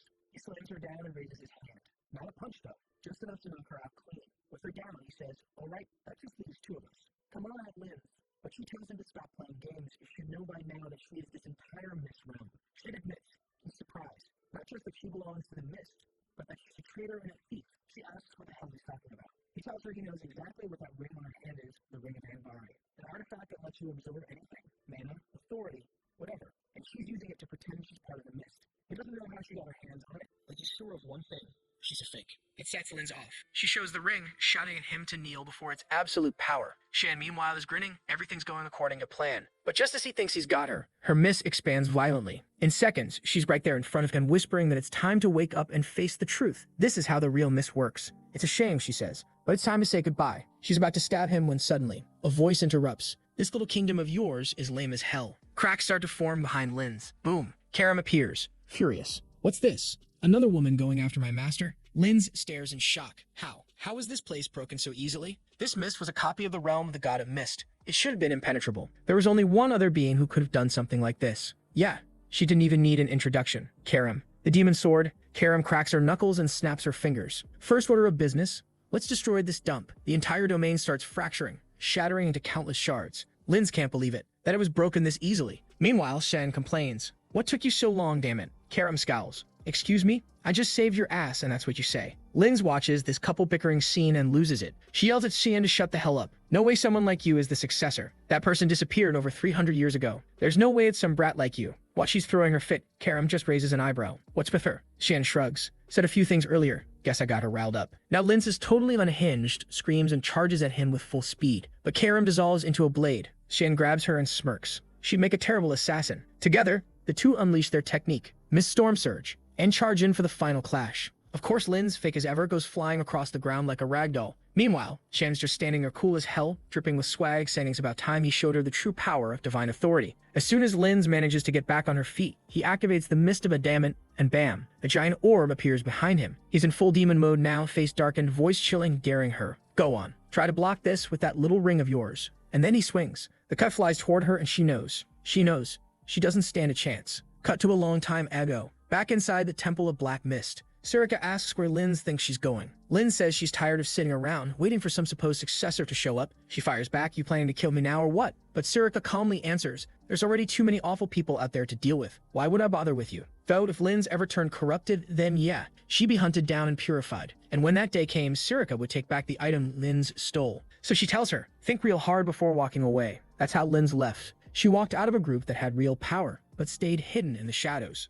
To go build her own group that had no power, but at least it existed out in the open. She was sick of waiting, sick of hiding. She really thought she'd made it. But back in the present, Shan's attack tears through her, rips into her side and arm. She was beautiful. She was strong. But what a shame, she went up against him. Now he just walks up and asks for her last words. I hate when these stories end all sad. She says, tell Surika, she was wrong after all. And then she begs him to finish it. It hurts too much. Shin just sets her ablaze. No hesitation. Because he knows, nobody ever sees the moment they'll be defeated. And that includes him too. As soon as the domain starts to unravel, he sees he's already right in front of the hotel, which saves him time. Lissa shows up and says she tried to kill him and knows about the mist, so there's really no reason he should be letting her live. He asks if she's going to tell anyone. She says no, and he goes, alright then, it's fine. But she herself doesn't really know what she's going to do. Right then, Lewis comes running out of the hotel calling for the manager, asking if she's okay, saying she was worried because she suddenly disappeared. Lisa, looking a little shaken, asks if Lewis is alright, tells her to stop worrying about her, and says she's not going to let her leave this place anymore. She was the kindest person she'd ever met, and there's no way she was going to just let her go like that. Lisa says she understands now, and that's when our guy chimes in, saying it looks like she's already found her purpose. It'd be good for her to manage the whole place now, especially since all the other regional managers are gone. And she should make sure Lewis doesn't end up like Gunther. She agrees and our boy gives her a pat on the head. Of course, Lewis is sad he's leaving, but he says, unfortunately, his stay here is over. He waves goodbye, saying he'll come back someday. Lissa yells after him, saying he definitely has to come back. As he turns to leave, he thinks to himself that he hopes to return, but not to see a scene like the one from the past. Holding the dagger, someone says he was successful in purifying Linz Nihalov. Then Surika, looking kind of pissed, says it must have been really tough. He asks why she sent him if she already knew it was going to be that hard. She just tells him to go ahead and ask what he's dying to know, because she knows he's curious. So he asks what her connection is to Linz, if she was part of the Mist. Surika says yeah, they trained together, but it seems she wasn't too fond of the future laid out for Linz and ended up leaving. And when she did, she took the ring that was only supposed to be passed down among the masters. Cheyenne shows it to her, and she says that's exactly the one that should have been hers, but now she's leaving it with him. He finds it strange, after all, that thing's only meant for masters, but she replies that she doesn't need that anymore because she's already strong enough. A little confused, he says he doesn't get it. He thought the mission was to retrieve that thing. That's when the other Gothic one pops up out of nowhere, saying there must be some beef between the two of them,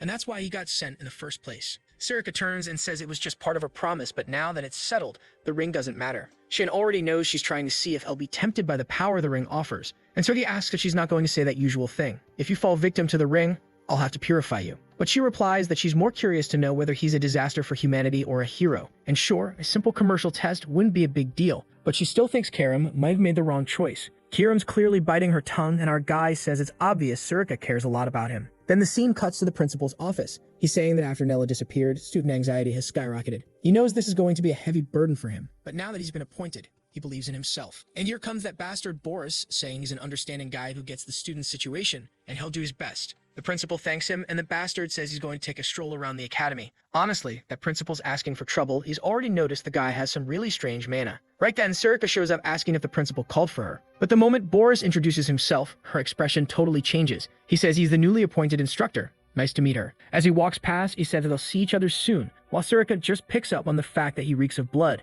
It's clear this guy's seriously dangerous. The principal says he's from the capital and that she should keep an eye on him. He's skilled and well-mannered, sure, but his mana is weird. Director, we gotta get this guy out of the school seriously. You can't just throw someone that's shady into a classroom with students. But Sirika's standing there cool as ever, saying she understands. She knows full well what that smell is, no matter how hard anyone tries to hide it. It was like death itself was walking through the hallways. Then the scene cuts to a bunch of guys raising the banner and welcoming people to the city of Harmony. And wait a second, look who it is. Erin. Long time no see, girl. Thought you vanished from the story. She comments that the place has way more guards than usual. And of course, that probably happened after the blood banquet. Someone calls out to her. It's Lunav, popping out from the corner, saying it's been a while since they last met. In another part of the school, Erin says it's good to see she's doing okay. Lunav says it's all thanks to her, but Erin disagrees, saying Lunav helped her out a lot too. Then she introduces Rezimus, her new friend, who's already blurting out how gorgeous Lunav is, clearly smitten. But hold up, here comes trouble. Boris just rolls up like the scumbag he is, already introducing himself to all three of them. He wants to know if she's Princess Erin. She, all sweet and innocent, says she heard he was the new instructor and asks if he's the one who's going to be teaching about mana. He says he's honored that she already knows who he is and asks if she has a moment to talk. She's a little confused and asks if he means right now, and he says yes.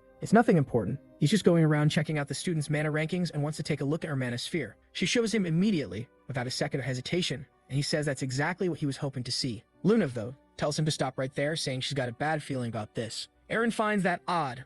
Wasn't it just a mana evaluation? What could go wrong? And then he raises his hand and says she doesn't need to worry. This will all be over soon. Look, I don't know what exactly he was planning to do, but I do know our boy showed up just in time, gave him that death glare, and demanded to know what the hell that bastard was doing in Lewin. Then the next chapter jumps back in time, like way back, 2002 years before the founding of everything. The soldiers are raising their shields, shouting that the creatures are approaching. And holy hell, the thing is massive. Like, what even is that? Yeah, no surprise, the poor guy got blown to bits right there, splattered into a puddle of blood. The troops in the back are yelling to hold formation, saying if the monsters keep advancing, everything's going to collapse. Then one of them shouts that someone is coming. And here he comes, striding in with swagger from above, slicing red arcs through the air, just mowing everything down. The soldiers cheer, saying the rumors were true. They thought he'd been sent to a western front. It's the young master Xian, arriving to save everyone. A monster charges up an attack, but he dodges another laser and says he's actually excited. He'd heard this creature was high-ranking, but he's already standing on its head, realizing it's way too slow. He activates the void sphere and obliterates the thing. And of course, creepy Boris shows up again, clapping like a freak, saying Master Xian's incredible. No wonder Eshel admires him so much.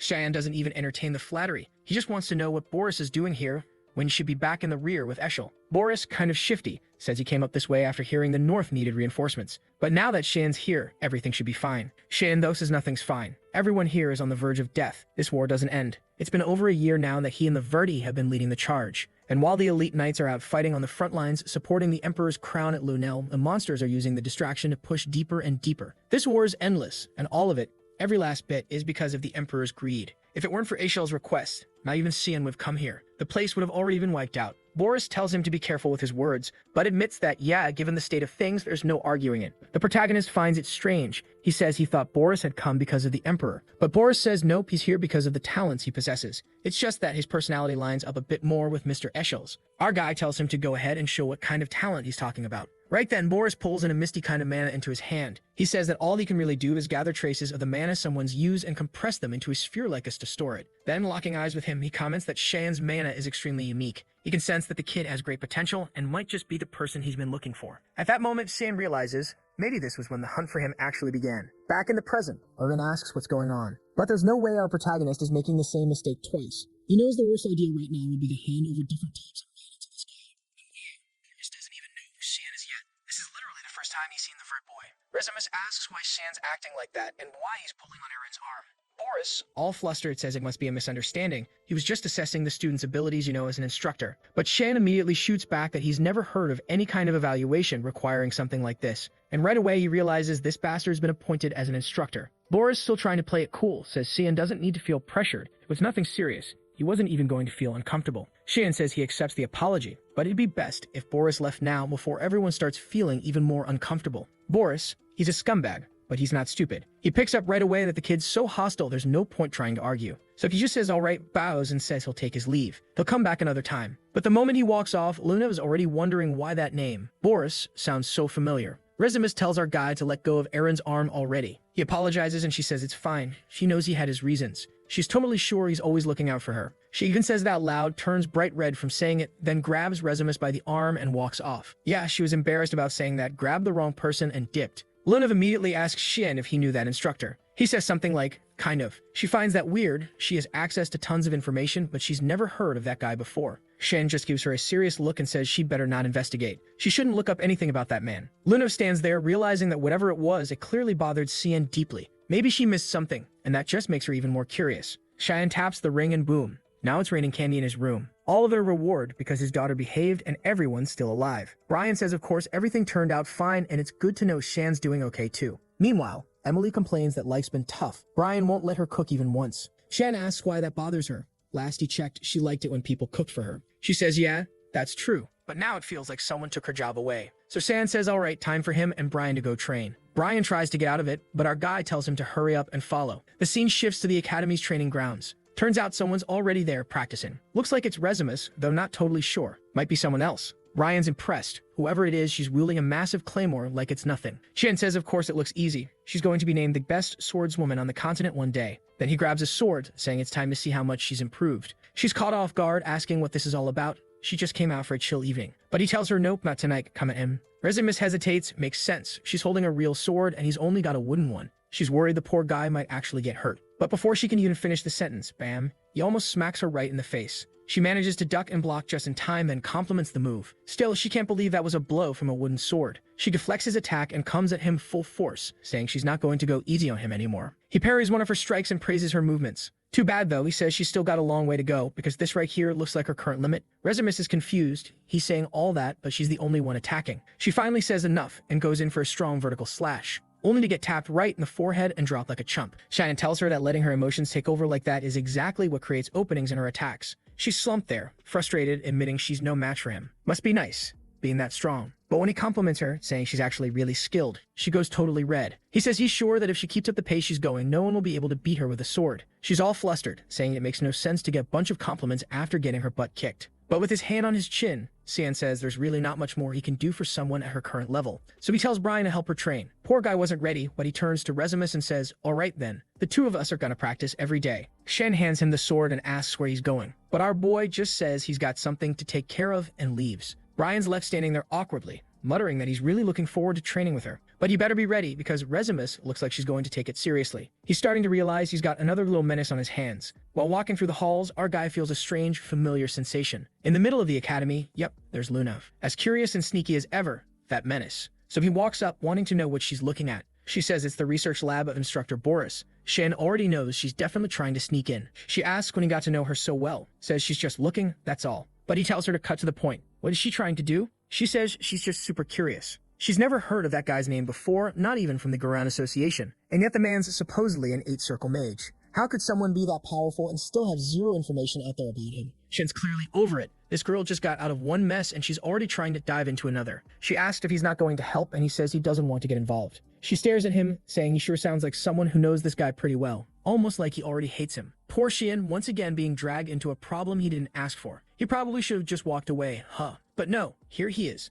standing in front of the lab, saying he doesn't sense anyone inside. He tells her to stay behind, he's going in first. He grabs the doorknob, activates a mist ability, and opens the door. Turns out, it's more of a library than a lab. All that's inside are scrolls and handwritten books. Looking around, Lunav comments that it's all about ancient magic. And right at that moment, Karam suddenly steps out from Sian. He asks where she's going. She says she's just checking the rooftop and tells him to keep doing what he's doing. He's a little confused. Why is she heading to the roof? But whatever. Lunav calls him over, saying she found a text that looks super old. But Cheyenne, he realizes what it actually is. That armor. That's Boris of Armor, the one known as Hearthcree. Oh boy, even the name sounds cursed. Up on the rooftop, Kara mutters that this smell, it's sickening. No matter how many times she catches it, it never stops being disgusting. And he better show up soon. Oh, she's talking directly to that Hearthcree guy. Right then, too bad. Someone appears and says it's been a while since he last saw her. An angel shows up, asking how she's doing after waking up from a 300-year nap. From a high of angle, Karam says she was doing just fine until he showed up and ruined everything. Hearthcree replies, your personality hasn't changed a bit. I guess that's why you chose that master out of all the other options. Karam's already getting ready to fight, but he asks her to calm down. He's not here to fight. She demands to know what he's doing there, and he says this is just a little chat. But Karam isn't buying it and tells him to cut the act and say what he's planning. Meanwhile, back in the library, Lunav says she's never seen magic texts like these. It's almost like some weird history book. But all the texts are written in a kind of code, so it's going to take a while to decode. From what she's been able to make out, that's all she can understand for now. On a page with a strange sun, she says it looks incomplete, and she really wants to know what it means. A sun, black clouds, mist, what else? Suddenly, Sam closes the book and says they need to destroy all of it. She wants to know why. That's what caused the blood banquet along with a lot of the other disasters. Then boom, someone shows up and says it's a shame, but he can't let that happen. Right away, Shan recognizes Boris's voice and wonders how he didn't sense his presence. The book starts glowing gold and suddenly materializes in Boris' hand. And that's when Boris says he was actually thinking about having a talk with the boy. What an incredible coincidence that he happened to show up there. Too bad it had to happen in such an unpleasant way, getting spied on and all. He raises his hand and asks Miss Lunav to excuse them. Poor thing, he's already flung her out the window, sending her all the way to the dorms. And now the two of them need to have a little conversation. He's very interested in the boy, specifically in the version of him he doesn't show the public. Shin's already figured out this isn't good. It'd be great if he could just kill this guy. But Hearthcree is a major problem. Not to mention, Karam suddenly vanished from his side. She's up on the rooftop, lying back all calm, wanting to know what the bastard's even talking about. Hearthcree says the person her master serves is someone chosen by the gods. And basically, they're playing the game they lost. Karam says she doesn't care. A demonic spawn like her would never ally with Lamindel. The angel says there are other ways. For example, she could take over her master's body. Surely that wouldn't be so difficult. Karam demands to know what the hell he's trying to pull. And now, the chapter shifts again. This time, it's about good and evil, light and darkness, creation and destruction. Two opposing forces always at war. And in these epic tales, light always wins. It's been 3 centuries since the Great War ended and the demon died. The surface world seemed to be thriving, but little by little, people were forgetting about them. Looks like we're seeing things from the angels' point of view. One of them says it's getting harder to find the fear and reverence people once had for them. So they came to a conclusion. In order to be worshipped again, they needed darkness. It's the darkness that makes their light shine brighter. Karam just calls that reason completely idiotic. Now it all makes sense. They want her to take over her master's body, so that they can defeat her and be hailed as saviors. The deranged angel smiles, saying it's amazing, she figured it out perfectly. And bam, he immediately takes a slash to the face. She tells him to quit talking crap. But of course, the little immortal thing just regenerates, saying it's a shame. He really thought this was the perfect chance to talk with her. Karam answers bluntly. They're the ones who decided she was the bad guy. But she's already figured out that these so-called angels are way more concerned with their own problems than protecting anyone else.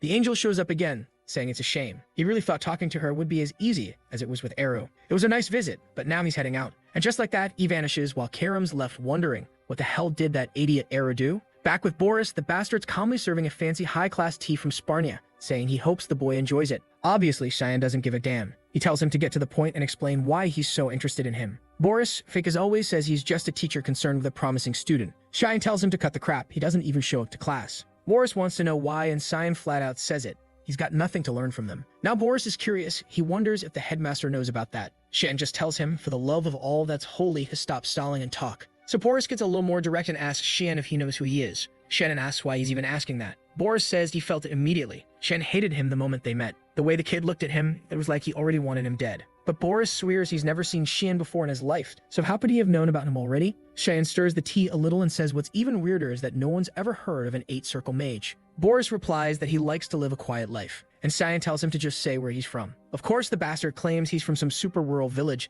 nothing but cows and lumber out there. No way Xian would know it. Both of them know the other's lying. Obviously, Boris wasn't going to spill anything. Even in his past life, the guy kept everything hidden. And now he asks if Xian has any other questions. Xian says no. Boris says good. It's gotten late, and they can talk more another time. Sometime later, staring down at the book, Boris says now he understands why Ishel felt so threatened. That kid, he must be the one helping Princess Erin. He's speaking with that Dan Hearthcree, who says it's ironic that the younger brother of the so-called savior is the one wielding the demon blade. Fate's got a funny way of working. It also seemed like Karam might just be the darkness they've been searching for all this time. And if he's right, that boy might be the perfect opportunity to make Ishel shine brighter than ever. It's just like it was foretold in the black mist that hides the sun. Boris closes the book and declares, the rebirth of the savior is about to begin. Cut to Karam in the Hall of the Black Mist. Someone says it's surprising she came all the way there on her own. It's Eru. He wants to know what brings her. Karam says it's funny he's even asking. You should already know. She just met with Hearthcree and didn't realize the two of them were so close. Eru asks if Hearthcree tried anything, but Karam cuts him off. Just tell her why he didn't do anything. Apparently, he'd forgotten the reason he was kicked out. Eru says there's no lower place than where he already is, which means he's got nothing left to fear. Karam tells him he's got to be joking. These people are trying to use both her and Xian. The Lord asks if her wish is really to protect Xian. If that's the case, he can help her make that wish come true. All she needs to do is take this decree, and all the mists will support her and the boy. She takes it, but she's already figured it out. He's just handing that over so he doesn't have to do anything himself. Exactly like what happened with Lumindle. Eru tells her to quit nagging. He insists he already made the best decision for her sake. But Karam walks off, telling him to stop making pathetic excuses, and says she hopes he stays trapped in that place forever. The scene cuts to a statue of an angel, where a man in front of it says he intends to bless it, for acting in accordance with the representations of Lumindle's light. What she needs to figure out is whether she truly intends to become the ray of light that'll save this world from darkness, and if she swears to stand on the front lines and die on the battlefield. Whoa, Alice Vert swears that she does. She accepts the will of the god of light, Lumindle. I almost forgot our boy had a turbocharged sister. She made the vow, but she's still wondering if this really is the right path.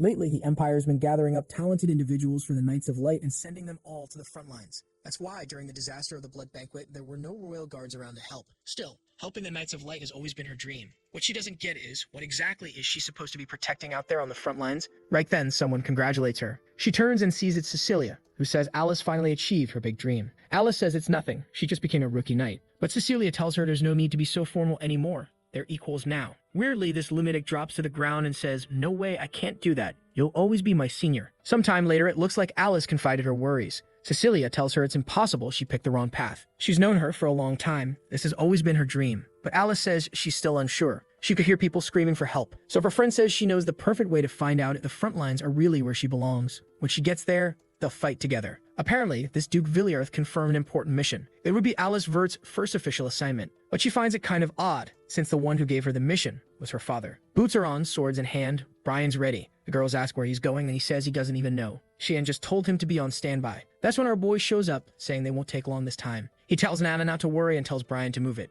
Brian asks where they're headed, and Xian says this time it's to the Lemia Valley. Emily points out that for someone saying, we won't take long, that place is super far away. But Xian opens a portal right there with his ring, saying they won't take long if they go through that. And it had to be now, because today was the day Alice was supposed to die. On the battlefield, someone yells for everyone to hold formation. A man turns to the young lady and says it must have been a tough journey, but Alice tells him not to call her that. The guy praises her, says he's super proud that she's finally standing among the Knights of Light. She awkwardly tells him to stop, she still has a lot to learn. Still, he's confident she's going to do great and that the Duke will be proud. Suddenly, she steps forward and introduces herself. The eldest daughter of House Vertic reporting in after receiving the summons. Her father turns and says the third and fourth princes, as well as the second princess, are all coming to visit. She better be prepared. Alice notices he didn't praise her at all. Still cold as ever. He already tells everyone to greet the guests. They should arrive by now. And there they are. Third prince, Fagin Severus. Fourth prince, Nerovian. At least their names are easy to remember. And then comes the second princess. Alright, why is she showing that much thigh? Who is she trying to seduce here? Me? Her name is Violet Severus,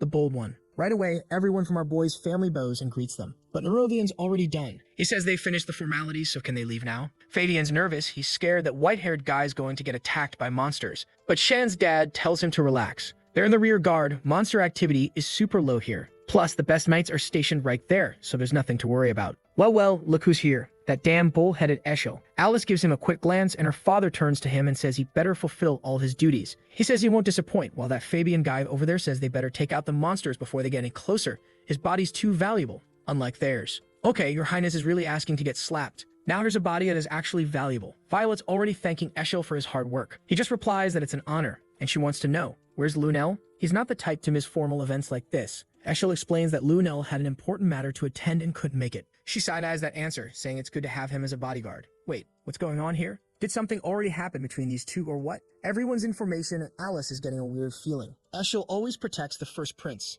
That's just how it is. But now he's here with the twins and the second princess. What is this? A coincidence or something else entirely? Eshel then mentions he heard she joined the knights as the top of her class and congratulates her. But it didn't sound sincere at all. She immediately recognizes that familiar look in his eyes, and we flash back to her 9th birthday. He patted her head, congratulated her. That day, Eshel gave her a magic scroll. A 4-star spell scroll she couldn't even use yet. The idea was for her to one day get strong enough to finally use it. Years later, she did reach 4 stars, and finally it was time to activate the scroll. But the moment she started, someone grabbed her hand and told her to stop. It was Cecilia. She asked what was going on. Her friend explained that scroll would summon a mid-level monster. They could have died if it actually went through. What the hell, man? Eshel planted a live bomb when she was 9 years old. He's the king of Counter-Strike. Now here she is staring him down, wondering if he really gave her that scroll on purpose. If so, why would her brother do something like that? The group's still escorting the carriages. Inside one of them, Nerovian asks if Lunel's the one who assigned Eshel to this escort. Fabian says the whole thing's suspicious. He wants to know what they're planning. Violet agrees. Having someone as skilled as that acting as a bodyguard, that's a red flag. Everyone already knows what kind of person Lunel is. They better stay alert, or they're gonna end up dead. Right then, the carriage shakes. Alice comes running, shouting it's an ambush and everyone needs to fall back. A special creature called Antararg is attacking the area. The tower soldiers are already freaking out from the monster's roar. The coward prince starts demanding answers. Why didn't anyone warn them something like this might show up? A strike from the boss monster sends everyone flying. Alice yells for them to retreat immediately, but a massive tail swipe is coming right for the group. No worries. Big Sis blocks the hit. But now she really wants to know why something that powerful is showing up in the rear guard. The princes are already running for their lives. One of the white-haired ones yells for them to turn back. If they keep running, they're gonna get killed alone. Violet's totally panicked when suddenly, Eshel comes toward her. Nothing sketchy at all, right? He tells her to come close. He'll protect her. And right then, Violet realizes, this bastard planned all of this chaos just to kill him here. And judging by Alice's face, she's picked up on something fishy too. Then, bam, a windflower spell slams into the boss monster. Cecilia shows up to help and yells at Alice to escape through the side path. Right away, she grabs her friend and also pulls Violet along, who's just confused and being dragged, but honestly, anywhere away from Eshel is the right move. Still, Alice's gut is telling her something seriously wrong. She felt an overwhelming bloodlust coming from her own brother, and when she looked back, she saw the monster about to land a clean hit straight at his neck. But then, out of nowhere, a strange barrier blocked the strike. Alice's head is spinning. What's going on here? But Cecilia just shouts at her to move. The monster is still flying, going in for another attack on Eshel. But more troops show up nearby and yell for everyone to get back in formation. She glances to the side and realizes the 3 damn girls are gone. Meanwhile, the soldiers are shouting not to let that creature, Antararg, get anywhere near the royal hairs. The monster starts charging up another purple energy blast, and Eshel looks like he's losing it, growling that this thing's really starting to piss him off. Then a golden light bursts out from his back, and he orders everyone to stand down. Boom. Massive explosion. Did that deal with the monster? Maybe. Or maybe not. Everyone's still standing back, squinting to see what's going on. And there's Violet, that sneaky brat, just randomly trips like an idiot. Alice runs over, asking if she's alright. Violet says she's not, but she's not dying that easily. Then what the hell? Cecilia just smacks Alice on the back. Alice stumbles, looking shocked. What the hell is this? And now she's on the ground in pain. What the hell? The two of them are just standing there staring her down. They really got us with this plot twist. Didn't see that one coming. And that damn Violet just glares and says, so you're Eshel's little sister, Alice Vert. She says she knew something was off when Eshel showed up and Lunel didn't. And she's sure Alice was planning to kill them all during the chaos, so everyone else would get blood on their hands. That's why this was self-defense. Damn. Even Cecilia's just standing there, completely silent. Alice tries to explain. It's all a misunderstanding. She just wanted to protect them. But Violet cuts her off and tells her to shut up. So she knows exactly how ambitious the Vers and Lunels are. She's not going to sit around like some idiot while everyone lines up to kill her. If Alice has got any excuses, now's the time to give them because she doesn't have much time left. Violet throws down a scroll and says she hopes Lumindle might save her. And poof, looks like the two of them just teleported out of there.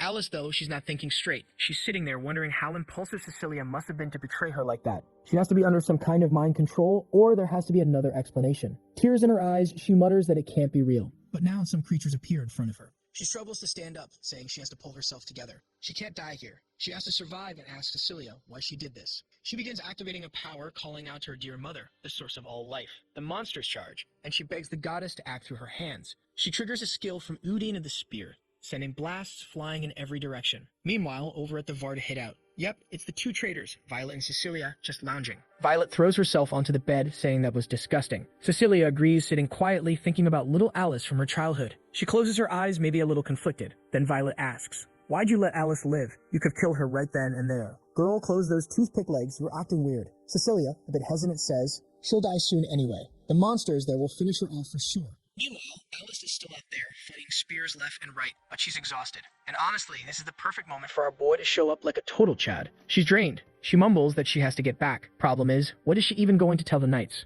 That Princess Violet tried to assassinate her? That Cecilia tried to kill her? Who's going to believe that? That's why her best bet now is just to get the hell out of there. But more and more monsters keep closing in. And not just any monsters, high-ranked ones, salamanders. She tries to come up with a plan any way to escape alive. But those beasts are already charging up their fiery breath, slobbering all over the place. She knows there's no way she can dodge it. The monster comes in close, but its aim's off. Good thing. Still, Alice knows if she takes that hit head-on, there's no surviving it. But hey, Big Sis is a beast. So don't worry, because little bro just showed up. Our boy slices right through it, and Alice immediately looks up, trying to figure out who it is. Before she can even process what's happening, someone grabs her by the shoulder, apologizes, and takes off with her. It's Brian coming in clutch to save her. And the moment she sees him, she realizes, if Brian's here, then that must mean he's here too. Those salamanders were still creating a sea of fire. Brian and Alice were hiding nearby, and he told her to just hold on a little longer. But she knew that holding on wasn't going to cut it. Those things were closing in fast, and they were going to catch up any second. That's when, bam, Karen drops right in front of them. Off in the distance, an explosion lights up the sky. The creatures all turn toward it, staring. And Karam, of course, shows up saying those damn things must have eaten something poisoned. Why else would they spewing out everything inside them like that? She tells Shin to hurry up and finish the job already. Alice hears the name and is visibly confused. Shin, did she hear that right? And then, there he comes. Full form of the descent and mist. The monsters shoot out their flames, but he cuts straight through, rips one's head in half, explodes the body, unleashes a bunch of void orbs. Yeah, looks like he wiped everything out. Not long after, Brian's carrying Alice away from the battlefield. She spots the boy in the distance and walks closer, thinking to herself that she always had a hunch about who was behind that mask. The mask hits the ground. She starts crying. And who is it? Come on, you already know. It's Xian. Of course it is. He looks at her and says, "I hope I wasn't too late." Later, as she's being healed, things finally click. Cecilia had always been Violet's spy. She feels like a fool, thinking she was carrying on her family's will and trusting someone like her. But Shan says it's not her fault. The blame lies with that damn Cecilia, with the princess, and obviously with Eshel too. Alice wants to know, was it all planned by their brother? Does Shan know something about it? It's weird, because the mission orders came from her father. Shan tells her that the only reason the mission even happened was because Eshel suggested it. And of course her father does everything that guy says. She wants to know why. Shan says it's because that bastard wants to be the only one who carries on the family legacy. Alice scowls, saying that apparently he's even willing to kill his own sister for that. Though the tough act doesn't last long, she collapses to her knees, completely drained. Still, she wants to know, does Shan really believe that about Eshel? Is he sure? He just stares at her and says, "Of course I do. What? You think I'm joking?" Alice admits she always felt something was off, and it looks like Shan did too. What she can't understand is, how did no one else see it? Why did her father and everyone around them not notice anything? It's like Eshel has something she doesn't, some invisible power. And during the battle, she felt it too. Something was protecting him. When she was hit by that deadly strike, something blocked it. Shan remembers that moment clearly. He knew the dagger had landed right on the guy's neck, but something strange stopped it. And even now, he still doesn't know what that was. Something powerful enough to block even the demon blade. As far as he can tell, there's only one possible explanation. Alice says they need to tell their father, but Shan just goes, "What? Girl, please. That's an illusion. He's not going to listen to us." Alice insists if it's just her, maybe not. But if they go together, maybe there's a chance. Shan sighs and tells her she needs to start trusting him more. If they go through with this plan and it fails, all the Knights of Light will turn on them. Alice is confused. Why would that happen? But Shan remembers. In his past life, Eshel was always the center of attention. Everyone adored him. Everyone trusted him. He was the great savior. Even San himself had been a fanboy. He was the hero. There was never a doubt in anyone's mind. Looking back, it was strange. He wasn't just a knight. He felt like a religious figure. Even their father, who was sharp and observant, died trusting him. The Emperor, Lunel, ambitious as hell, also trusted him. Boris, a man obsessed with truth and sharp as a blade, he trusted Eshel too, without question. Even the idiot version of Sin didn't stop trusting until he was lying dead on the ground. But in that final moment, one question echoed in his mind. Why did I trust Eshel? There could only be one explanation. Shan says Eshel was the ultimate figure who inherited the authority of the most powerful god, Lumindle himself. The authority he received, the role of world savior. Back on the battlefield, it's total chaos. Everyone's yelling to protect the princes. Redhead and Albino are absolutely losing it, panicking like they're seconds from death. Meanwhile, Eshel is right there on the front lines, holding off a dragon. Mr. Platinum Hair starts gushing over him, but Eshel just snaps, telling the idiot to back off before he gets himself killed. The dragon charges in for another attack. Eshel activates the Judgment of Regis, his dark technique. The beast fires off a huge laser while the two brothers are over there practically clinging to each other. These two are something else. What the? Eshel just summoned the dark titanic wall or something to tank the entire blast. The laser hits dead on, but then it just dissipates. Through all the smoke and fire, Eshel is still moving, still channeling attacks. The dragon watches, then Eshel lunges and slices it clean down the center. Yeah, no joke. That thing got cut 50% straight down the middle. Immediately, Eshel turns and asks if everyone's okay. And everyone starts cheering, praising him, calling him amazing. The great savior. Even the princes are saying they'll tell the king how incredible he is. Ah yeah, Eshel's not dumb. He's milking that clout from the royal brats. Meanwhile, back with Alice, she still doesn't understand why Eshel was chosen by Lumindle. Shan explains that Lumindle only needs one person, regardless of what kind of person they are. And obviously, once Eshel was chosen, trying to deny him was like denying the entire Church of Light. If they did that, every follower of Lumindle would come after them. Alice says it's hard to accept. These are the things she's believed in her whole life. What she can't wrap her head around is, how does Shan know all this? He just says he can't tell her. It's trying to keep her from getting too deep into this mess. But she's understanding. She places her hand on his shoulder and says she gets it. She knows he can't tell her yet. But someday, she hopes he tells her everything, and that he won't carry this burden alone. She bows her head a little, and it's kind of sweet. Meanwhile, she thanks Brian, and he turns bright red. Shan immediately tells him to calm down. Don't get that happy just because you talked to my sister. Then he turns to Alice and wants to know, what is she planning now? And the crazy girl says she's going to find Cecilia and get answers about why she betrayed her. Thank God Shan says he's going with her. Like, seriously, girl, what's your death wish? He says he's got the ring. He's sure they haven't gone far. Then the scene jumps to Violet's hideout. Suddenly, Cecilia's expression changes. She says someone's getting close, a mana she's never felt before. Violet tells her to relax. No one knows about this place. But mid-sentence, boom, the whole place explodes. An attack nearly takes her head off. A sword comes flying through the window and slams into the wall. And Cecilia instantly knows. That's Alice's sword, but she shouldn't even be alive. Next chapter kicks off back on the battlefield. Eshel detects a trace of teleport magic and a spell scroll. He tells everyone to find shelter. One of the soldiers asks him, do you really think Princess Violet is okay? Eshel just says, we'll find out soon enough. Obviously, the whole squad's spooked. There are monster corpses everywhere, lava flowing across the ground. Chaos. Back to Cecilia, now running. She's muttering that she thought the kid would be skilled because of the mana and that bloodlust. But turns out, it's just a child. He couldn't possibly be traveling with anyone else. She activates a skill from the Wanderer of the Wind and closes in. She's coming in fast with a sword strike that looks like it'll land, but the kid dodges. She demands to know who he is. Why has she never seen anyone from the Veers move like that? He just stares at her silent. She orders him to answer. Why does he have that sword? Did he save Lady Alice? Still no answer. So she gets ready. Says if he won't speak, let's see if he can scream. She charges. Left, right, up, down. Swipes near in his stomach. Swipes past his ear. She's going for blood.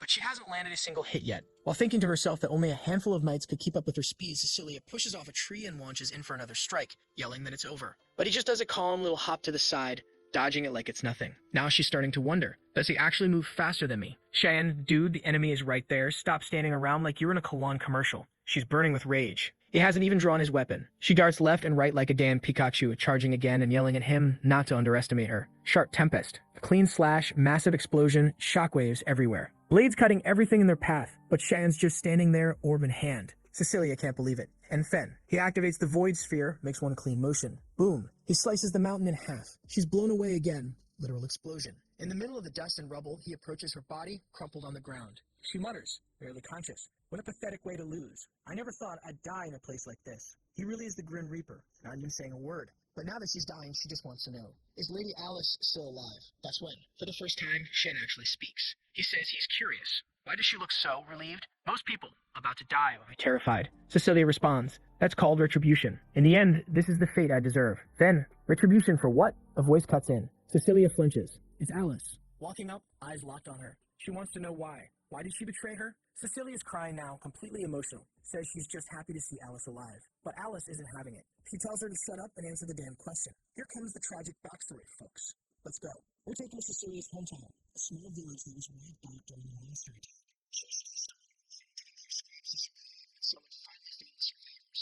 The group in the area showed up, believing they deleted the monsters. And that she was safe now. They picked her up, gave her food and water. She was saved. Right when she was about to die, the knights arrived. And the one who saved her back then was Princess Violet. Even at that age, she had that smug face you just want to punch. But she was talented, powerful. So of course it made sense for Cecilia to dedicate her life to the person who saved her. Not long after, she was given the chance to repay that debt. The order was clear: get close to the Veers and wait for further instructions. That's how she ended up working in the household. And that's when she met little Elise. So sweet, so kind. But now, she regrets everything. She should have just died in the ruins of that village. Then just today, Violet arrived and said, "Today, Alice must die. She's a threat." Alice, confused, asks, "What threat? What the hell are you talking about?" Cecilia explains. Violet has always seen the Veers as threats. Because of their connection with Lunel and Eschel, she always believed the Veers were allies of Lunel. So when she saw herself under attack, she must have thought it was all a plot by the Veers and Lunel to wipe out the rest of the competition. Cecilia says Violet is nothing like Alice. Alice actually trusted her, believed in her until the very end. But Shan cuts in. "Don't. Stop trying to justify it. Just admitting she was wrong doesn't mean she deserves forgiveness." Cecilia is shaken. Alice tells him to hold on, just listen a bit more. But Shan already drew his blade,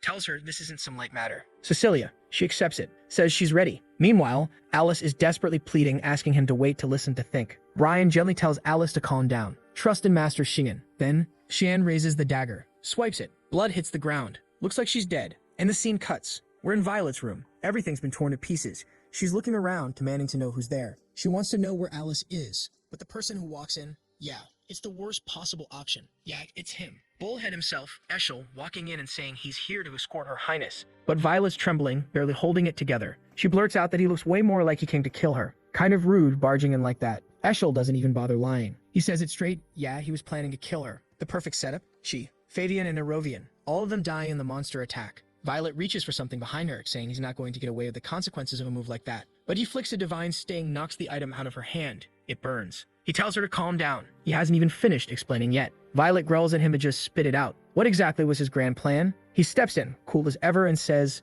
"No one knows." But then he spots Alice's sword jam in the wall and asks, "Where's her sister?" Violet smirks, says she killed her. She didn't know if Alice was working with Lunel or not, so she figured she'd play it safe and make sure she was dead. And hey, Eschel probably liked that too, didn't he? Wasn't he planning to get revenge on his sister? But Eschel says not this time. He was actually planning to change the plan. Now she's confused, shaken. He draws his sword and says she's being way too calm for someone who's been killing off every suspicious person in her circle. Smart strategy. He admits he's surprised. She's nothing like Lunel in that way. Now Violet's bluff is backfiring. She faked the whole Alice is dead line, but now realizes Eschel really doesn't care. Eschel then says the whole plan was doomed from the start, so he's just going to report back to Lunel that everything failed. Violet, on edge, demands to know what he really wants from her. And Eschel calmly replies, he's suggesting that she joins his plan. That gets her attention. She asks, isn't he always been on Lunel's side? But he answers that they're just business partners, nothing more. Violet sits back on the bed, arms crossed, not buying it. Says she doesn't believe that for a second. Eschel doesn't care. He tells her to believe whatever she wants. Lunel was just another piece in the bigger picture. Right away, Violet's mind is racing. She's convinced Eschel's trying to take control of her entire empire or something, and there's no way she's helping him with that. But he shuts that down. He's not interested in any empire. She presses him. So what do you want then? He answers, I want the eradication of evil. He says he's going to remove everything bad from this world. Violet's skeptical. Are you serious right now? He readies his sword and says, you'll find out. Only thing he knows for sure, a piece of that evil just showed up nearby. The ground starts cracking. A weird, creepy mana floods the room. It sends chills up his spine. Something primal, hungry, something he's never felt before. Suddenly, boom, one of Shan's summoning orbs comes crashing through. From a distance, a blood-red star flares in the sky. Oh yeah, our boy's going in. Shan flies in toward Big Bro, ready to throw hands. Eschel shouts, who are you? Shan answers, I'm the evil you've been looking for. And just like that, he unleashes the 8 floating piddles. Blades fly in every direction. Eschel scrambles to defend, cast a barrier, and yeah, he manages to protect the blonde one. She's flown to safety, sobbing because her little princess hideout is getting obliterated. Girl, your whole castle's going to the moon. Eschel gets blasted back. She asks if he's okay. He tells her to get out of there. He's still under attack. Another blood-red bomb comes flying toward hhim. She activates her Askelin skill, slashes the blast in half. It splits clean through and wipes out the area around it. But Shan's not done. He teleports out of thin air and strikes again. And this time, he lands it. A blind spot. But no good. Eschel's got this broken barrier that nothing seems to pierce. Shan realizes it. There's no opening. He gets knocked back hard. Eschel stares at him and thinks, whoever this is, he's not normal. But he's confident. In the end, he'll win. And there's Violet, looking way too flush, way too excited. Like she thinks she's the main heroine now. Then Cyan turns to Karam and asks, what's wrong? And she winces. Says, it hurts. It hurts like hell. Like her entire body's being torn apart. Obviously, that pain was from Eschel's barrier. He turns to Cyan and asks why he stopped. Didn't he show up saying he was going to bring the end of everything? So what's he waiting for? Truth is, Xian would love to kill him right then and there. But seeing how he can't even scratch that barrier, and not even understanding what the hell it is, yeah, best move now is to fall back. That's when he pulls out of the ring the shield and umbrella soaked in Cecilia's blood, and Violet immediately wants to know what the hell he just did. He simply says, "That girl's been purified." Violet doesn't get it, and Eshel spells it out. "She's dead, sweetheart." Now he's starting to put the pieces together. He just wants to know who ordered Cian to do this. Cian replies, "I am the mist, and the mist, they don't forgive anyone." But this wasn't some divine purification. This had a different purpose. Eshel seems surprised. So the mist is acting again. Before he can say more, Cian disappears. Eshel's left alone, frustrated as hell. Why are so many people suddenly standing in his way? All this time, maybe it was the mist screwing up his grand plans from behind the scenes. Scene shifts to a nearby waterfall. Karen's clutching her head, groaning that it hurts like hell. Cian's confused. She says she's never felt anything like that. It's like she couldn't even touch him. Yeah, the situation's way worse than they expected. But Shen has got a possible solution. A Durin Dark elemental stone. A crystal of divine purity. It's just a theory, but he believes they can beat Eshel with it. That's when Karen grabs his arm and begs him not to do it. That item could straight up kill him. Just then, Alice shows up. Dosian shrugs it off for now, says they'll talk later. Right now he's got people to protect. He's not repeating the mistakes of his past life. Also, seriously, why didn't he just kill Cecilia already? Forgiving that traitor? But no, he swore if the enemy's stronger than expected. He just has to get stronger himself. Sounds like a solid plan to me. A while later, Alice hands him something. It's the symbol of Marion. Normally, no one's allowed into the spiritual realm. But with this, he can enter a place called Fruina. She tells him to be careful. Oh, for the love off. I thought that hooded figure was Cian again, but nope, it's Cecilia, crying her eyes out, whispering thank yous. Alice turns her back and says she hasn't forgiven her, and she better not show her face again. Cecilia says she understands and walks off. Up on a rock, Karen watches the whole thing and asks, are we really just letting that girl go? Maybe we should have just killed her. But Cheyenne says he already did kill her in his past life. And thinking back, there was no need to kill her then either. When he found her, she was already broken, crushed by guilt for murdering his sister.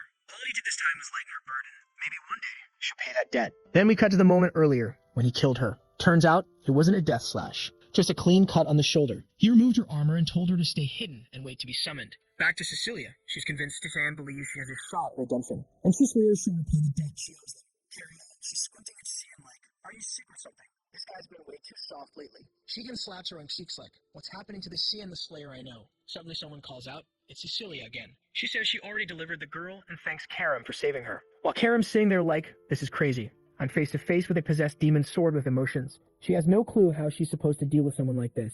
Karam shrugs it off, says it was nothing. That's when Alice lights up. She's all smiles, saying how happy she is to finally meet someone close to her brother. Karam immediately shuts that down. Yeah, nah, it's not like that. It's just a master weapon kind of deal. Nothing more. But it's good to know that the boy's body belongs to her. So to be smart, not to try anything. Alice quickly realizes this demon weapon is definitely not on the good side. Scene shifts to the Lewin Academy. Someone's writing a letter saying they found answers to all the questions they had. And because of that, they've decided to leave the Knights of Light. Ah, it's Alice, of course. She says those people have strayed from the path of righteousness. The ones they're trying to protect aren't the ones who should be protected. And the conscience of her own household is being corrupted by all this. Even her father is letting it happen. She says she'll be visiting him soon because there's something she wants to talk about regarding her brother Eshel and Prince Lunel. But for now, she just asks him to take good care of Cian. The headmaster sighs, thinking how messed up all these noble families are lately. One thing that hasn't changed, though, Alice worrying about her brother, like always. At least he can pretend he'll look after the kid like she's always asking. He then apologizes for making Boris wait. Boris says it's fine. The director asks how things are going at the academy, and the bastard calmly says he's adjusting just fine. Then the old man hits him with the real question. So when were you planning to tell me you're working for Prince Lunel?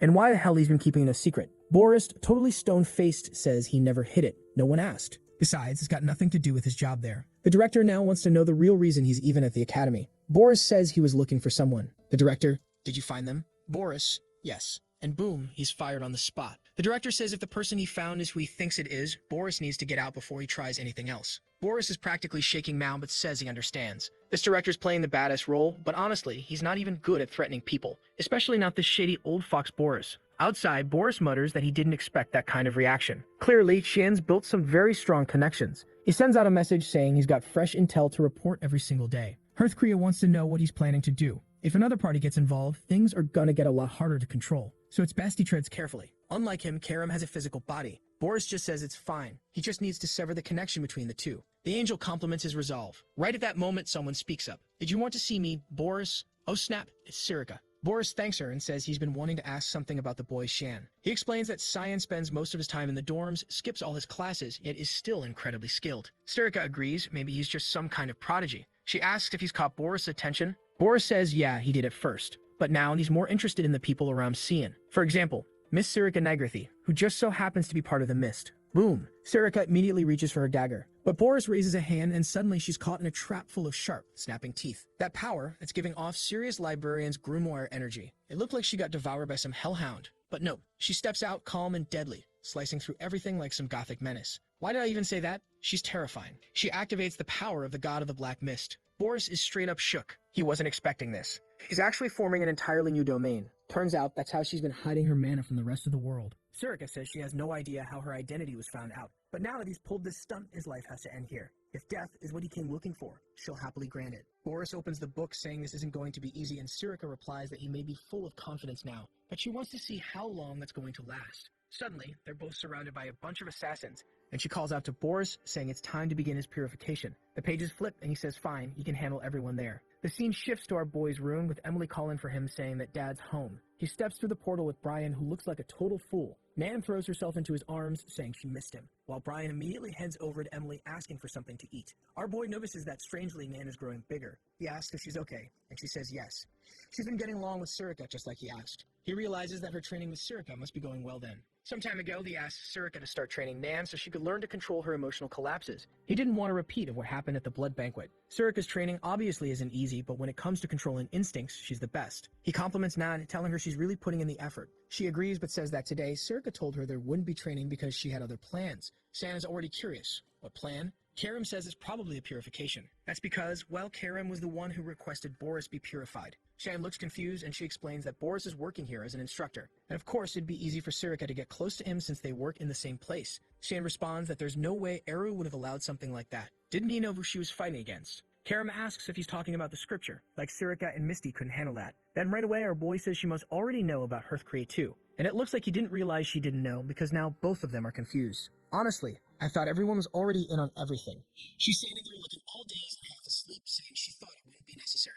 Sometimes we forget she doesn't really know he can see the future. He's hiding it, she's hiding stuff too, but they're still on the same side. It's a whole mess. So he says they don't have time to waste. That guy's bloodline is the real threat. Then he tells Brian and Nan that he's heading out. But when he sees Brian eating that poison Emily made, he has to ask why. Poor Brian says he was just too hungry and asks if Shion wants him to come along. Our boy says no, he's only taking Karim. And strangely, he's amazed Brian is still alive after eating that. He tells him to take Nan and Emily to Brno. Nan, confused, asks if Dad is already leaving. He says unfortunately, yes, it's too dangerous for them to stay here right now. They don't need to worry though, they'll take care of it. He leaves them in Brian's care. Cut back to Sirika, who says the more she looks at Boris, the more disgusting he seems. Seeing the number of zombies around, she suspects the blood banquet might have been his doing. Those puppets all give off the same aura. Smiling, Boris asks if she's already getting tired. Strange, since that was just the appetizer. The main course was on its way, with dessert. Sirika dodges another attack, but she's surrounded on all sides. She activates the Raging Mist Tempest skill.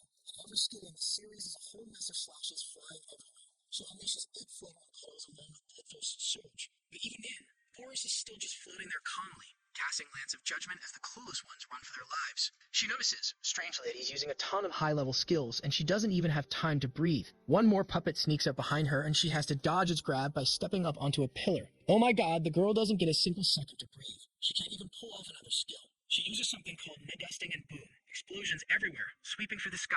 She can't understand how each one of those puppets had that much mana inside. Clearly, that's not normal at all. Whoa, the whole area just got vaporized. You're not killing my little purple goth like that, Boris. I'll come after you myself. But it seems the bastard doesn't care, because he just says it's time for her to die and activates his war hammer. The attack lands straight on Sirika. It looks like she got crushed, and Boris comes down. She says now she understands how those puppets work. Apparently, they can track an opponent's mana, different from the usual kind. And probably that book he's holding is the source of all their power. At the very least, it's something incredible, judging by the mana she's sensing. Probably a weapon of the gods. Boris claps his hands, saying her battle sense and vast knowledge are truly impressive. But none of that matters right now. Suddenly, he activates a skill called Imaginarium. The puppets start acting weird, either coming out of the ground or glitching. It's hard to tell what's going on. But Boris warns her that he still has plenty more of those to play with, so she might as well give up. Come on, Sirika, don't give up, my goth queen. She gets up and says she's not throwing in the towel just yet, activating a secret technique of expansion, total jujutsu style. Out of nowhere, there's some Shikamaru-like move from behind. Summoning the familiar? Man, she pulls out a full-on demon. This is new to me. Mammon, god of greed, sounds almost like Mamoru, but not quite. Boris is confused, trying to figure out how she pulled this off. The mana he felt coming from her earlier, completely gone. Mammon is roaring and the puppets are all trembling, but they still charge in recklessly. Obviously, they get slapped silly and smashed into the ground. Wait, nope. Turns out they're like cursed ants clinging to his arm. But then Mammon activates some kind of spikes and pierces through everything. From a distance, Boris says it's unthinkable that she would create a demon like that with her own mana. She's truly talented. But even so, all it was going to do was buy some time. At this point, she's completely drained, just a hollow shell with no mana left. Oh no, what just happened? Why is Sirika's hair white now? I've got a bad feeling about this. Boris says that even casting a simple spell will be hard for her now. Unfortunately, her choice was a mistake. But she suddenly lunges at him from the side, saying it looks like he thought he wasn't in any danger. She strikes, and those protective shields of his show up again. Every time with that same pattern. Boris is startled he can't keep track of her movements. How is she still this fast with no mana at all? That rapid combo of attacks back and forth. The barrier starts cracking, then shatters. She spins her blade and slips through the gap. He's completely panicking. She goes in for a heavy blow, telling him it's checkmate. Come on, Sirika, for the love of everything. Win this. If you die now, I'll be seriously heartbroken. She swings her huge hand down toward his face, about to slam him into the ground. Boris realizes he doesn't have enough time to cast anything. She's ready to finish him off, but he prepares a spell in his hand, saying he'll at least try to cast it without chanting. He summons a mine right beneath himself, and the explosion launches Sirika away. Then he comes right back with those lances of judgment clearly exhausted. But the barrier stops and instantly dashes back in at full speed. The guy's definitely not great at handling close combat. She's dodging everything he throws, closes the distance, and spins into a wild move. Even I'm getting confused trying to follow what's happening. She's upside down, kicks down from the sky with a Rock Lee-style flying strike. There's no way he's getting up from that one. Then suddenly someone says, that's enough for today, Boris. She was coming down to finish him off from above when a strange golden barrier appears.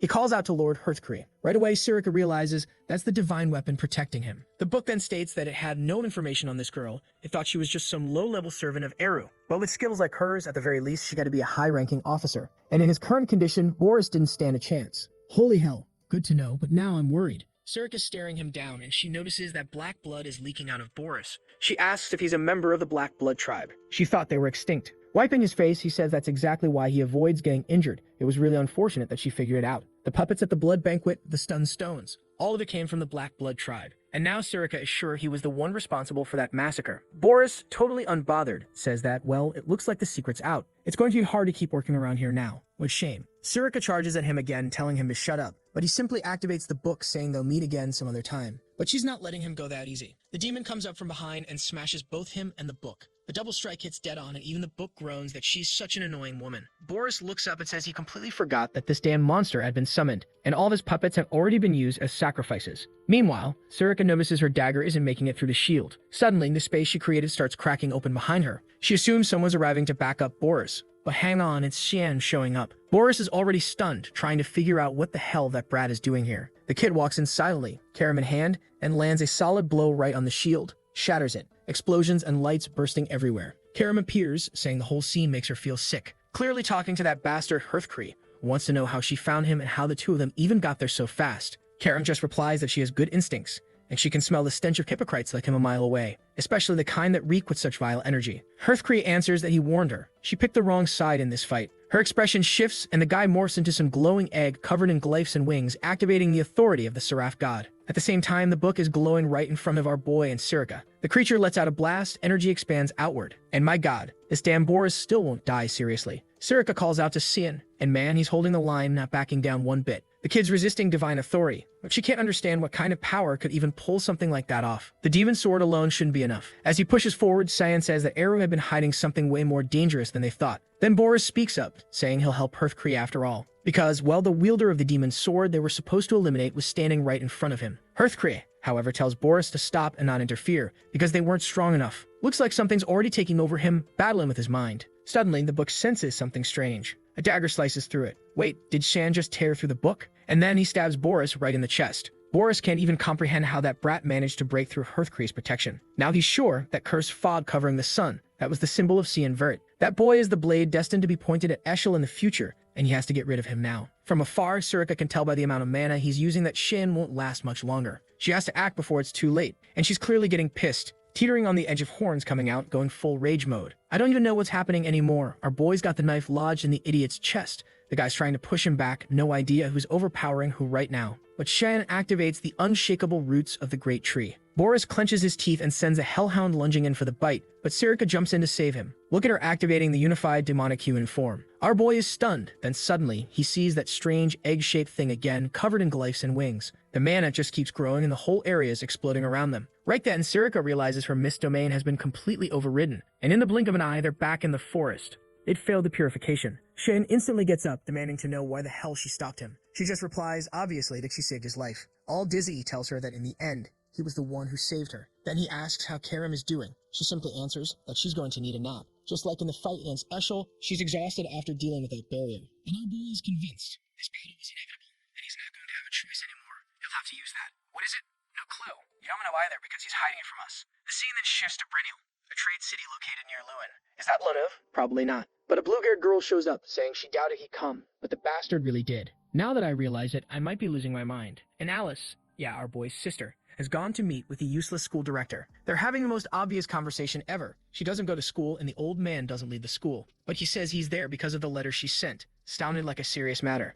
She assumes it's about her leaving the Order of Knights, but he replies that he figured she'd eventually follow her own path. What the family wants doesn't matter. It's what she said about Eshel and Lunel that really caught his attention. Alice grabs her glass and wants to know if he has any information on Eshel. The old man says no, but asks what she thinks would happen if Eshel became the family's leader. Alice says plenty of talented people join the Knights of Light, so he'd probably become the leader of the Empire's strongest army. The director agrees and says Lunel would side with him and would also lead the Knights of Light. Alice says that's exactly what worries her most and wants to know what the old man thinks. He tells her about that time when Sian asked him what was more important, the Empire's prosperity or the family's honor. It was almost like the kid already knew what was going to happen. And now he realizes he hadn't been careful enough about what they might already done. Alice questions what he means by Xian knowing the future. He stands up, saying he's not certain, but for now, she should leave the Empire. She doesn't understand why. He just says a major disaster is about to fall on this place. He'll do what he can to set things right, but there are no guarantees. She's still confused, and he brings up the possibility of a coup d'etat. He's starting to see signs of internal power struggles for the throne. Back in the trade city of Brno, our boy's daughter is all emotional, going on about strange fruits, weird people, and things she's never seen before. Brian has to keep apologizing to everyone who looks ready to hit the girl,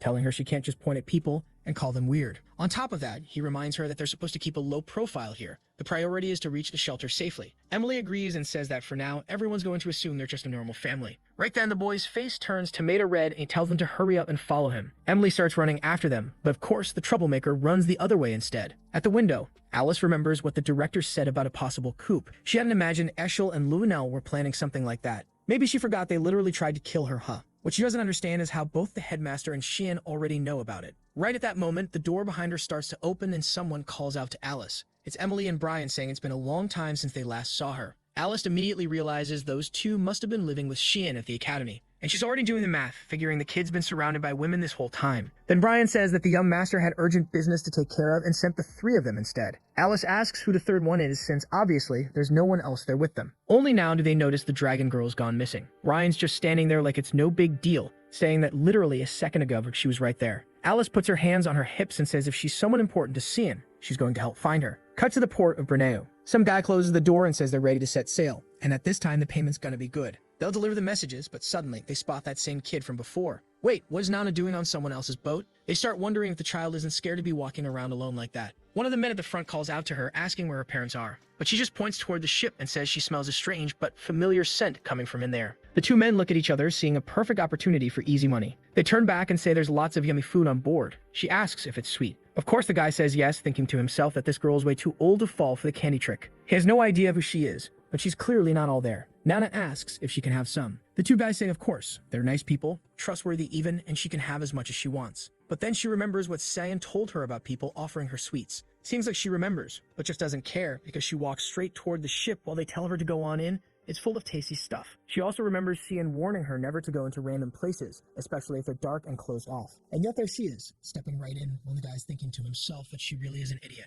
In her memory, we see the moment they kick the door shut, and one of the thugs says they got another prize. Today's their lucky day. Inside, Nana sees a bunch of cells. She asks where the candy is, but all she sees are a bunch of kids. That's when it hits her. She stares at the door, realizing she got lied to. The poor thing starts crying, apologizing to San, saying she got tricked even after all his advice. But then her nose picks something up again. Something familiar. She heads to the back of the room, finds a cage, and when she pulls the cloth off, she sees a high-ranking monster, a red null. The monster's raging with fury, but she gently pets it, and suddenly it's acting all soft and sweet. She wants to know how it ended up there, and decides she's going to let it out. With a wag of its tail, she opens the cage by hand, telling him he's free now. Then someone calls out to her, and it's the other kids in the cells asking to be freed too. And of course, she's going to go around freeing every last one of them. The scene shifts back to the guys who kidnapped her. They're meeting with the captain, saying everything's ready. A chubby guy named Tolino says, all right then, it's time to set sail. The dwarf on the crew wants to know if they're going to negotiate with their own kind. The guy says yeah, Morris has disappeared out of nowhere and the Gray Merchant Union is done for. Now that they don't have to pay taxes to anyone,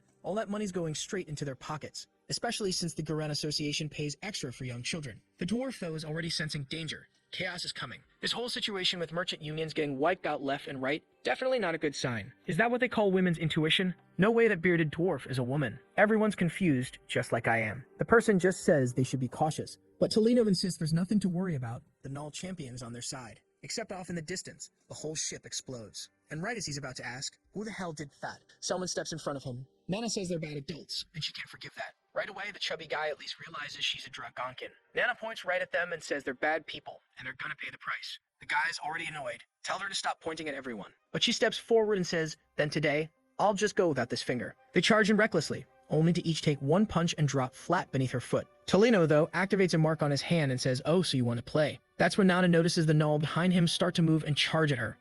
Could that be the parent of the one she saved? Imagine that, Mom or Dad. The attack looks like it landed square on her, and Tolino even says it would have been better to leave her alive. He calls her an idiot for damaging such a valuable product. But of course, Nana blocked the attack with one hand. She notices that the Null's collar has the same mark as the one on Tolino's hand. The monster tries a few more attacks, but she dodges with ease. Meanwhile, Tolino's losing it, wondering how these guys can't be a child. He activates the mark again and says she's big enough to take this down now. The Null charges in again, but this time Nana charges up a purple energy in her hand and slams it right into its chest. The creature gets launched straight into Tolino, crushing him entirely. Back in the city, Brian and the others are running when they spot a giant cloud of smoke from far away. The moment they see it, they know that much mana doesn't belong anywhere near here. Tolino is getting back up, growling that this damn brat isn't leaving alive. He tries to activate the slave mark one more time, but obviously, the shackles have been broken. Now the Null used to control is glaring right at him, reaching for his head. Looks like he's about to be completely crushed. Nana walks up and just stares him down. This girl, seriously, she's growing up, and yeah, she's getting kinda scary. She gives the Null a look and then pulls out his kid. Right,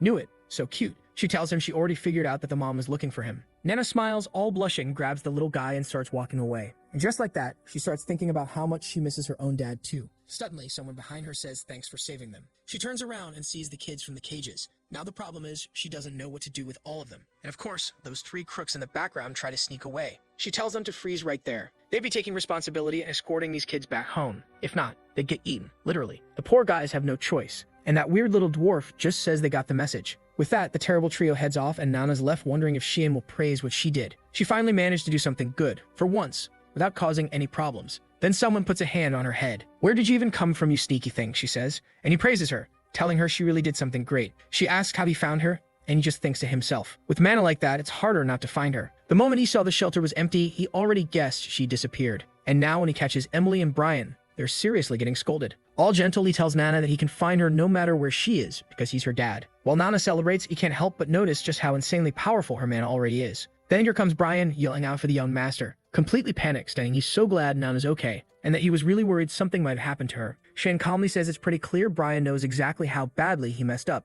Meanwhile, Alice realizes the person they've been looking for this whole time was a Dragonkin girl. The scene shifts to the empire of Yusif in the Quizelle mansion. A blonde guy is running down the stairs, demanding to know why this person came here. He never leaves the academy. And then the headmaster shows up, and the blonde boy calls him father. The old man says they need to talk. It's been a long time since they've seen each other. In another room, he says it's been 10 years since he handed over the title of Duke. That's why he doesn't interfere much in how things are run. What he doesn't understand is why the property taxes have dropped so much while the imperial family's funds just keep increasing. The blonde son says he should know very well that the current empress's family has been funneling massive amounts of money, and their political standing is going to deteriorate if they don't pay those amounts. Unless, of course, his father doesn't want Luenel to become emperor. The old man slams the table and asks if he truly believes Luenel has the qualities of a real emperor. The blonde kid, now clearly rattled, says it doesn't matter, as long as it's someone from the Quizelle family. At that, the father practically drags a corpse out of the past, saying this is just like when he married his dead daughter off to the emperor. He says he won't speak another word about it, but all support for Luenel is to be withdrawn immediately. As he turns to leave, the son asks where he's going. He replies that he's heading to the palace. Cut to the very statement, it's been a while since we've seen that place. Also is there, saying it seems they figured out who the owner of the demon sword is. Even after preparing the perfect plan, it looks like he'll have to worry about everything falling apart again. And on top of that, Alice leaving the order came as a surprise. At least now he holds an even stronger position as heir to this place. But he noticed something. Her eyes were filled with resentment. Could she already know something? That thought is starting to make him angry. Suddenly, a portal opens beside him, and out stumbles Boris, completely wrecked. Eshel immediately wants to know what happened, and if this is the real appearance of the Black Blood tribe. Boris apologizes, saying he didn't want to reveal this form. But Eshel just demands to know who did this to him. He thought Boris was still at Lewin Academy. Boom, truth bomb. It was his own brother, Cian, who left him like that. Eshel is visibly shaken, but Boris says that at least he completed the mission. He acquired the mana from the demon sword that was found at the blood banquet. Now, he finally knows who the blade belongs to. It clicks for Eshel. From the beginning, it was Cian. He was the one ruining all their plans. And to think he never even suspected it until now. Boris apologizes for not having the strength to eliminate that thing.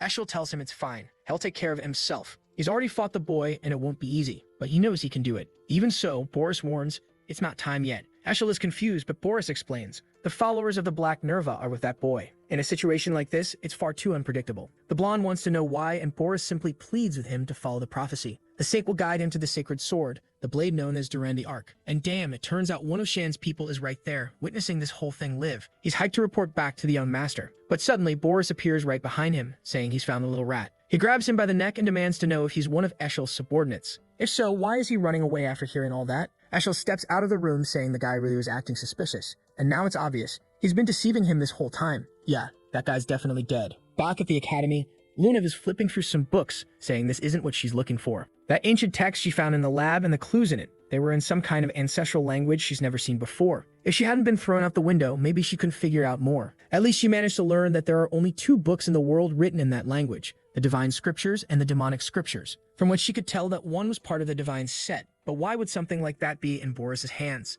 As she's there, deep in thought, trying to understand how this all connects to the Garan Association, Erin suddenly appears and calls out to her. She wants to know why Luna looks so serious, but Luna, of course, wants to know what she's doing there. Strangely enough, Erin jumps straight to the point, asking if she's seen Xian around. Where's that black-haired boy? Luna replies that no, she hasn't seen him. She spends all her time in the library, and he rarely comes by. But is Erin missing him by any chance? The braided girl immediately flares up, saying, not a chance. It's just that the weirdo said he was coming to school, and then suddenly stopped showing up. She doesn't get it. Lunav says he'll turn up soon. Erin asks how she can be so calm about it, and Lunav simply answers, because that's just how he is. Erin's left speechless, staring at Luna while the contemplative music practically plays in the background, until suddenly, Rezimus bursts in saying they've got a problem. What is it? Rezimus hands over a card from the palace. Erin takes a look and immediately recognizes her father's handwriting. Something on it confirms strong ties between the Vert family and the palace. It was a marriage notice between the 5th princess, Erin Severus, and Cyan Verte. Wait, what? This was a promised engagement. Some kind of future union between the 2 families. Hold on a second. Did he just marry off the kids? This can't be right. These cursed adults, man. Erin's face turns as red as an exploding tomato. Meanwhile, the scene shifts to the Emperor's room where he's thanking Violet, telling her not to worry. It's just a common cold. But then someone calls out to His Majesty. The old man arrives too, offering his formal greetings. The 2 women bow as well and politely excuse themselves, giving space for the 2 elders to talk. The Emperor immediately comments that the headmaster must have come from far away to visit. But the deep-web Gandalf is more concerned about why the Emperor looks like death. The guy's practically skin and bones. The Emperor apologizes, saying he didn't want to welcome such a valuable guest while in this state. Alright, what is happening here? Are these old men about to kiss or something? Everything's way too polite all of a sudden. Anyway, the headmaster wants to know what exactly happened to get him looking like this. The Emperor explains that he thought it was just a cold, but his condition hasn't been getting better at all. Great, now I'm stressed. I always call these old guys, but now there are 2 of them in the same scene. This almost never happens. My brain is crashing. The academy head says he should have come sooner, but the Emperor waves it off and says it's fine. There's something serious they need to talk about. After all, he knows full well the headmaster wouldn't leave the academy unless it was important. Then he asks, does he have any concerns about Luminel? The director confirms it. From the sound of it, the Emperor already knows. At first, the headmaster didn't think it was that big a deal, but things are definitely serious now. The Emperor starts forming a little energy sphere in his hand, saying that as long as he's alive, that boy won't cause any problems. Yeah, well, you're forgetting the part where you're basically dying in bed, aren't you? And the academy director notices that too. The Emperor's mana, while still strong, is wildly unstable. It's not just his appearance that's decayed. But then the Emperor brings up something else that's been bothering him. He wants to know how Princess Erin's been doing at the academy. The headmaster says she was Eshel's student. Not only did she work hard, but she had real talent too. He's confident that before long, she'll become a true princess, and that the Emperor has nothing to worry about. The father lets out a relieved breath, saying she was always such a crybaby, and used to worry so much about what would become of her. But it looks like she's changed a lot ever since meeting a certain boy. Obviously, right? It's the black-haired kid. And yep, now the Emperor says he's decided to marry her off to him. Just like that. Doesn't even care. Strangely enough, the headmaster just sighs. The Emperor picks up on that. He sees the guy isn't surprised at all. Then he coughs and says, well, it does feel like an obvious plan. Especially since he was the one who recommended the royal dorms to Cian in the first place, right? The Emperor asks what he thinks of the boy, and without hesitation, the headmaster says he's terrible. The kid skips class all the time. He's never seen him read a single book. In the academy, it's going to take decades before a student worse than that shows up. The Emperor starts to wonder if maybe he made a mistake. But there's something worth mentioning. Even with all that, he's still the most talented person the headmaster has ever seen. As long as Cian is by Eren's side, no one will ever be able to lay a finger on her. All right, calm down with the hype. The Emperor says that's reassuring, but even so, he's still worried about blood being spilled between the brothers. Meanwhile, just outside the room, someone calls for Violet. At first, I was about to ask, who's this girl again? Oh right, it's that sweet little brother of hers. He knows she was in a conversation with their father and grandpa, and now he wants to know what that old guy is doing there. But Violet just chuckles and tells him to go in and ask if he's that curious. He tells her to knock it off, but she just tells him to shut his mouth because he's too damn annoying. Now the brat's ready to throw hands, but she grabs his chin and pulls him in close. She reminds him more than anyone else. She's made it crystal clear. She knows exactly what he tried to do to their brothers. In that moment, he tears off her arm and tells her to stop messing around. He's going in to speak to his father. But he already knows someone betrayed him. And now, this girl knows too much. Little does he know, it was Eshel all along, the one pulling the strings. Violet, still looking beautiful as ever, just stares him down. You're my enemy now. Back with Eren, who's still basically a melted tomato at this point, completely confused about the whole marriage to Cian thing. Her father can't just make a decision that important without her. Lunav tells her not to worry, it's simple. Just say no. But Eren, face still buried in the desk, says maybe it's not so bad. It's not the worst idea she's ever heard. Allied families do grow stronger together after all. Resamis, though, jumps up and stomps on the table, shouting that she fully supports this marriage. It would be amazing. She's witnessed everything they've gone through. This is fate, or the will of the gods. She's already going off about what she'll have to wear to the wedding, until Eren grabs her and tells her to snap out of it. Then suddenly, someone walks into the room asking what all the yelling's about. It's Cian, telling them to keep it down. The princess looks super uncomfortable. Then, out of nowhere, she grabs those two and disappears from the room. He's left standing there, confused. Lunav looks at him and asks if he likes Eren. He immediately throws out a no. Of course not, right? The guy acts like he's 40. To him, she's just a kid. A head pat, nothing more.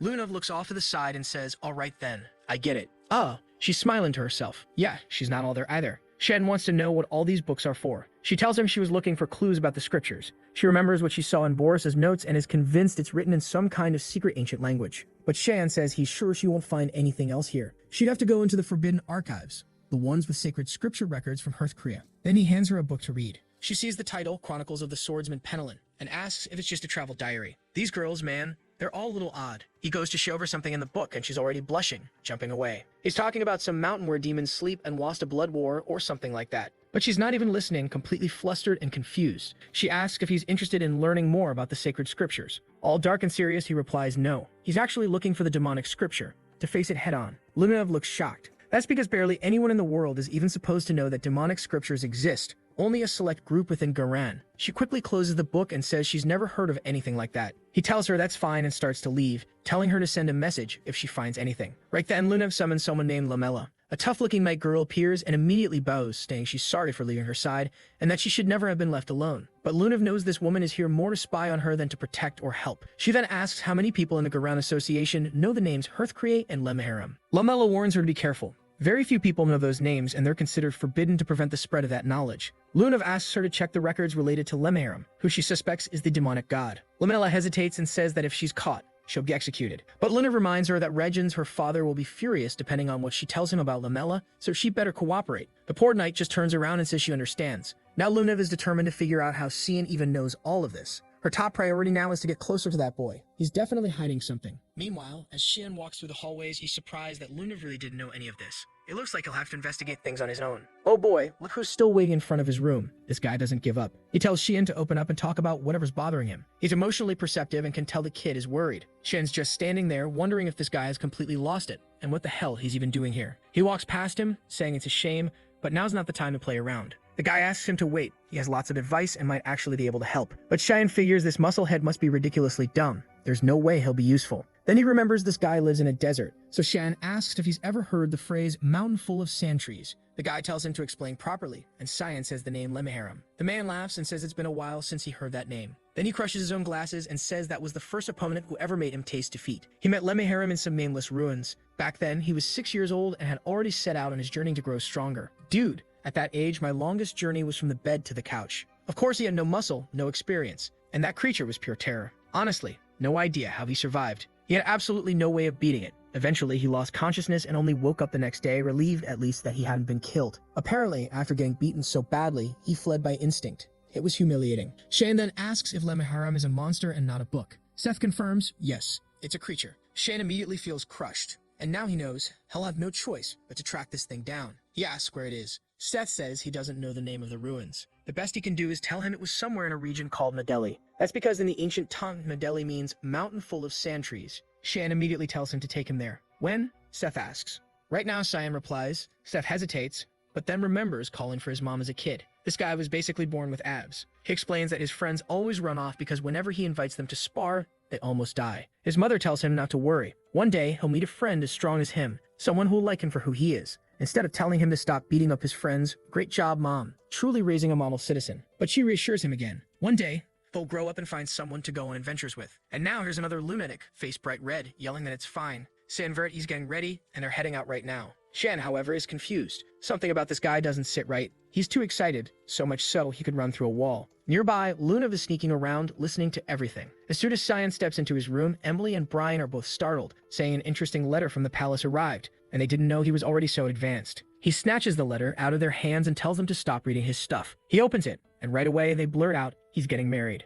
Shan, confused, asks to who. Emily says it's obvious, Princess Erin. Our boy doesn't even look surprised. Now here's why Lunav asked that weird question earlier. Still, he just folds the letter and says he'll think about it later. For now, he's pretending he didn't see any of it. Next thing you know, he's dressed in desert gear, no idea where he even got it, and says goodbye. He'll be gone a while. Meanwhile, Namna, sitting on the couch, wants to know who the new mom is. Ben says she's not having a mom, ever. He's a single guy, a Sigma. Emily's devastated, and Brian tells him to think carefully. He'd be going against an imperial decree. But Shan says the life he's about to live won't be peaceful. He's going to be hunted for the rest of his life or executed. It's probably better if Erin doesn't stay close to him. Otherwise, she'll get dragged into the mess too.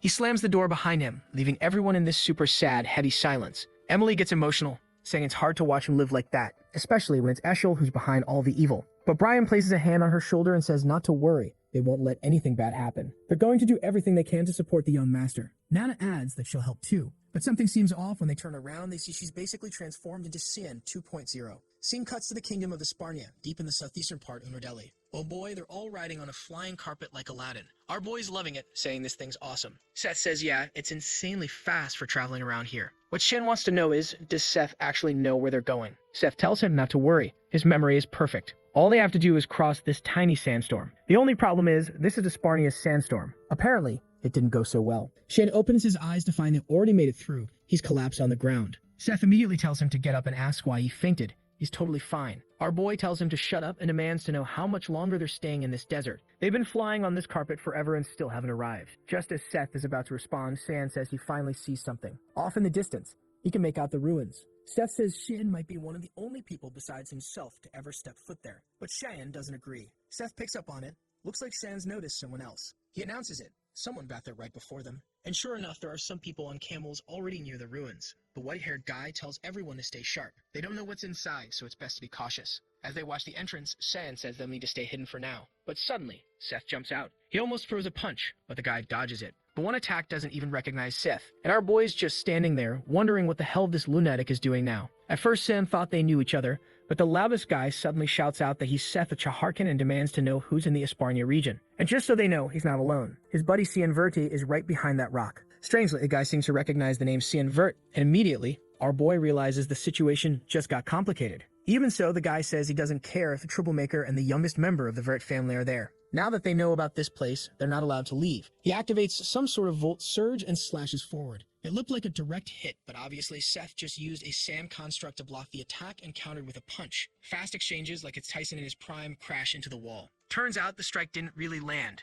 It only scratched the guy's face. Snowhair is starting to realize he overestimated both of them. Meanwhile, Seth's more upset that he missed than concerned about the fight. The guy yells at him to stop being arrogant. This is serious. He could die here. Then he glances back, only to see Shan had already dealt with his team. Our boy went full Dragon Ball Z, flared his aura, and declared they wouldn't be forgiven. But suddenly, another voice tells him to stay where he is. He glances to the side, and what the hell? There's Lamella growing stronger beside Lunav. Yeah, it's safe to say Shan might actually have a shot with this one. Lunav calmly tells the guy, ranges for it to lower his sword. She says both of them are with her. He immediately apologizes, bows his head, and is turning red as a beet. Why? No idea. But it kinda looks like he's flustered. He's clearly into her. Weird guy. Lunav turns all cheerful and asks how Shan's doing. He just replies that he's fine, but he doesn't understand what she's doing here. And strangely, the weirdo responds by saying she found him because he smells nice. Cue Karen fuming with jealousy. Yep, it's obvious now. He likes Lunav. Better call the FBI on this oddball. Something ain't right. Back to Nana, who's now using Polymorph to become Xian 2.0. Sirikit is standing in front of her, saying this proves she's entering the age where she'll become a true dragon. The transformation wasn't perfect yet, but soon it would start to stabilize. Of course, that's a basic ability for dragons, hiding their true forms. What she finds odd is that Nana somehow activated this ability on her own without ever having seen a real dragon. Brian starts squitting bullets. He's not about to admit that actually she has seen one. In fact, Xian already killed 2. Sirika wants to know exactly where that black-haired brat is. Brian says he has no idea. He just said he was stepping out. Sirika huffs, saying she gets it. He's always disappearing, that damn kid. She slams the door and the two of them sigh in relief. Back in the desert, obviously everyone wants to enter the ruins now. But Karen Rainsker says this place is way too dangerous for just the 3 of them, even for Lunav. She, however, tells him she's never heard of anyone coming back alive from this place. And if that's the case, it's better that they all go in together. If they go one at a time, they'll just end up dead. She says she trusts the 2 of them, but they insist it's not worth the risk. That's because they're already above the 7th star. With them here, things change drastically. That's when Seth raises his hand and says he's already been in there and made it out alive. The others doubt him, saying that's impossible, there are no records of such a thing. But Seth says that once they go in, he can prove it. They'll see a bunch of lizard men near the entrance. Shan knows those creatures are high level, and it's odd to see them right at the beginning. Oh, and there's another problem. They broke the entrance open earlier, meaning one of those lizard men is about to come out. Cyan tells everyone to get ready. Whatever they were expecting to find inside is already on its way out. Our wonderful Lamella instantly draws her sword, declaring she'll protect Lunav. The others charge in too, shouting that they'll help. One guy fires off a perfect lightning strike. Lamella unleashes a blinding slash, and Lunav starts freezing everything in sight. But the creatures just keep coming, until someone suddenly pulls a sphere out of the void. Is this guy trying to be Gojo? Look at this guy, conjuring a bunch of purple void orbs and launching them, ripping those monsters to shreds. Now the same people who were acting all tough are practically trembling, trying to figure out what the hell they just saw. Countless high-ranking monsters were erased in a single skill. The 2 of them are standing there ice cold. Someone finally asks how he pulled that off. Of course it's Seth, mad as hell, yelling for him to stop using those overpowered abilities. He was just about to shine, damn it. Shin simply walks ahead, saying he'll clear everything out himself. He's not their tour guide. Lamella says this place doesn't feel like a regular ruin. Lunav agrees, places like this don't usually have defense systems like that. You could tell the entire environment was held together by mana. As they venture deeper, the outer door slams shut behind them. The problem? The one in front of them isn't moving. Michael's over there trying to act like Mr. Robot, but nothing's working. None of his skills are hacking a damn thing. Karen tells him to move aside. His solution is always blow it up, but his lightning strike gets completely nullified. Now he's wondering if this place is sealed with some sort of suppressor. Seth just laughs at him, calling him a total idiot for saying that out loud while doing absolutely nothing. He calmly walks up, places his hand on the door, and it opens. He tells them to go on in, but no one seems to notice there's a giant monster right behind him. A minotaur is already snorting aggressively, and Shan points out there might be one of those things guarding each gate. Seth turns back and says, yep, and that's the fun part. He fires up a sand cannon, and its fists flying. With that, they continue on deeper into the dungeon. Not only are they running into monsters, but there are traps everywhere. They even encounter a creature made entirely of mana, something Shan has never seen before. And somehow, every door can be opened by Seth. After a while, someone wonders if the ruins are responding to his royal bloodline. Luna says that's likely. The Chaharkan family's family may have been the ones who built this place. He asks why she never told him that. She blushes and admits she only found out recently from some forbidden texts. She'd never hide something like that from him. She doesn't lie to the people she likes. Yeah, okay, gaslight queen over here. Not only did she lie straight to his face, but now she's trying to make it cute. Shameless. Shen just says he doesn't trust emotional attachments that don't make sense. So she says, alright then, and finally confesses. The Garen Association has been researching the sacred and demonic scriptures for a long time. They believe that the divine armor would help the kingdom flourish. To her grandfather, it was basically a religious belief. He thought the divine armor was necessary to achieve dominion over this world. Shen, however, disagrees. He says nothing good will ever come from that armor. Everyone around him would die just because of it. Lunav wants to know, then, why is he so interested in the demonic scriptures? Shan laughs and says his plan is to ruin them completely. Instead of waiting for someone else to come along and make a stupid plan with it, he'll just erase its existence entirely. That's when Lunav says she'll help. With a glowing little smile, she says she'll help him get the book and stay by his side. But Cheyenne sees her all radiant and cheerful and tells her to go to sleep and stop being annoying. She says she's not in the mood for sleep. He stands up and says goodbye, then starts wondering why all the girls in this kingdom act so weird. Meanwhile, that lunatic Karen, who the FBI seriously needs to arrest immediately, is burning up with jealousy in the background. That Lunav girl's like 12 years old, clearly. You, on the other hand? Yeah, no way you're that young. Finally, they're standing in front of the last gate. Seth says it's been a long time since he came this far. As he touches the wall, it begins to dissolve, and in the center of the room there's a strange skeleton surrounded by a powerful aura. Obviously, that thing must be Lemairam. Seth warns them to be careful. The skull didn't look anything like what the demonic scripture described. Karan says he'll go first since everyone else looks scared out of their minds. The moment he steps forward, the skeleton reacts. Luna warns him. There's a massive mana spike incoming. A shadow starts to form, and then the creature appears. A giant bafflement. Immediately, everyone's teleported to another space. Shan realizes the monster has the ability to create separate realms. Maybe this was the creature from the demonic scripture. The monster lunges in with its first attack, and Karan barely manages to dodge. He starts wondering how something that huge can even exist. He fires off a lightning bolt straight at the creature's head. It looks like a solid hit, even zoomed in with one-hand cam style. But of course, it doesn't leave a scratch.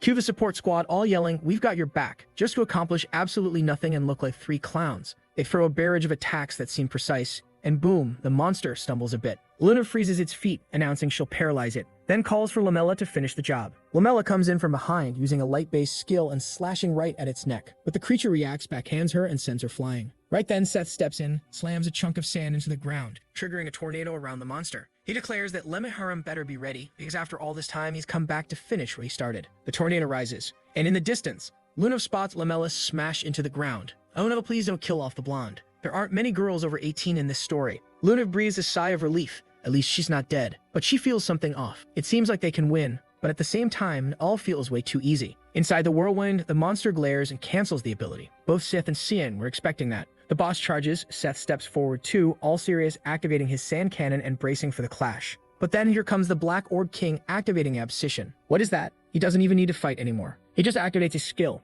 and cuts the monster clean in half. The creature collapses to the ground, completely helpless. Even Linov stands frozen, saying that was way too easy. Karen's just sitting there shaken again, wondering how the hell that boy handled the monster like it was nothing. He can't tell who the real monster in that room is anymore. For him, it's genuinely disturbing to see someone like Xian so close to Lunav. Oscar's about to ask if he's okay, but Xian turns around and tells him to worry about Lunav, not him. The three side characters are left standing there like, what did we do wrong? Back in the main room, the only thing left of the monster is the skeleton. Shane remarks that technically, it looks like they won. But where's the demonic scripture? And why was this so easy? Suddenly, the skeleton starts burning a blue flame. Shed immediately says, this isn't over. Spikes of energy shoot out from the ground. Mana pillars begin tearing the room apart. Lunav tells everyone to be careful, and Karen shouts at the girls to get out. Shin's trapped, surrounded, while the whole place begins crumbling. Looks like they got sealed inside some kind of stone chamber. Lamella instantly assumes the worst. She says Cian was strong, but it's a shame he died like this. Wow, she already buried the kid. Lunav, however, is confident, thankfully. She says she knows he's still alive, and asks for help clearing the rubble. Lamella hesitates, while Lunav's playing the badass, declaring with certainty that he's still in there. Girl, just start moving those rocks and quit the dramatic monologue. Meanwhile, our boy is staring at a waterfall. Whoa, dude ended up in a completely different realm with a dead monster stabbed by a spear the size of the moon and a giant demon standing in front of it. Looks like a Balrog or something. The mana from this thing doesn't even compare to what he felt before. He tells Seth to get up. The things come back to life. But when he turns to the side, Seth's been straight up turned into charcoal. Did he actually die? Seriously. Didn't even dodge the hit. Must have been too much mana. Shen realizes this situation just got way more serious than he expected. The monster lets out a roar that shakes the entire place. Then Karam appears, saying this is perfect. Now she can finally show up, since no one will see them fighting in here. The Balrog makes a motion like it's telling him to come at it, which only pisses Shan off more. He says his mood was already trash. Charges in, activates Tempest of the Raging Mist, these names are getting ridiculous, and follows up with a flurry of attacks. Next thing you know, the thing's face planted into the ground. Seriously, no head. The creature still speaks, saying he's the first human to enter this place. And even though it's impressive, in the end the boy's going to die. Because killing it is nearly impossible. It can regenerate endlessly. But Shan just blows up its head mid-monologue by triggering a bunch of Abscission skills. Then pulls Karam in, delivers another slash, and mid-attack he spots a core. The monster reforms again and says it's all useless. They'll keep regenerating, and soon the kid will be too exhausted to continue. But Shan just raises his dagger and says, that's great news. I've been dying for a real fight. Now the Balrog is confused. Why isn't this lunatic even a little scared of an immortal creature? Meanwhile, outside the girls are still blasting spells at the rubble, but nothing's happening. Lamella says they'll be stuck doing this forever, it won't change anything. Lunav already knew, there's some kind of overwhelming energy protecting the area. They weren't going to break through this, not on their own. If only they had Seth with them, maybe it'd be possible. Right then, Karan shows up looking wrecked, saying he's glad she's okay. He tells her he remembers where the exit is, but of course she refuses. Karan warns the whole place could collapse and kill everyone, but Lunav says if Shan's in there, she's not leaving. If Karen's that worried, he can go. He argues there's no way Cian survived being crushed under all that. Honestly, I don't get why everyone's so scared of a few rocks.